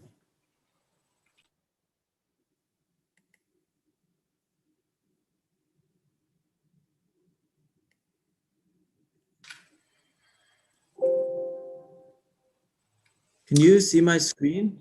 We can see your screen, although not in full mode. We can see all of your desktop. Yes. Perfect. There you go. Okay, thanks a lot for the introduction and the opportunity to be here. I'll start just with a brief introduction to variational autoencoders. I suspect many people are familiar with them, but just a little bit of background. This is a very popular deep architecture. It's basically just a probabilistic extension of autoencoders. And it's one of the most commonly used generative models. So a regular autoencoder just takes some input X, it passes it through an encoder DNN, and then you get a compressed representation Z. Usually the dimension of Z is much less than the dimension of the original signal X. And then you pass that through a decoder deep neural network and you try and reconstruct it as accurately as possible. So the VAE, at least for continuous data, this entire talk will be about continuous VAE models. It's very similar to the regular autoencoder, except that now, instead of having a deterministic representation in the latent space, it's probabilistic. So the encoder DNN produces a mean function and a covariance function, typically, and these produce a Gaussian sample Z from some Gaussian posterior. So this is like a stochastic representation that then samples from this stochastic representation can pass through a decoder DNN and produce a new mean, mu X and sigma X. And then you can draw samples from this to also try and represent the probability distribution of the original X. And oftentimes for actually drawing samples, the sigma X, you ignore that part, but that's kind of a minor detail. So the basic idea behind this is predicated on a latent variable observation model. And you have some training data here. It's a big matrix X, each column X sub I is one sample. And you assume it's from some parameterized distribution here. But we also assume this is coming from a latent variable model. So the idea is that you have some prior on these Z variables, typically a Gaussian, and you draw samples from those and you pass it through this conditional distribution to get the output or the parameterized distribution on X. But the problem is that this integral is usually intractable. So VAEs are based on a variational bound on this intractable distribution. So here the expression on the left is just the negative log likelihood summed over the training samples. And the idea is you would like to develop a tractable upper bound that you can actually train. So here you have two sets of parameters. The theta are the original parameters you really want to optimize. And the phi are parameters that control the bound. And you basically want the bound to be tight in regions of interest. And the VAE bound is constructed like this. It basically has two terms. There's a KL term, which is a regularization factor, which penalizes what is called a Q distribution. This could be any distribution you want. The bound holds regardless of the form of Q, but this is where the parameters of the VAE come from. And it penalizes the KL distance of this Q distribution from the prior. And then over here, you have a data fitting term. And this is the term that has the structure of an autoencoder. So you look at these two together. The first one is regularization. For the Gaussian choices for Q and P, you can get this in closed form. And then the data fitting term has an autoencoding structure because this Q distribution, you're drawing samples Z, that's like the stochastic encoder. And then the log P of X given Z, this is like a decoder. So the variational optimization problem, the VAE optimization, you can basically solve using stochastic gradient descent. And the typical choices for the Q and P are Gaussian, as I mentioned before. And you have deep neural networks that are encoding the mean and covariance for both the encoder and decoder distributions. So with all the different kinds of deep generative models, you might ask, why would you choose a variational autoencoder? And there are some underappreciated reasons why you might want to do that. Among other things, the VAE global minima can be used to isolate and remove sparse corruptions in training samples. So you don't actually need clean samples. And there's a way you can train it with the right parameterization. So you can take this kind of input image and you can clean it up. Another thing you can do is estimate the lowest dimensional manifold containing the clean training data. So here's a low dimensional manifold. The black dots are some samples along it. And you can use VAEs to get a low dimensional model, this purple dashed line that closely approximates the ground truth manifold. And this is where the optimal sparse representation comes in, because you want to have this low dimensional model be as tight as possible. You don't want to use too many extra degrees of freedom. And then finally, once you have this low dimensional manifold, you can consider generating realistic new samples within the manifold. So that could be faces or text or something else. So that's all about what you can at least do in principle with global minima in a VAE, but what about bad local minima? And there's comprehensive analysis only in some very simple special cases, really. So if you consider a linear decoder, so the mu of x function just equals a matrix, parameter matrix times the latent variable z, and just a simple single parameter decoder covariance. Lambda here is just a scalar. And so this is the parameterization of the decoder. And the encoder is similarly simple. You again have a linear model for the mean and just a fixed parameter diagonal covariance for that. And quite simple model, and a result that has recently been shown in a couple of papers is that any VAE local global minima in this limited regime, the columns, this WX star, the columns of this one will align with the top K principal components of the data. So this is a nice result because even in this simple case, there's a combinatorial number of local minima, but they're all global and they give you the top K principal components. But the limitation is we already know how to compute PCA. So the VAE is not really providing anything new here. So an alternative is to examine a case where no other known approach has a similar type of guarantee. And this is where we start looking at non-trivial optimal sparse representations.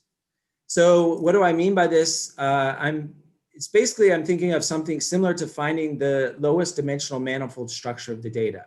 So more specifically, we have two VAE criteria for this kind of optimal sparse representation for present purposes. The first is optimal reconstructions. So that basically means you're taking samples from the posterior queue and passing them through the decoder mean, and you want to learn parameters such you can push this reconstruction error as close as possible to 0. And then the second is you want the maximal number of latent dimensions to be set to the prior. So here, z sub j is one of these, the jth dimension. And if the posterior here is equal to the prior for all of the training data I, then there's no benefit to the reconstruction. So it's like this dimension was shut off. It's not being used. And of course, you can have a deterministic criteria for AE models as well, just optimal reconstructions, maximal number of latent dimensions here set to just a fixed 0. And there's many advantages to these optimal sparse representations, such as generating sharp samples, feature learning, interpretability, such and such. So what about a more practical example? So here's where I get into multiple response sparse regression. So we have some observed data. This is just a big matrix, and X sub I are the columns. And the assumed ground truth model here is that X is decomposed into a dictionary phi of known features and unknown row sparse coefficients. Here, U naught. And this U naught is basically the optimal sparse representation because you want the most number of rows of it to be equal to 0. And this is a well-known NP-hard inverse problem. So if you want the U naught under some special, relatively minor circumstances, you basically minimize this row naught. This row naught is a count of the number of non-zero rows. So here this Uj is a row of U, and you're minimizing the number of them that don't equal 0 subject to the constraint. And there's a typical convex relaxation for this. It's a form of the group lasso. You just replace this counting measure with a mixed norm. You just sum the L2 norms over rows. And there's a lot of applications in things like neuroimaging, a lot of underdetermined inverse problems. Okay, so how do we align this multiple response regression problem with a VAE? So the VAE components for this will be deceptively simple, but still end up with a very interesting objective. So for the mean, we take the dictionary of features and we weight them by a diagonal parameter vector, diagonal matrix of parameters. And we keep the same simple decoder variance, just a single parameter. And then for the encoder, it's just basic affine linear function. So nothing too special here. And we have a very simple parameter set in total. So here's the resulting energy function you get when you go through and compute all the terms. And this is still non-convex, potentially many local minima. So it's unclear what you can get from this. And you can also consider an analogous autoencoder for multiple sparse regression. Here, this is like the decoder. The constraint is like the encoder. You can have a just typical weight decay like penalty for avoiding scaling ambiguity on these WX, and then some penalty promoting row sparsity here. And you can show that if you globally minimize this autoencoder with the right choices for this H function, you can basically minimize any constrained optimization problem with the row sparsity penalty. G prime. So whatever G prime you have, you can choose the corresponding H and you can solve something very similar to the original problem. Okay, so here's the main result, comparing this VAE model with a competing class of autoencoders. So assume, again, our data is generated like this from this decomposition into phi and row sparse U naught. And we're assuming the number of non-zero rows of this U are less than D. That's the number of, also the number of rows in X. And there's some other minor technical conditions I'm not going to mention. These are just to basically ensure the U naught is unique. It's not like in typical compressive sensing where you require coherence or RIP properties, stuff like that. It's much more loose than this.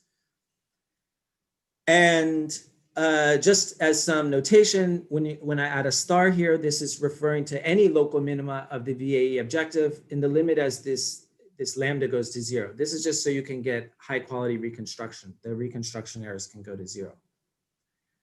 And then finally, this pi sub j is the value of the jth largest row norm of U naught. So here's the main result. There will be a set of d minus 2 constants. These are these v sub j's in this interval between 0 and 1. And they're such that basically whenever there will always be a set of these type of constants such that for any u prime that satisfies this inequality, meaning that there's some kind of scaling ordering of the rows. They don't all have similar magnitude. As they become smaller and smaller, they have to be less than something less than 1 times the next biggest one above it. So it's a way of scaling the different row norms, the non-zero ones. So if this holds, we have that this U naught is a unique optimal sparse representation. These local minima are also a VAE global minima. And the most interesting part is that this term here is actually the posterior mean computed with the optimal coefficients. And if you just rescale them, you actually can compute the U naught, the ground truth U naught. And there's no analogous autoencoder that can satisfy an equivalent recovery result. This is basically saying that all the bad local minima will be gone and the global minima will be uniquely aligned with the solution you're looking for. And but with the AE, there's no way you can rule out the bad local and or global minima. There's no way to always do that. And just in terms of applicability, the theory is related to sufficient but not necessary conditions for getting these optimal sparse representations. But it's solving a non-trivial sparse inverse problem. And there's no known alternative algorithm with a similar guarantee that I'm aware of. So this is quite unlike the PCA solution I mentioned earlier, where it's nice that the local minima are global, but we know how to do PCA. And just to illustrate when it kind of is more likely to hold this theorem, if you look at here a plot of like candidate non-zero row norms of this U naught, here they all have very similar magnitudes of the row norms, the size. This is harder. The theory is less likely to apply here, and it's more likely to apply in a case where they have highly different scales. So as an extension, if you enforce that the encoder covariance is diagonal, the theory doesn't hold anymore, but you can get a weaker version of some local minima smoothing, but I don't have time to talk about that. So here's just a quick empirical example to show how this plays out numerically. Again, the goal to recover this U naught from these observations. And so I did a bunch of simulations here. In this case, the dictionary is just IID Gaussian, and the U naught has unit norm non-zero rows. So this is the hard case. And the y-axis is the success rate recovering the ground truth U naught. And the x-axis is the number of ground truth informative dimensions. So the more informative dimensions you need to find, the harder it becomes. And so I compare a VAE, the autoencoder, and a group lasso. This is the convex standard tool for this problem. And interesting, the VAE and the AE for this case have the same global minima. So and they're both aligned with the correct solution. So if they fail, it's because of convergence to a bad local solution. And you can see here that the VAE, even in this kind of worst case scenario, is doing better than the autoencoder and the group lasso.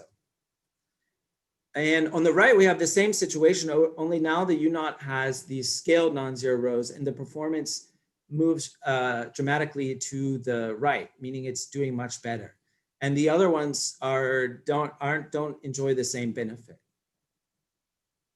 And here's a more practical example from neuromagnetic inverse modeling, where the phi is a mapping from a electromagnetic field in the brain to sensors on the scalp.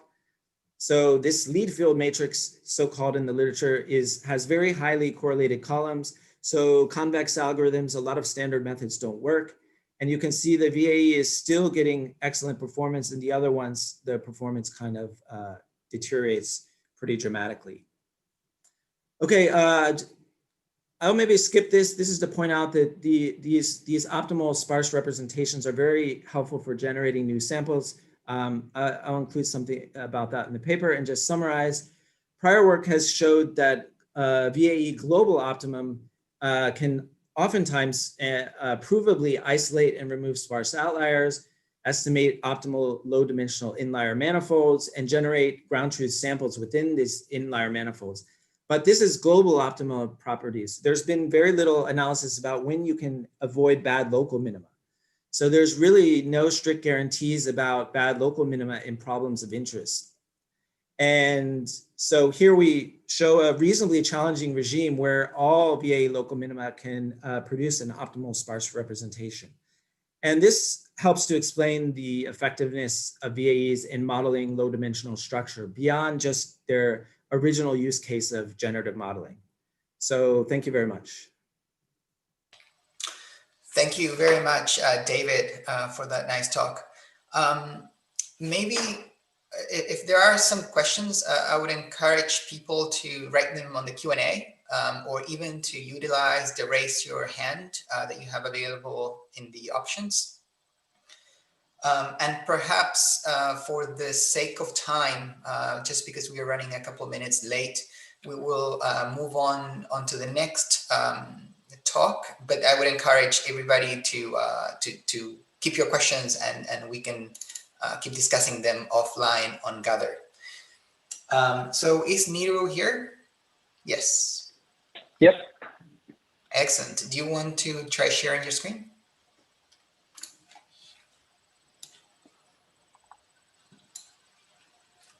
Perfect. So coming up next, we have a new, I really apologize for if I'm mispronouncing your last name, New Mahewalsastan. I apologize for that. Neo received his PhD in neuroscience, working with Surya Ganguly and Steve Backus at Stanford in neuroscience. He is now a Google brain, and he works very much at the intersection of machine learning and neuroscience, and he will present his work on understanding the dynamics of learned optimizers. Great. Yeah, thanks very much for all of you for attending, and thanks to the organizers for putting together such a great conference so far. My name is Nir Maheshwaranathan, and I'm excited to talk to you today about our work on understanding the dynamics of learned optimizers. This is joint work with David Cicillo, Luke Metz, Roxy Sun, and Joshua Soldigstein. So the general category under which this work falls is what I like to think of as reverse engineering learned algorithms. And let me explain what I mean by that. The way I like to think about it is deep learning really gives us a new kind of superpower. And that's the ability to learn algorithms as opposed to having to have humans design them. So for example, we can specify some objective that we'd like our algorithms to accomplish, and then use deep learning to discover or train algorithms for that purpose. Now there's a drawback to these learned algorithms, which is that they're very hard to interpret. So for example, these are like black box learned algorithms, and they're hard to understand. And this makes it difficult to, say, diagnose failure modes of these algorithms or propose improvements, or even to see connections between these learned algorithms and existing or known methods. So this is kind of the general space I'd like to think about. And in particular, I'm interested in taking learned algorithms, reverse engineering them to understand or discover what exactly they're trying to do.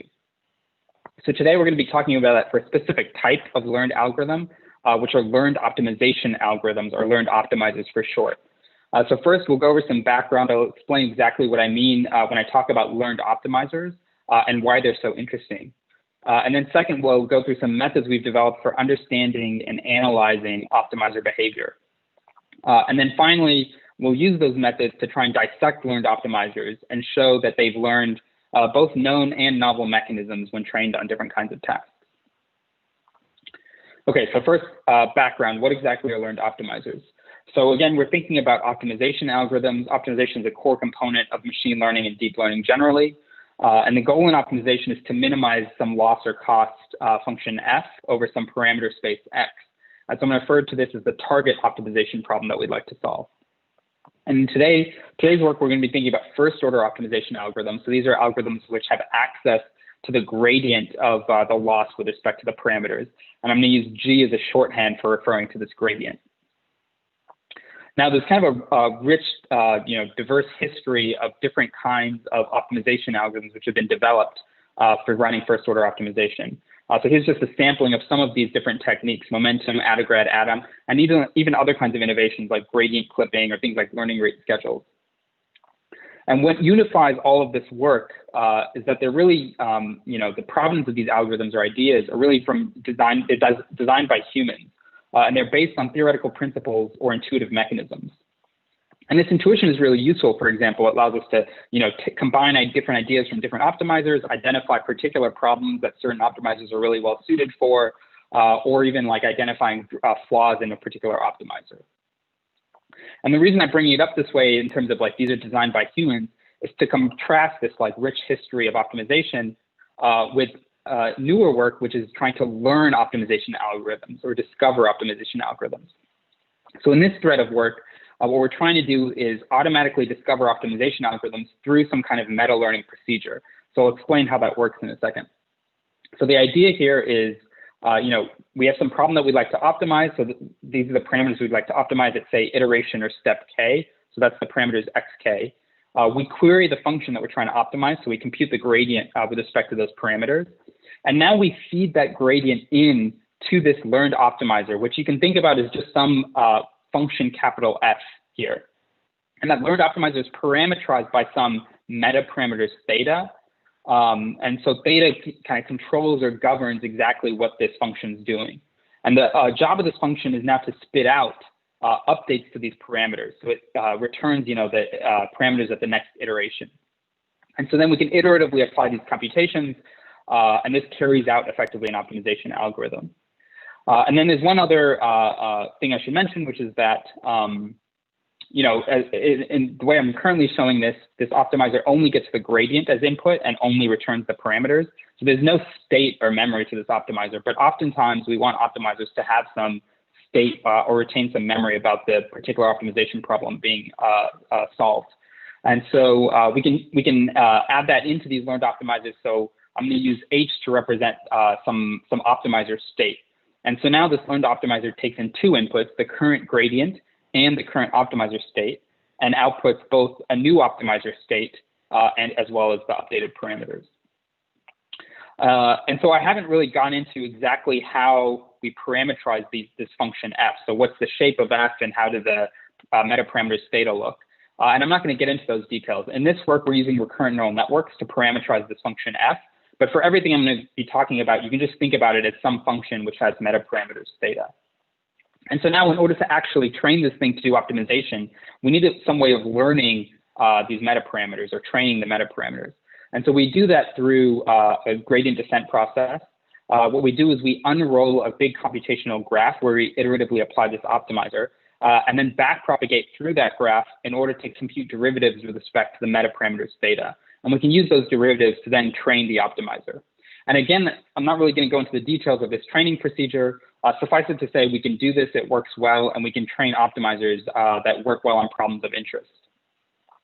So just to give you an example of that, so I mean, these learned optimizers really can outperform existing well-tuned baseline methods on problems we care about. So in this work, what we did was we trained learned optimizers on 3 different types of optimization problems. I'm again not going to go into the details of what those are, but they cover kind of a large range of different kinds of loss surfaces, from convex to non-convex, low to high dimensional, things with saddle points and so on. And so what I'm showing here, I'm going to show the performance as a training curve. So here I'm showing the loss on the y-axis, and I'm going to plot that against the iteration or step.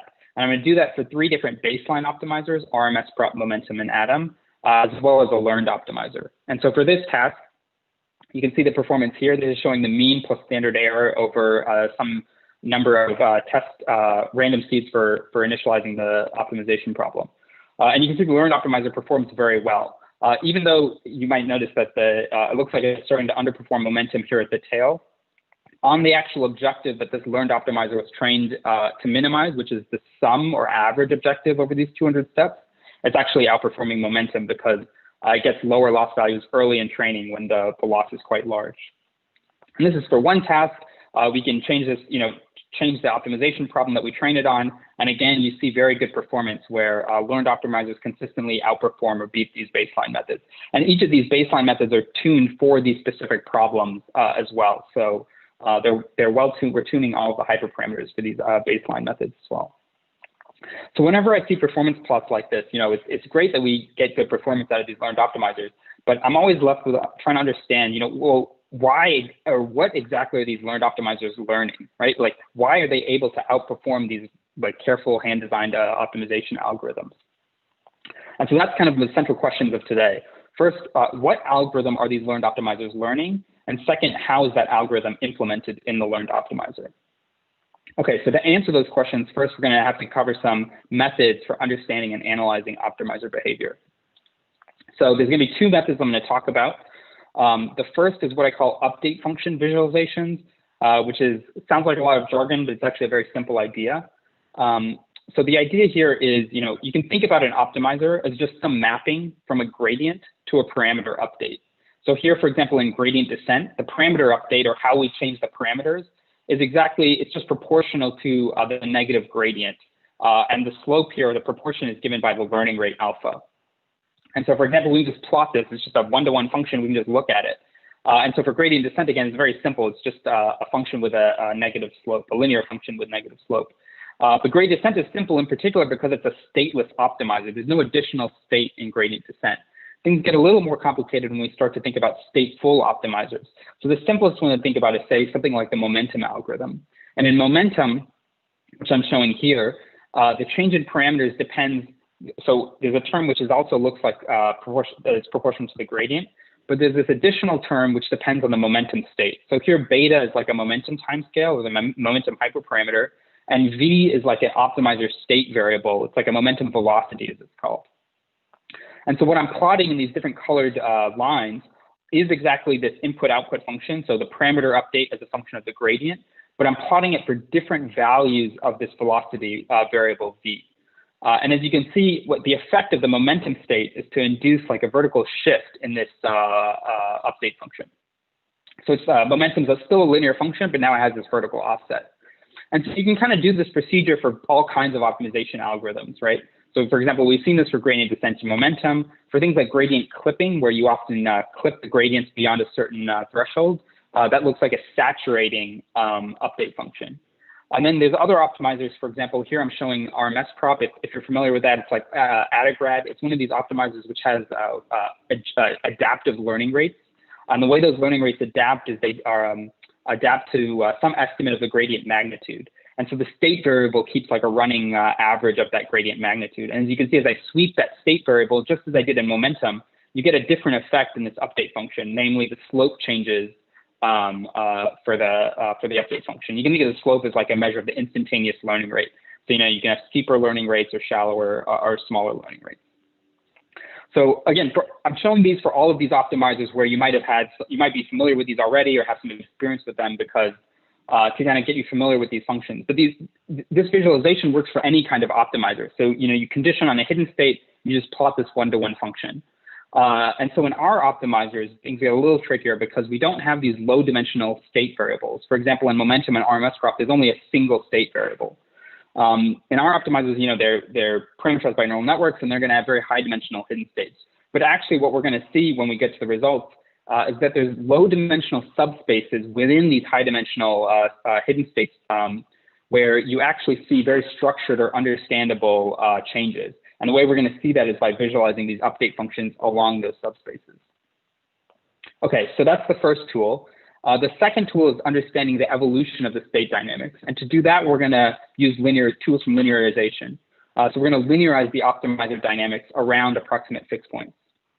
So let me break that down. So this, again, is just an optimizer state update equation. So here, if you remember, H is what I was using to call the optimizer state. And G is just the input to the optimizer, it's just the gradient. So you can think about this as just like a discrete time dynamical system, which is governing the evolution of the state variable H. And the gradients are actually just inputs to that dynamical system. Now, from this perspective, what we can do, okay, so again, this is the full nonlinear update. But what we're going to do is, instead of, this is in general a nonlinear dynamical system, what we're going to do is replace this with a linearized approximation. So we can do a first order Taylor expansion of this function around a particular linearization point H star. And that lets us now write down a linear dynamical system which governs the evolution of the hidden state near the fixed point H star. And that's useful for a couple of reasons. Namely, one, it's very easy. We can understand and intuit linear dynamical systems much better than nonlinear dynamical systems. We can even go a step further. So in particular, if we focus in on this matrix here, JH, that's what we call the recurrent Jacobian. It's a Jacobian matrix that governs the dynamics here. And in particular, what I can do is rewrite this linearized equation in terms of the eigenvector basis of the recurrent Jacobian, right? So if you recall from linear dynamical systems, if you rewrite things in terms of the eigenvector basis of the dynamics matrix, everything decouples.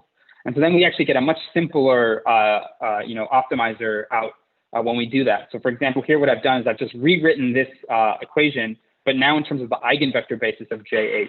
So just to walk you through the variables, VI here is the projection of the state onto eigenvector I, eigenvector of JH. And in particular, beta here is the ith eigenvalue of JH. And I'm choosing these variables carefully, V and B, to draw the comparison to momentum variables, namely velocity and the momentum hyperparameter. So just for a comparison, you can see the classical momentum state update equation looks exactly like what we're getting when we do this, rewrite this thing in terms of the eigenvector basis. So again, this is the classical momentum algorithm. You take the gradients, multiply it by a learning rate, and you maintain this velocity state V. So okay, so just stepping back out for a second. So the idea here is that near approximate fixed points, optimizers implement momentum. And so you might wonder, well, if they're just implementing momentum, what else can they do? And it turns out that the way they implement more sophisticated behavior is by inducing dynamics that take you away from approximate fixed points. And so basically what we're going to do, we can stitch together these different local pictures. We have local pictures around approximate fixed points, and we can stitch those together to get a global picture of what an optimizer is doing. Okay. So now to touch on the results. So what we're going to do is use these methods to dissect exactly what learned optimizers are doing. So the first, I'm going to kind of do a deep dive on a particular mechanism, which is momentum. And as I've alluded to, we think that's implemented through linear dynamics. So what I'm going to show first is a low dimensional projection of the high dimensional hidden state dynamics. In particular, I'm using PCA to make this projection. You can see I'm using PCs 2 and 4. The reason it's not, say, 1 and 2, for example, is that different mechanisms are actually implemented in different PC subspaces. So I'm only showing the projection that highlights the momentum mechanism here. But what you see in this subspace is basically there's a single fixed point, which is governing the dynamics. And all these gray circles are different hidden states along the trajectory when I apply an optimizer on a particular problem. And you can see the dynamics are really organized along this one-dimensional line in this state space. And we can understand exactly what's happening along this line by using these update function visualizations. So that's what I'm showing here. Each arrow corresponds to a different point translated along this one-dimensional line. And now I'm plotting on the right the corresponding update functions as I move along that one direction in this high-dimensional state space. And what's remarkable is along that single direction, you see exactly this vertical shift that you would expect that we see if you're doing something like classical momentum. You can even go a step further, and then, so this is kind of like a qualitative picture. You can ask quantitative questions like what's the exact momentum timescale being used here. You can do that by computing the Jacobian matrix around these fixed points and looking at the corresponding eigenvalues of that Jacobian. So on the right, I'm showing these eigenvalues in the complex plane. They're colored by the effective learning rate for each of these modes. And in particular, there's one point, this purple point, which I can write down the effective learning rate and momentum value for that mode. And that exactly corresponds to the dynamics along this one dimension. And so this is all for a particular optimizer trained on a particular task, but actually we see this exact same kind of behavior across optimizers trained on very different kinds of tasks. So here you can see, each column is a different task, but in each column you see the same picture. Basically, there's a global fixed point, dynamics are organized along one direction, and as you move along that one direction, you see this vertical shift. So that's for one particular mechanism, which is kind of like what's occurring when I zoom in around this fixed point. But there's also other interesting mechanisms going on. And unfortunately, I'm only going to be able to really just briefly touch on what these are. For example, we see evidence of gradient clipping. That's exactly like this saturating of these update functions, which I showed before. So we see that for certain tasks. And depending on the task, the optimizer might operate more in the linear portion or more in the saturating portion. We also see evidence of learning rate schedules. These are implemented in a really interesting way through autonomous dynamics of the hidden state. So for example, this trajectory here indicated in blue is an autonomous trajectory. So I'm not feeding in any gradient, but there's autonomous dynamics that take the state from the initial condition to this final fixed point. And as you move along this state, if you look at the update function, the slope of the update function, it actually changes in a way that kind of implements an effective learning rate schedule. And then finally, we also see evidence for kind of new way of implementing a learning rate, a way of doing learning rate adaptation. So again, learning rate adaptation is where you want to change the learning rate depending on gradient magnitudes. And we see that through, implemented through input-dependent fixed points. But the thing to take away here is these different arrows are pointing to different points in the state space. And if you look at the update function associated with those points, you exactly see this slope change that you expect from something that's adapting the learning rate. I think I'm just going to summarize now. So the general goal of what I'm trying to do here is understand exactly what learned optimization algorithms are doing and how they're doing it. And what we see in this case is that analyzing these learned optimizers reveals interesting canonical behaviors, things like momentum, a new kind of learning rate adaptation, gradient clipping, and learning rate schedules. And if you're curious about exactly how these are implemented for different tasks and how they vary across tasks, I'd encourage you to check out the paper. And thank you all for your attention. Thank you so much, Neil, for the thought-provoking talk. This was really interesting. Again, because of time and because we want to be respectful for people who are joining in different and complicated time zones, we will have to postpone the questions for later, but let me remind everybody that we do have a happy hour and a socializing virtually hour at the end of this session. So I encourage everybody to attend and to keep the discussion live there. So thank you again, Nero. And now let me move on to the plenary speaker of this third session of the first day. Is Rich here with us? I'm here. Can you see me and hear me? We can hear you loud and clear. Excellent. Oh, we cannot see your screen yet. Oh, okay. Strange. We can see you though. Hello. Oh, I should share my screen is what you're saying. Yeah, you should share. I can do that. Oh, there we go. How's that? Perfect. Excellent. So without further ado, let me move to introduce our third plenary speaker today. It's really a pleasure to introduce Professor Richard Baraniuk. He's the Victor Cameron Professor in Electrical and Computer Engineering at Rice. Rich really has a very long and beautiful series of contributions in both theory and algorithms, but also in hardware, in sensing, signal processing, machine learning. He's a fellow of the American Academy of Arts and Sciences, the National Academy of Inventors, the American Association for the Advancement of Sciences, and the IEEE. He's received numerous awards, including the DoD Faculty Fellow Award and many other awards from the IEEE. Let me also mention that Rich is the founding director of OpenStack, which is a nonprofit that works to facilitate means for education basically everywhere.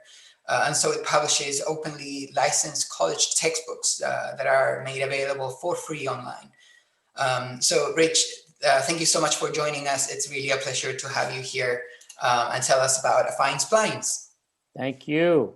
Can you hear me okay? We can hear you fine. Perfect. Okay, it's great to be here. I just so, thanks so much for all the organization of putting this meeting together. It's been so disappointing we couldn't all be together in person, hanging out, so many good friends. But I look forward to hopefully next year's DeepMath meeting, we'll be able to be in person. I'm just really looking forward to it. So what I'd like to talk briefly about today is some work that we have been doing on trying to understand what goes on inside deep networks. Hopefully there'll be something in this talk for everyone, and both from a theory side of things, but also from potentially some aspects that could be practically useful. So let's jump in. So let me get there we go. There we go. So we're here today because we're interested in solving prediction problems, basically trying to make an inference or approximation of some prediction function f, and learning it from data. And the theme of this meeting is that we're looking at various deep learning approaches to solving these kind of prediction problems from data. And the thing that's really interesting about deep network-based prediction is the hierarchical aspect, the fact that we process our data through multiple layers, which corresponds to applying a composition of operators to our input signal, right? And I can actually state right up front here the challenge that we're trying to attack in my group in particular is the fact that deep nets are just so easy to describe locally, right? We can solve data with filters and learn the parameters. We threshold with scalar thresholding. We subsample. These are so simple to describe, but it's not clear at all what is actually happening once you start chaining these simple operations together. And not a lot of progress has been made on describing the global structure of this transformation that's made from the input to, say, the output of a deep network. And because of this, work has really progressed empirically, right? And because it's so difficult to describe the global transformation.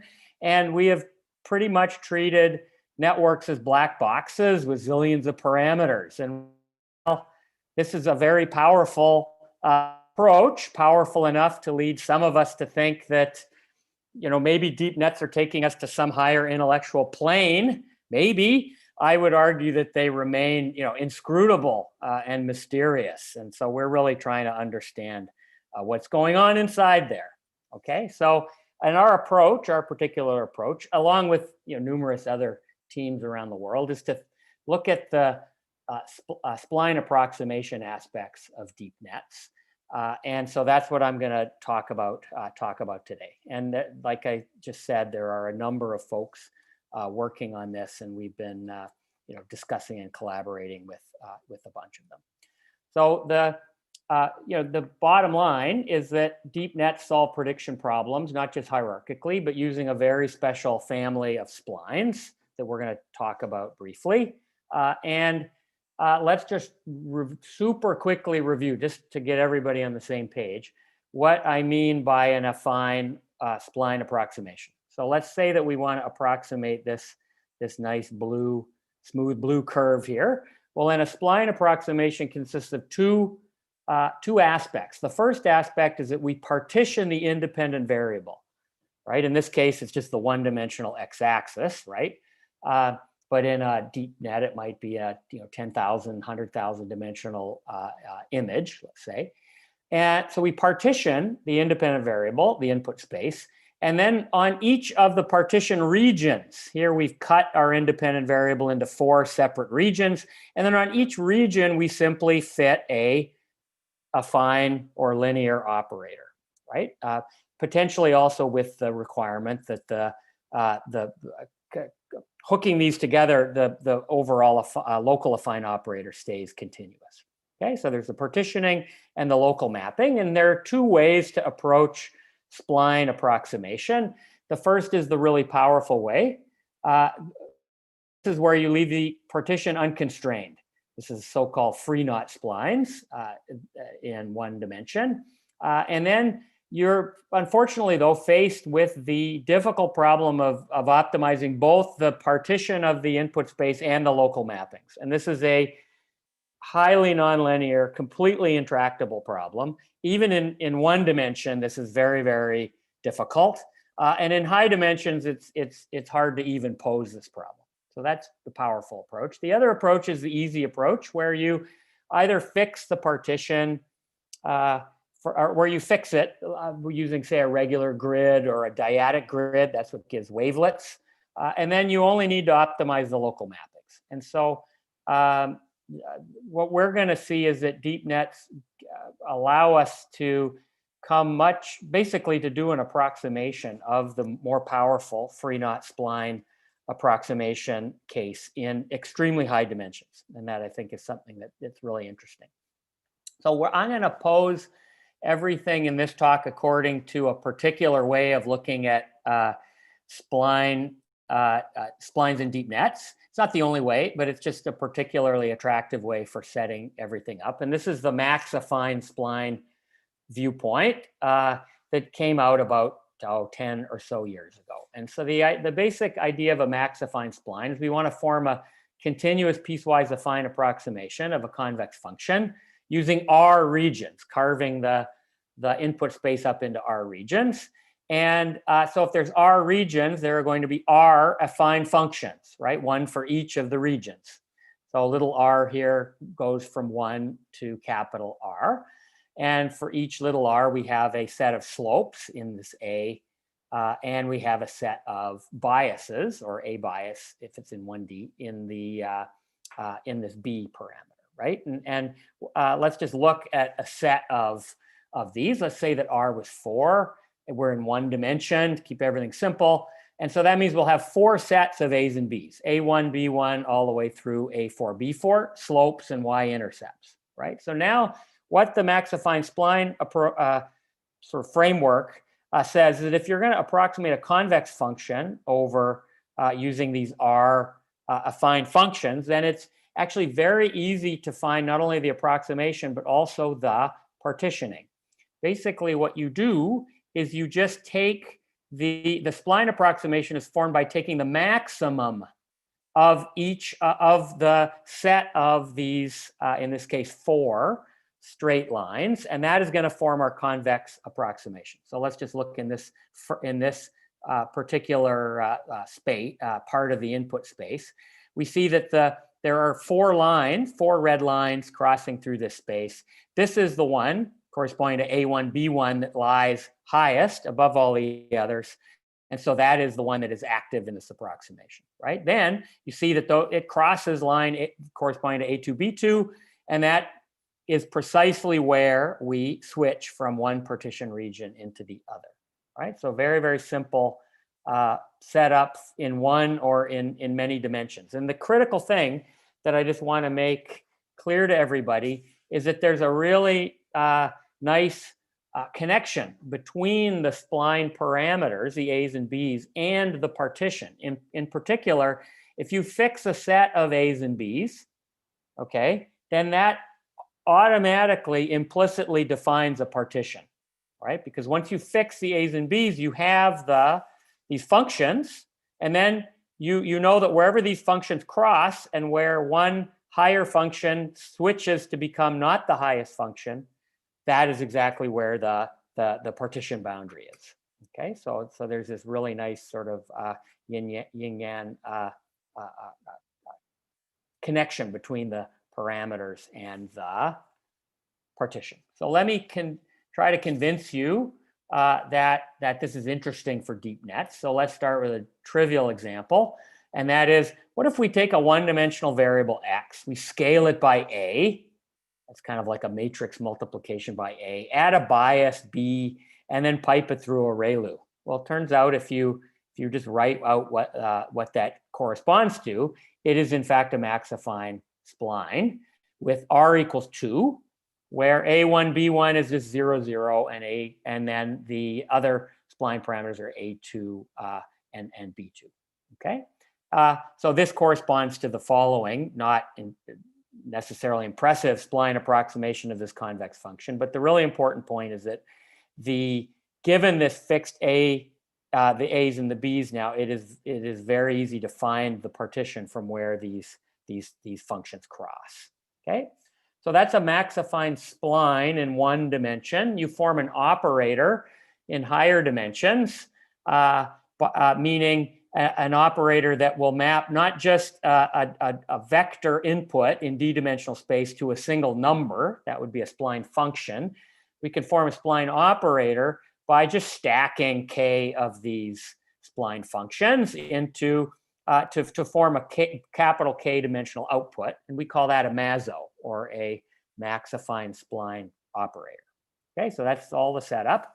So if we focus like most folks are these days, both on the theory side and also the practice side, on deep nets built from piecewise affine layers. So this would be any layer built from fully connected matrix multiplies, convolutions, adding bias, leaky ReLU, absolute value, activation functions, max, mean, channel pooling. All of these operators turn out to be piecewise affine, max-affine spline operators. So we can state a theorem, pretty simple to show, but a key result for us is that the layers of a modern deep net, just about every architecture we've ever looked at, they can be the individual layers can be written as MASOs. Okay, so in this case, these 3 layers of this deep net, each of them is a max-affine spline operator, and this is nice because it means we know a lot about not only the spline mappings, but the spline partition function. We'll come up with that in a minute. And also, each of these is a convex operator with respect to its input space. Okay, so that's individual layers. And of course, if we're not interested in just individual layers, that's the local understanding of a deep net. We're interested in what goes on globally. Well, when we concatenate any more than then, for 2 or more of these max-affine spline operators, we lose this max-affine property. But the overall mapping from, say, the input of this deep net to, say, the output of the third layer or the output of the entire network, it's a composition of max-affine spline operators. And it's going to be a non-convex but continuous piecewise spline operator. And people might know the term CPA, or continuous piecewise affine approximation, that comes from splines and from control theory. Okay, so this is where things actually get interesting, right? It's not just the spline mappings that are interesting, but it's the partitioning of the input space that we are really interested in. Okay, and in particular, studying the geometry of that input space. And again, let's just go back to what we talked about a few minutes ago, and that is that the parameters of a deep network layer, right, one layer of a deep net, induce a partition of that layer's input space with convex regions. And again, it's basically the same idea that once you fix the parameters of the deep net, it's just as though the A1s through A1, B1 through A1, A4, B4 of this simple example drawn down here are fixed. And that means that we can just by finding the intersections of these lines in 1D, there'll be hyperplanes in higher D, we immediately can obtain the partition of the input space, okay, which is something that we're really interested in studying, right? And moreover, we're not going to study the partitioning of just one layer of a deep net, but the partitioning induced by a composition of several layers. The thing is that there are some really neat connections between this idea of partitioning of the input space into what we would call spline partition regions. Other people just call linear regions. Deep links with things that are very familiar from information theory, statistics, and computational geometry. Ideas like vector quantization, k-means, Voronoi tilings. In fact, deep network is just a massive vector quantization machine, and that's something that we're going to be talking a little bit about later. So in order to make this all concrete, let's do just a quick case study. Very simple deep network, a 3-layer deep net with a 2-dimensional input space so that we can actually visualize the input space, a 4-dimensional output space because we're going to be interested in a 4-class classification problem, and then 2 hidden layers in between, one 45-dimensional and one 3D. Okay, so this is our layer, our architecture. Here's the input. It's a 2-dimensional input, and so we can draw it in 2 dimensions with an x1 and an x2 axis. The 4 classes correspond to the green, red, blue, and cyan X's here, the data points, and we use standard learning methods to learn the parameters of all of these 3 different fully connected layers from the input through to the output. Okay, so now this is the representation of the input or the training data. And now let's look at what happens in the very first mapping from the input of our deep net through to the output of the first layer. Okay, and what we get is a partition that looks like this. You see that we have what look like a bunch of transposed or translated cones that break up the input space. Again, how did we figure out where these regions lie? Well, it's simply by in this case numerically figuring out where these hyperplanes, right, are crossing. Note that these regions are all convex, yeah. So this is the and so a deep net is basically breaking up this input space into these regions, and then it is fitting a separate affine mapping, just affine transformation on each of these regions. So when we think about an input falling into a particular tile down here in the lower right, Well, our input X fell into that tile. And so there's a mapping from that tile, we'll call Q of X, that allows us to go look up in a library of affine transformations that are stored, one transformation for each tile. And so given an input X, we see that the output of this first layer, Z, will just be a particular matrix that lives up in this library indexed by Q of X, and a particular vector B, again, pulled out of that library. So Q of X is this indication, this lookup function, right? So that's what goes on in one layer. Now, if we ask what goes on when we have two layers, when we think about the mapping from the input to the output of the second layer, well, we're still going to have convex regions. We're going to talk more about this in a couple of minutes. The regions here might not look convex, and that's only because of aliasing artifacts. Randall, who did all of the thinking and doing for this, really wants me to replace this picture, but I really like it's evocative of what's going on. So you should just remember that there's some aliasing artifacts that make these regions maybe not look convex. But again, given an input X that falls into this particular region in the bottom right again, there will be, again, an operator Q that will map that input X to a library where we can look up an A and a B that now correspond to a fine transformation input to the output of the second layer. Okay, and so for any arbitrary place that you want to go in the network, there will be a vector quantization tiling, right? One of these partitionings, and then just simple and a fine transformation that maps the input to the particular point you're interested in terms of an X and a B vector. And when we learn a deep net, what we're doing is we're really adapting this this vector quantization or this spline partition set of regions so that over time we get something that is more adapted to data manifolds on which our data lie, right?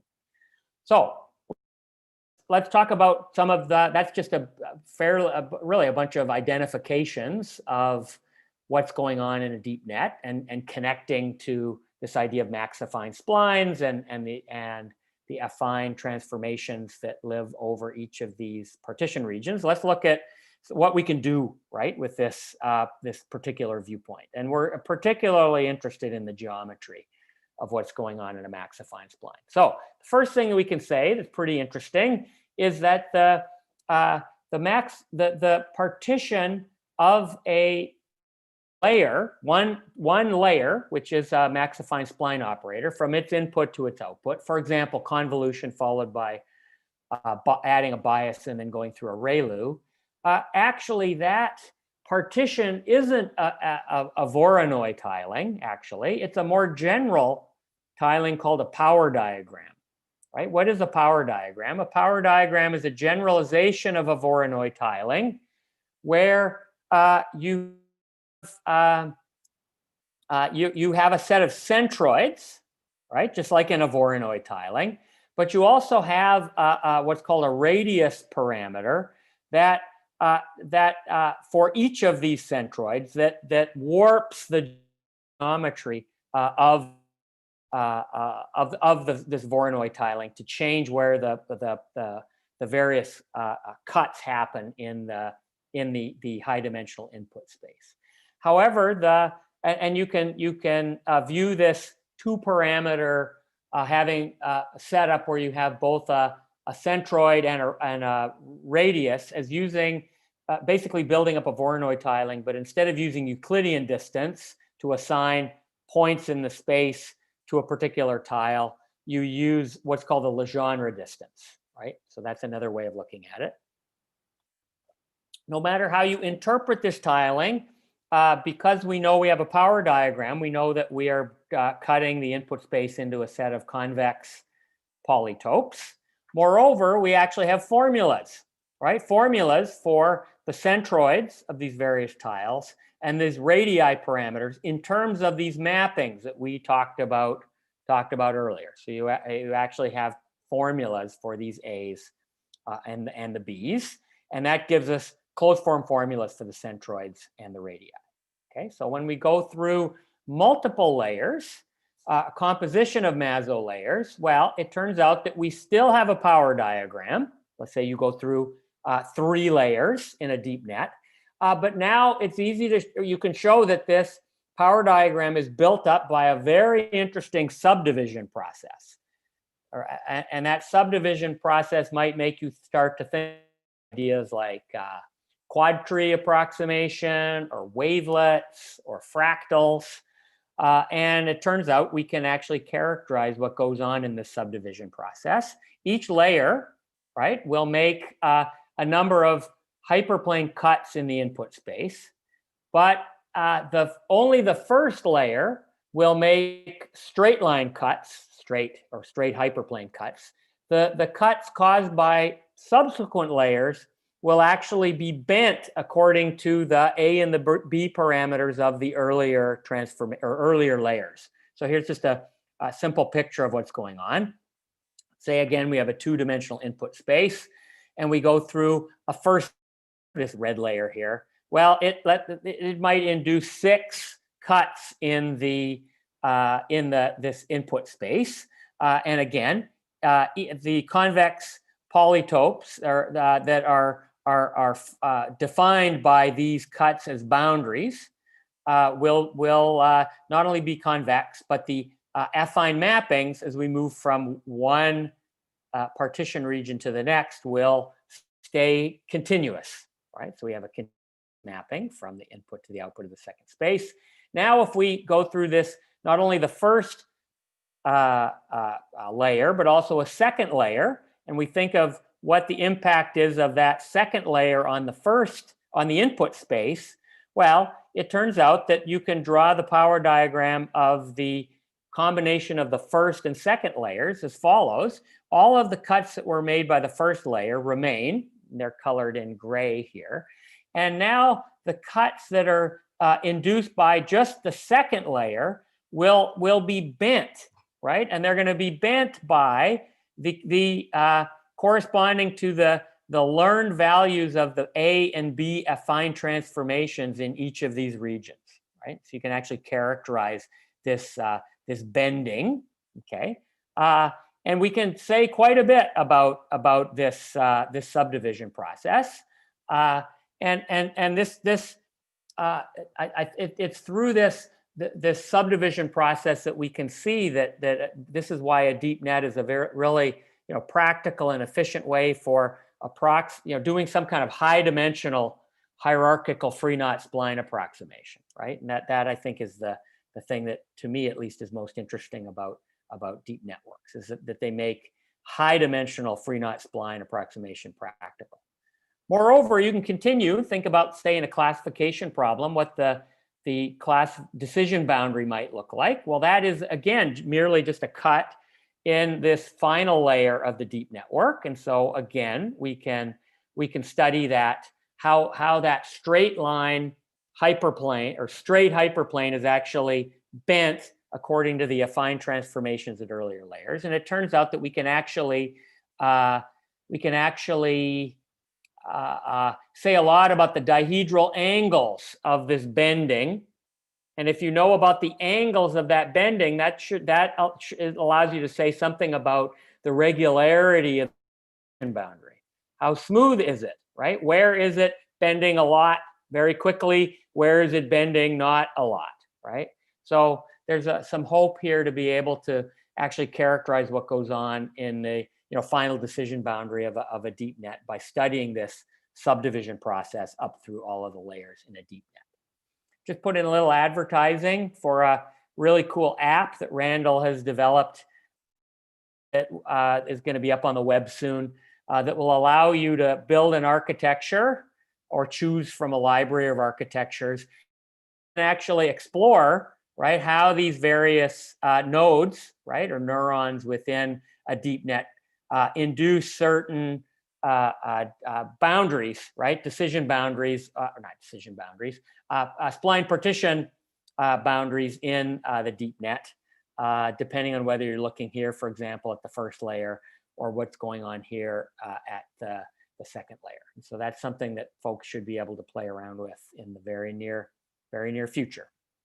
So let's look at in a little bit more detail. We talked about geometry of the partition. Let's talk a little bit about the mappings on each partition.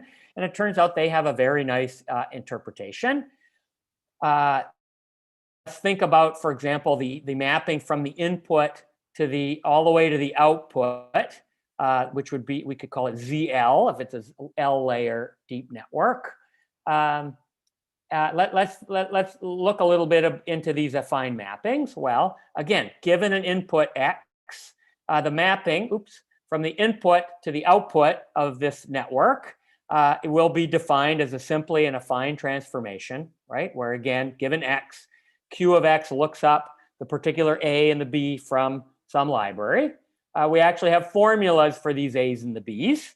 So if you know the parameters of the matrices for convolution or fully connected that you've learned, and then the parameters of your activation functions and pooling functions, you can actually just build up these A's, right? The A's and the B's. And now we can ask, this is a simple question, that given the mapping from this input to this output, okay, it's a classification network, right? So the output is going to be like, if we ignore the softmax at the output, which we can do without loss of generality, this output is going to be like an unnormalized histogram, right, over the different classes of the classification problem, and you're going to be picking the biggest one, right? In this case, turns out boat will be mapped by softmax to a probability of 0.94. Right, and that's the biggest one, and that's why you're going to classify this image as a boat image. That's so the important thing is here is that you are running your input through an affine transformation, an A matrix multiplied by X. How many rows does this A matrix have? It'll have 4 rows because it's a 4-way classification problem. Okay, well, how do we get the output vector, which is 4-dimensional? We take each row of this A matrix and we multiply it by X, okay? Plus we add a bias. Well, what is going on here? That's an inner product, right, of a row and a signal. And we're gonna do that 4 times, 1 for each row, and we're gonna take the biggest. Well, what is this? It's a match filter bank, right? Nothing different than a match filter bank that's been around for 70, 80 years. Basically, we have in this A matrix a number of rows equal to the number of classes. Each of these rows we call a match filter. We're going to take a simple linear inner product of our input image with that row, and the biggest one wins. Okay, so this is standard thing from radar, sonar, etc., and is actually optimal for signals in additive white noise, white Gaussian noise scenarios. And so this lets us give a theoretical interpretation of what folks have called saliency maps, right? That basically these rows of this A matrix, we can actually calculate them, and they are match filters for a particular classification problem. Here's this quick example from CFAR 10. Input is an airplane image. We see that the row of the A matrix corresponding to airplane class, if you squint, it kind of looks airplane-like. Ship and dog classes, those rows, they don't look ship-like or dog-like. They're actually trying hard to be anti-airplanes, right? And these are the inner products between these templates, right? And match filter templates and this input image. And you see that plane is the one that maximizes. So you can interpret a deep net as a matched filter, right? A matched filter bank that is applied to your input, where that matched filter bank is adapted or changed for each of the different vector quantization tiles or power diagram tiles in your overall spline mapping, right? So hopefully that is a useful interpretation. We can continue with this connection with VQ and Vorent power diagram tilings. Now, if you think about 3 different inputs, different inputs in the input space. Well, each of them has a mapping, right? Q1, QX1, QX2, QX3. And these mappings Q, again, we've thought of them as a lookup function for a particular A matrix and a B offset vector, right, in some library. But we can also think of this Q of X as a code, right? And in fact, if you use, for example, a ReLU activation function, you can actually make a one-to-one correspondence between the lexicographical ordering of the on and off state of the ReLUs in a network, meaning whether when you put a certain input in, whether a ReLU is turned on, meaning passes through the value that was the input, or zero, or the zero value when you threshold the value to 0. This gives you ones and zeros. A lexicographical ordering of that gives you a code word. And now you can actually look at the code word distance or Hamming distance between these strings of 0 and 1s. And that lets us compute a new kind of distance, right? A distance where the Hamming distance between the 0s and 1s of these adjoining tiles will actually be small. And the distance from tiles where we had to go through many different tiles, transit through many tiles in order to go from, say, the red input to the green input, will have a larger Hamming distance. Okay, and there's lots of things that you can talk about both empirically and theoretically in this setup. It turns out that empirically, we've been able to show through a number of different studies that the VQ distance between different, let's say, images on an image manifold, let's say if we're trying to classify whether a picture is of Anna or of Ingrid, it turns out that if you have two Anna images and you look at this VQ Hamming distance between those two images, that you can make a link between that Hamming distance and the actual geodesic distance along that image manifold that contains the various images of Anna were sampled. And so this is an area we haven't been able to make a huge amount of analytical progress, like proving theorems about this, but we have been able to make quite a bit of empirical progress, not only for image like deep nets, but in particular for recurrent neural nets, which our theory also covers. So this is an interesting direction that we continue to push towards. Another is looking at deep generative models. So now instead of looking at deep networks that start from a high dimensional image and then collapse to a low dimensional regression result or empirical histogram, we're looking at starting from a small dimension, say just a Gaussian random vector, and then going through a deep net that's expanding dimension as we go through more and more layers. And if you're interested in probabilistic deep generative models, and what you're trying to do is map a simple probability density, like say a unit IID Gaussian low dimensional density. You're trying to map it up onto into high dimensional space where we have a probability density that lives near a manifold in this high dimensional space, right? So this is a very useful problem that has been attacked from numerous different angles. When you're trying to do not a deterministic but probabilistic approach, it turns out that because there's no access to date to the closed form formulas for the generated distribution or the likelihoods, you have to resort to various approximations. And the typical approach to date has been use a VAE, variational autoencoder type approach. Works pretty well, but the approximations are extremely crude. Okay, so we've been able to make some progress in this direction by exploiting the fact that a deep generative models a composition of max-affine spline operators. That is, if it's using, say, leaky ReLU activations. We can, given a network, we can know a lot about its partition of this, the input probability space. And moreover, what this partition of the input probability space, what the DeepNet does is it maps it up to a manifold, right? A low dimensional manifold in the high dimensional space on which the moving around randomly in this unit Gaussian, in this low dimensional probability space at the input, maps us to a probability in this high dimensional space.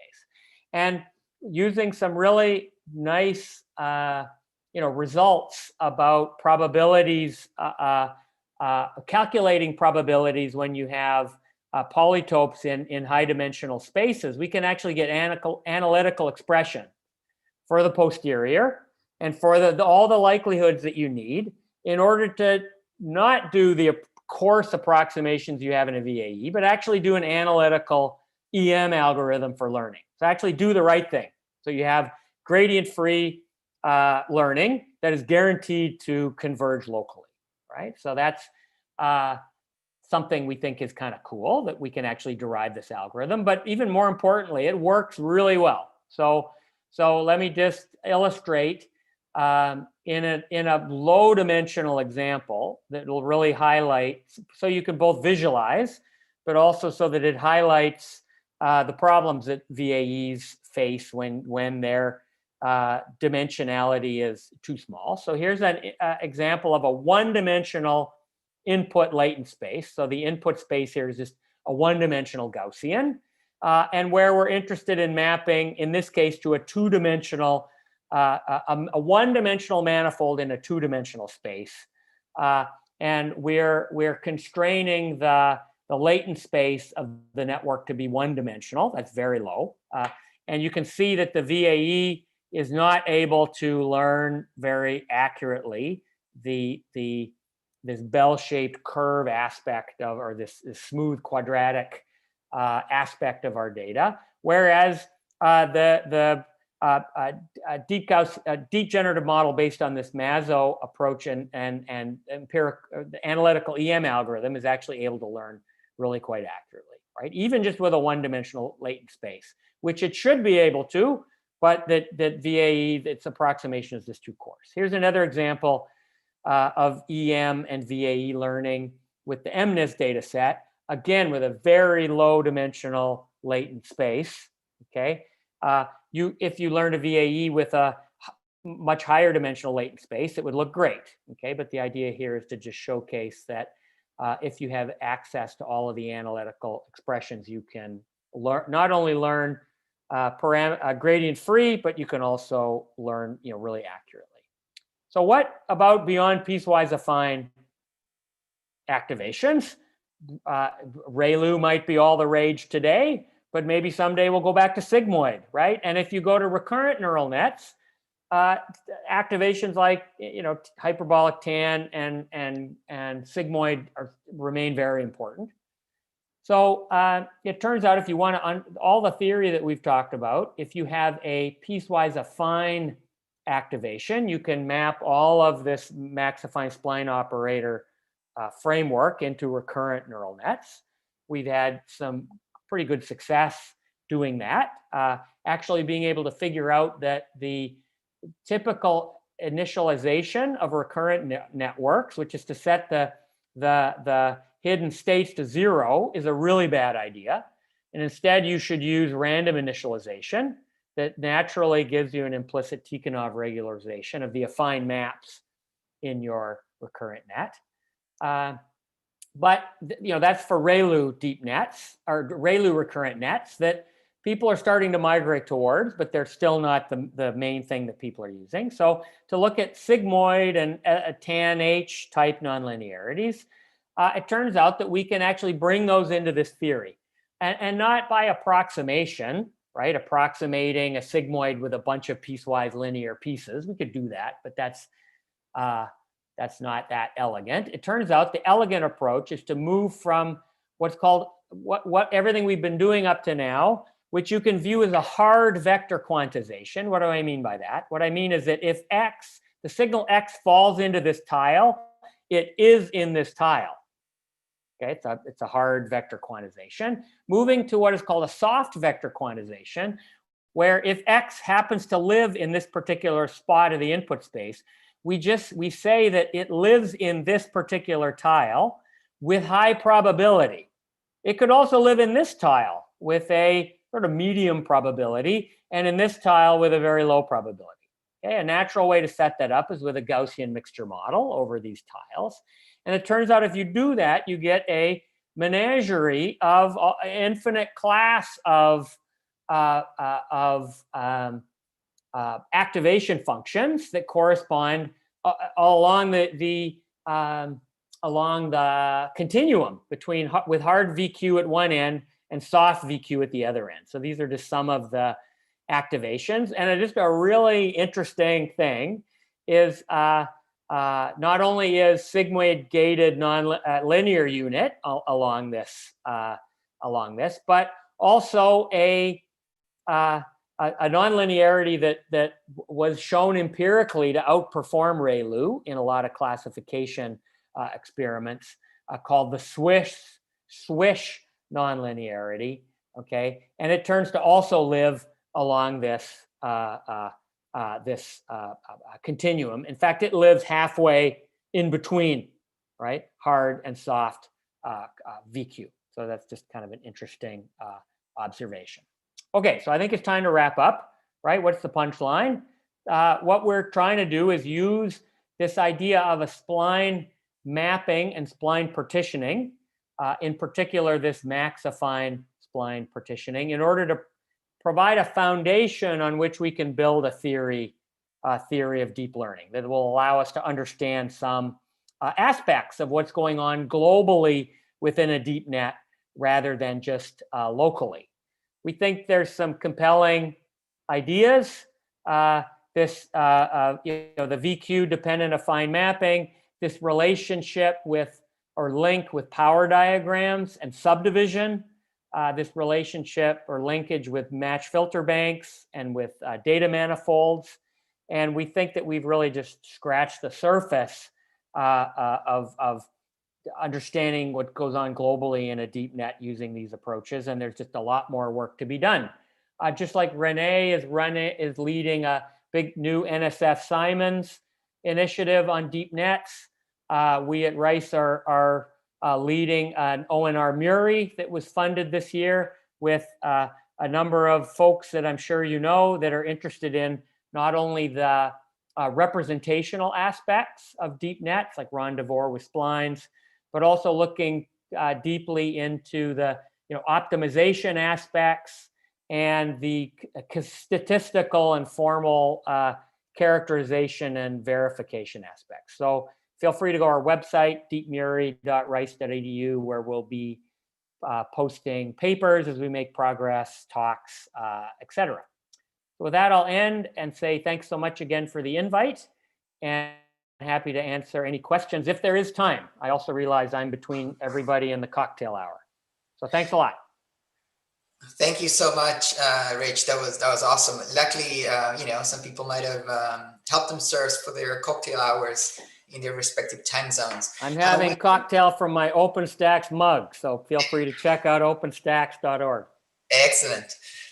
We do have a series of interesting questions, and there's actually an interesting discussion in the chat. And the discussion is around the number of partitions. So in particular, one of the questions is, how quickly does the number of partition regions grow with the number of affine constraints as defined by the intersection of the affine constraints? Great question. And could that become prohibitive? Great question. So, and I guess I don't know if I can access the chat. I have to stop sharing. Let me stop sharing. Great question. Let me just say, well, yeah. So the answer is that the number of partition regions grows extraordinarily fast, right? So basically exponentially fast with the number of units in your network. And so there are literally zillions of these partition regions. Okay, so that seems like it might be a theoretical setback. With that said, though, there's some really interesting observations you can make. The first is that nearly all of these regions will be empty, right? Because you have huge numbers of regions, but most are going to be empty. And they're empty by virtue of the fact, and this is where I would really say you have this trade-off between local representation and global representation. The global so on the local side, what are we doing with like the simplest layer? We're simply, we have an affine transformation and then a hyperplane cut. That's an extraordinarily simple to describe locally. You're on one half of the input space or the other half of the input space. Okay, so that's very easy to describe locally. What happens globally is we build up zillions of these cuts in order to form this global tiling. Okay, the trade-off here is that in order to be able to think about our, in order to be able to build up this high dimensional partition using these simple cuts, which cut all the way across the space, right? All the way across the input space. The price we pay is that there are a lot of unused partition regions that are way off in the corners that are, really, really far from our data manifold. And so I think that the fundamental point is going to be to find a way to analyze, right, what is going on with the partitions that are actually, near the data manifold. So this to me is a really interesting open question. Hopefully that makes sense. Can I ask a follow-up to that real quick, please? Sure. Is it possible that the widths and the sizes of those partitions near the data manifold can give bounds on what the worst case scenario for things like adversarial examples would be? Absolutely. I mean, I think this is just this is the kind of direction that we're very interested in. I think that's a great thought. I have a related question. So Sure. In your vector quantization approach, looking at these very nice, visually compelling demonstrations of searching images that are close in this Hamming distance over this manifold that you end up with. Now, my concern though is that I don't think this partition of the space is necessarily unique, and so then what could I say about these distances that I'm computing? Because then maybe I run it again and the distances are different. Have you guys thought about that, or do you have any comments along those lines? Great question. Yeah. So just by unique, you mean that if you start back, they are unique given the trained set of parameters. But you're saying if you relearn the parameters, correct, and it's exactly. Again, open question. And I think that the answer to that question could actually also shed a lot of interesting light on like interpretability of a network, for example. Meaning if those distances really are preserved, they really should be preserved, right? Depending on, with two sets of high performing parameters, right, for a network, those distances really should be quite close, the Hamming distances between different data points. And so the question then is what does that tell you about the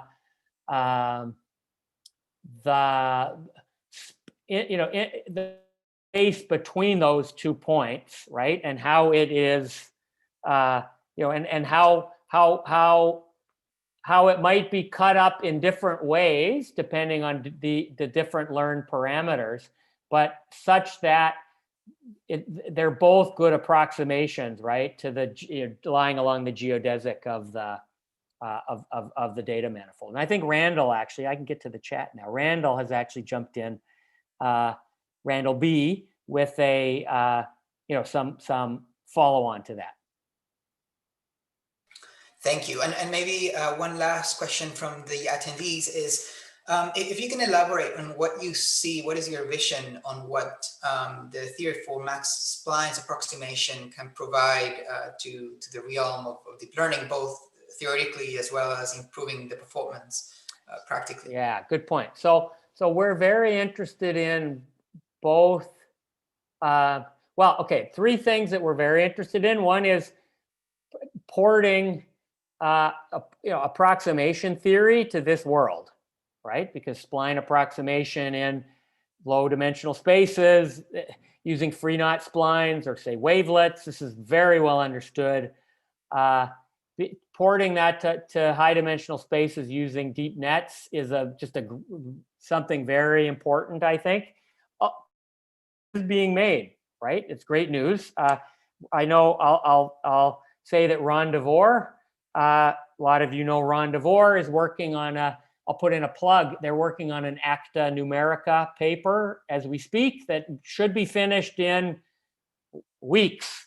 So you might want to watch out for that on Ron's website. So that's one direction. The other direction is we're really interested in how this theory can be constructive, right? This is very important to us. But what I mean by that is, we're not just linking deep nets to match filters and then walking away. What we're trying to say is now that we know this linkage, can we use something from the match filtering world to improve deep nets, right? And I'll just give one example that I didn't have time to show today. And that is that, okay, so it turns out that deep nets are a signal adaptive matched filter bank based on inner products. And that's an optimal setup for signals, classifying different signals that are corrupted by additive white Gaussian noise. Okay, well, that's cool. But we don't have additive white Gaussian noise in standard, classification problems, telling Ingrid from Anna, for example. So what have people thought about when you have those kind of classification problems? Well, it turns out there's some really interesting empirical results of about 25 years ago that say that for non-Gaussian type problems with correlated noise, something that makes a lot of sense is to build a match filter bank, but constrain the filters to be orthogonal. Okay, turns out it works great. Okay, well, what does that tell us? That tells us that we should build deep nets where when you put in inputs, and you look at the mapping from input to output, that A matrix, those rows should be orthogonal with each other, right? Turns out if you do that, you get just an automatic boost. It's really easy. You just build an orthogonality into the learning, into the loss, and you get a boost, right? And it's almost like a panacea. It gives you like a % improvement in a lot of cases, right? Now, we're not claiming we discovered this because this idea of orthogonalizing the channels in a deep net was proposed before, right? But it was proposed entirely empirically.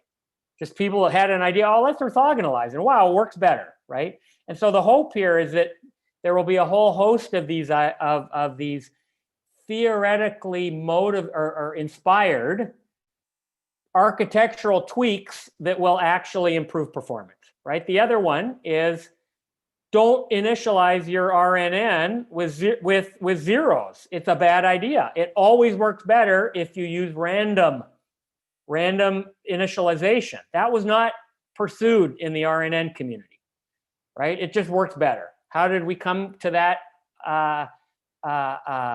idea? By this max-affine spline viewpoint. So hopefully that makes sense. Yes, absolutely. Thank you. Okay, there are another couple of questions on the chat, but again, to be respectful of people's time zones, let's take the discussion to the happy hour. And again, I encourage everybody, if you want to join us, come over to the other side of the virtual GatherTown environment, and we can keep the discussion there. Richard, again, thank you so much for joining us. Thank you. This has been awesome. Yeah, thanks so much. And just email Randall or me if you have any questions. Thank you so much, everybody. Also, don't forget to vote on the posters. Oh, yes, yeah. Please.